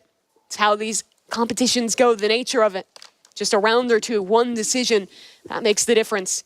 And honestly, it sets us up for such an incredible look ahead towards the Tower of Hell. What a match we have on our hands. That's right. And with Shafe finishing Rivals and Driving Empire 2-0, explain to us how that sets him up for going into the obby. Yeah, so that means that if he wins once, he wins the $1 million. But if Darida wants to win, because he's coming from the lower, he would have to win twice in a row here. So definitely a tough one there. But we're going to reset. We're going to head our way into the obby in just a minute. And for the moment, let's go ahead and check in with our correspondents, Geach and Sabrina. Take it away. That was unbelievable. Everyone was literally running for their lives. It got me thinking, do I seem like a grenade launcher or a chainsaw type of person? I don't know. I feel like, obviously grenade launcher would be a great choice, right? For safety. But with the jacket and the hair, I feel like to see the chainsaw, it would just like perfectly tie it all in together. That's be a really look. good answer. I do like grenades though. Oh, so you're definitely grenade launcher. I love just throwing grenades everywhere. You do that for in your free time? In any FPS game, yeah. Oh, I was gonna say you just not in my free time. Oh, okay. I was gonna say, girl, what type of life are you living? What about me? What do I get? What's my energy? Am I chainsaw? Chainsaw? Yeah. That's nuts. What about me gives chainsaw? I'm curious. I don't know. You're independent, and I feel like independent people have chainsaws, and scared people have grenades. I appreciate that. So let's talk about this match. These last couple of matches. Oh my gosh. I'm speechless, obviously. You were screaming. Maybe I'm just out of... Literally, she was screaming. We were on the edge of our seat. That was so close. Like, all those different rounds, we were, like, screaming at it. I mean, yeah, there was Except the last one. Oh, yeah, I cried a little bit. Yeah, last one we were just sad. I definitely shed a tear or two, And happy at the same time. A little thug tear. But I gotta say, like, it was really, really exciting to watch Antarel's match because... It was so close. It literally came down to like the very last second. Yeah. It was so exciting, but it's like, man. The match that was back and forth and they just kept like tying up. That's what we were screaming. Yes. Well, yeah, I didn't expect it to be that close. Right. And then I gotta say too, watching Dud get a chance to compete again against Roby. I didn't know what to expect because, obviously, Shafe was a tough contender from the beginning. Like, Shafe did not come to play at all. That was that. He knew, this is mine. Y'all can go on and just, like, it was fun for him. Like, oh, yeah, I'll play your game, just to give you guys. Very impressive. To give you guys some content, since that's what you want. But watching Dud go up against Roby, it was almost kind of heartbreaking, like watching my 2 children fight or something. Because it's like, those are the ones you're rooting for? The competitors? They touched my heart. They found the softest spot right here in the beginning. And it's like watching the kind of underdog story. Well, not necessarily for Dud, because Dud was one of the first ones to place. But then, we sat here with him and he was just so happy and confident, and it felt like, he was like, yes, this is mine. And he did say, I'm not worried about these guys moving forward. This is easy. And he, I won't say he proved it. It's definitely tough. It's a tough position to be in. He definitely worked for that. And then it was gone. Yeah, watching Roby, oh my gosh. This is brutal. But personally, I just would not have picked a sniper for that map. Did you get to see the map first? Snipers are, like, if you're good with it, though, they're pretty OP. I think the problem though is that map was just way too It was big. really big for 2 people. Right. It's Yeah. huge for 2 people, and then you also have a sniper, but it's like, Dead kind of took advantage of all of those closed in spaces, just kind of like Mimi said, it's a game of hide and seek at this point. Yep. And just to get, that close, oh gosh, I just want to go give Roby a hug. Aw. My feelings, my heart. Okay, I got a question here for you. Mm-hmm. Rivals is fast. What's your secret to staying cool in high stress rounds? Oh, well, that's my secret, Sabrina. I'm always stressed. See how that works? I have no problem. I can do this because I am this. You see? But like, how do you stay cool? I just, pretend that, I'm just in the kitchen or something, think about food. Okay, well, with that said. All right, we're going to go ahead and throw it back to you, Jay Party, and we're going to finish this up. All right, my friends, I have returned. And what a journey it's been, hanging out with some of our contestants, getting a first-hand perspective on the final eliminations. What a fun thing. Anyway, congrats to Shafe and Dudadud. They are the last 2 contestants standing. But who will fall? This is what it's all about, my friends. It is time for the $1 million round. With the grand prize at stake, it all comes down to one final game. The aptly named Tower of Hell. It's going to be Game epic. 8, Tower of Hell. The rules are simple. Climb as high as possible. Whoever gets to the top first or climbs the highest wins. But if an undefeated contestant loses the first match, a second will be played. Ultimately, the winner takes all. All right. You heard it here, folks. The race to the top will begin shortly. Also noting, whoever gets the highest at any point, we will count that score. That encourages forward momentum in our players in a non-stop neck-and-neck race to the top.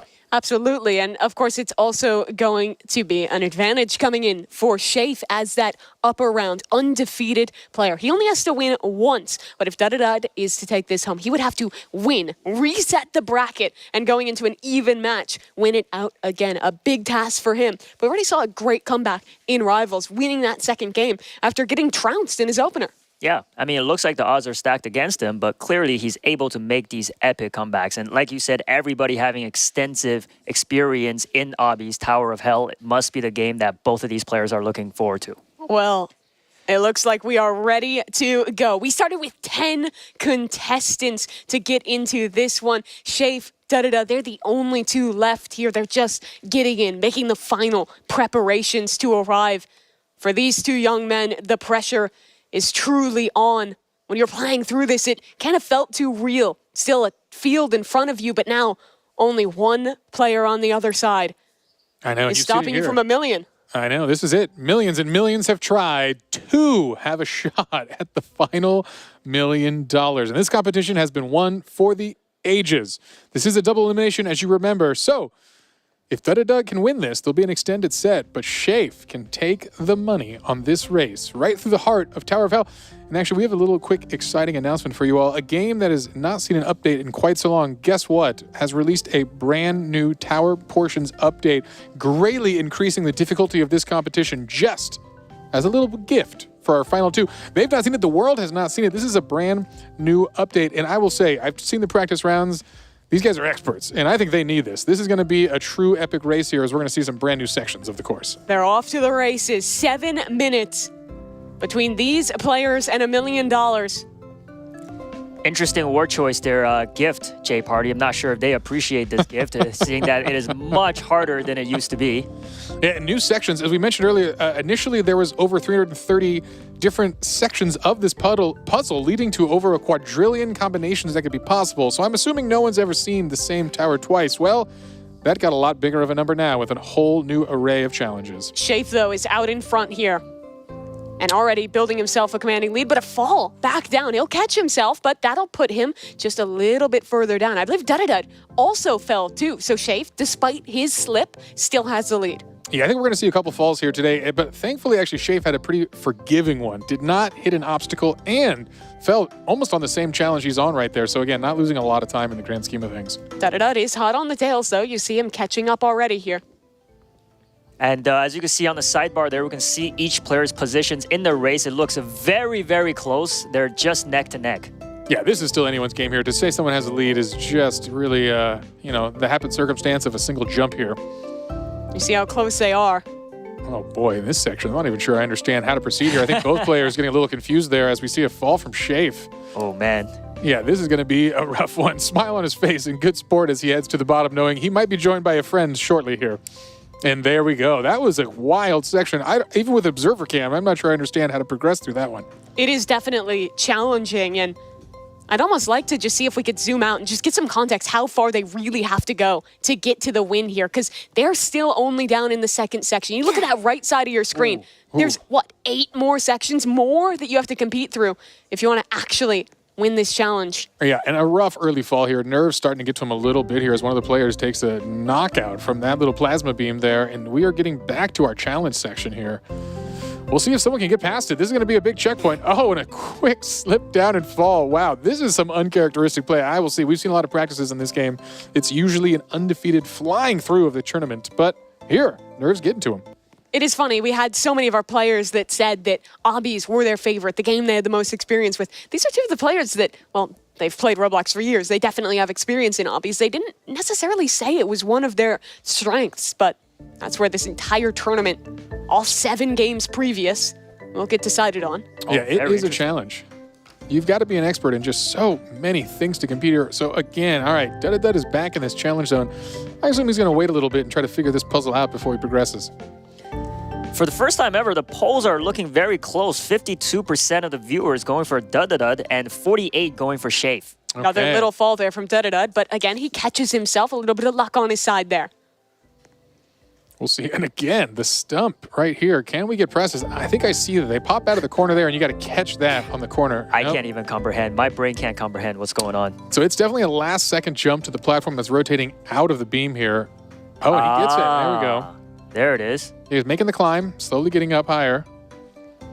Oh, and there. Oh, another fall.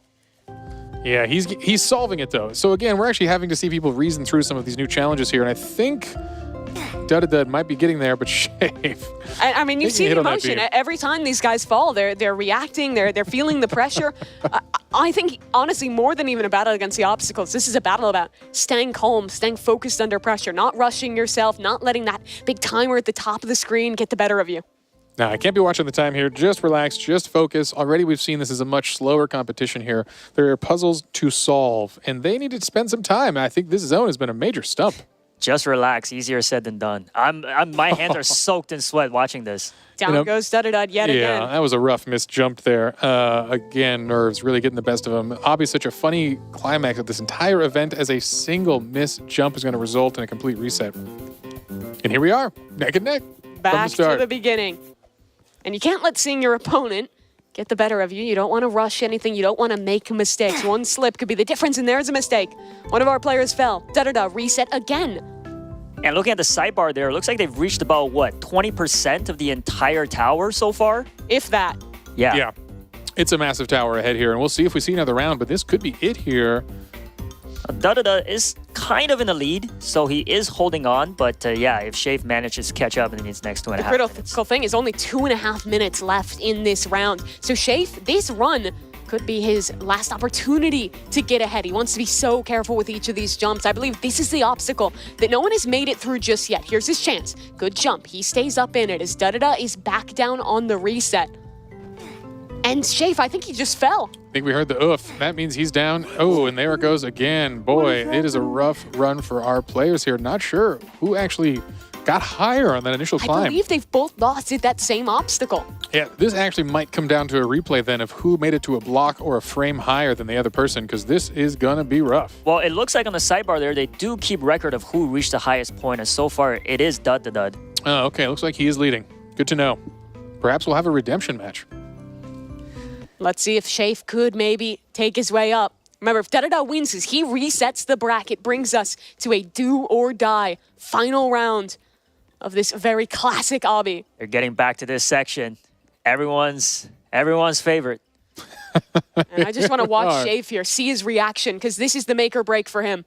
Okay, He jumps can he up. clear this. He's making it deeper through this obstacle, but it's a challenge even to figure out how you want to move in this one. Oh, and just like that, Shafe has cleared it. This has been the backbreaker with a minute left. A minute and a half. Da-da-da has to rally back and make it ahead of his opponent because right now, Shafe, he has this in the bag. Oh, he's still going. And he hasn't stopped just yet. Da-da-da is on a reset. He's back down in the blue zone. I think Shafe has time to just stop here and end it all, but he's still going. But remember, the highest point he makes is what the game remembers. And if he keeps going, it might just be over. Wow. 50 seconds. Is that enough time to catch up? Shafe, the player who flew all the way from New York. He had a job offer on the line. He was ready for his orientation for that opportunity. And if we can watch Da-da-da, this is his last chance, his last run to try and beat him out. Shafe made his sacrifices, but he was the undefeated player through our rounds to work into this one. Oh boy, all eyes on the man in blue here. Da-da-da, his round to lose. Where's he at here? This is the moment. He's made it up to the yellow. A chance Oh, he has cleared it. Can he do this? Is 20 actually above it. It's possible. He needs It's to possible. run Oh, That should be it. 16 Oh seconds. my gosh, 15 seconds. Da-da-da's hands off keyboard. I cannot believe the pain. He knows it's over. Oh, And the at final this point, countdown, folks. A victory lap Wow. for Shafe. He holds his position 3, up high. 2, and Shafe, 1. he's the This is champion it. of the Hunt Mega Final. We've got it. We've got it.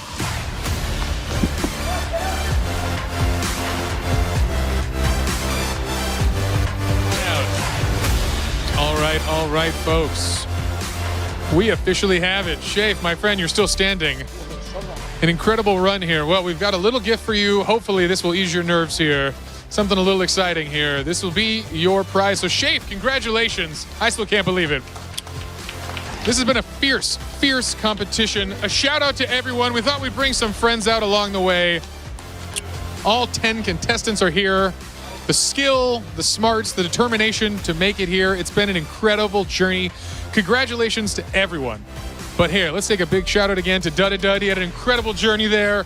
That last jump, a painful fall in the last 10 seconds. But hey, it's time to celebrate everyone who competed in the Mega Championship for the Hunt. This was huge.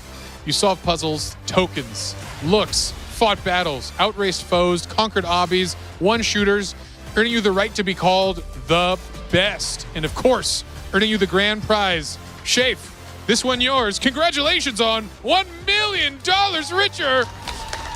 You've done it, my friend. All right, what are you feeling? How you feeling? Anything to say? Oh my God, ecstatic, kind of all over the place. Dud, you did amazing. Oh my God, I was so nervous when you got to the, what was it, the yellow one? Oh, but I'm so glad that everyone's here. It was awesome. This event was awesome. All right, my friend, any shout outs, any thank yous you want to give to the folks at home? Shout out to Gagarg. Shout out to my parents. Shout out to Cobb. Shout out to Vepix. Yeah. Awesome stuff. All right, my friend, what are you going to do? What are you going to buy first with $1 million? Honestly, I'm going to help my parents. They're having it rough right now. All right. So, gonna help them save for a house. All right. Figure out the rest from there. All right, you heard it here, folks. Wonderful stuff. An awesome person deserving of wonderful things. Shafe, congratulations again. That was incredible. I know if I had $1 million, I'd spend that fully on floss. Why? Well, that's for me to know and you to find out. All right, my friends. This is it. We've done it. We've had an incredible show with an incredible crew. And my friends, I'd like to say a few thank yous. We've got someone $1 million richer, and for the rest of us, well, we've got $1 million worth of a rich experience. And that's all the award we need. But hey, maybe some thank yous would suffice. I want to say thank you again to the amazing co-hosts I had. Mimi, new to the Roblox universe. Where's my camera shot? There it is. Mimi, hello. Well, yes, welcome. I don't know. We're shaking hands now. Thank you again. And you, of course, Frace, you already know. And you, thanks again for all your work here, my co-hosts. You can even have a handshake. We're giving those away for free. Again, a huge thank you to Sabrina and Geach the Gamer. Fantastic commentary for saving us in the green room. Some wonderful stuff, hanging out with some cool folks. We couldn't have done it without you all. But really, the key here is all the incredible contestants who competed in an insane competition with millions and millions of folks and everyone who participated in the hunt. This was a massive community event, one of the biggest events we've ever had on the platform, actually. It was huge. It was absolutely incredible to see you all compete and all leading to this moment. Again, I want to give an amazing shout out to the whole crew that makes this possible. You might not see it at home, but there are a lot of folks behind a lot of fun cameras and a lot of important switchers making this whole show come alive. So thank you all to the crew. It has been amazing. I want to give a big thank you to the talented creators. That's right, the folks who updated these games, the 25 Hunt participants. Again, Roblox is nothing without its creators. Y'all developers make this stuff magic. I know almost each and every one of you who helped with these games personally, and it's been an incredible run. Thank you for all the gifts, all the additional work of updates that you have provided us, including that surprise Tower of Hell one for our folks at the end here. Again, incredible stuff. All right, well, thank you for always being insightful and entertaining to our live streaming content creators who joined us, some special guests. But folks, the most important person of all to thank. And that's not me like you may think. It's you at home watching. All of you, again, appreciate you tuning into the end. An amazing journey.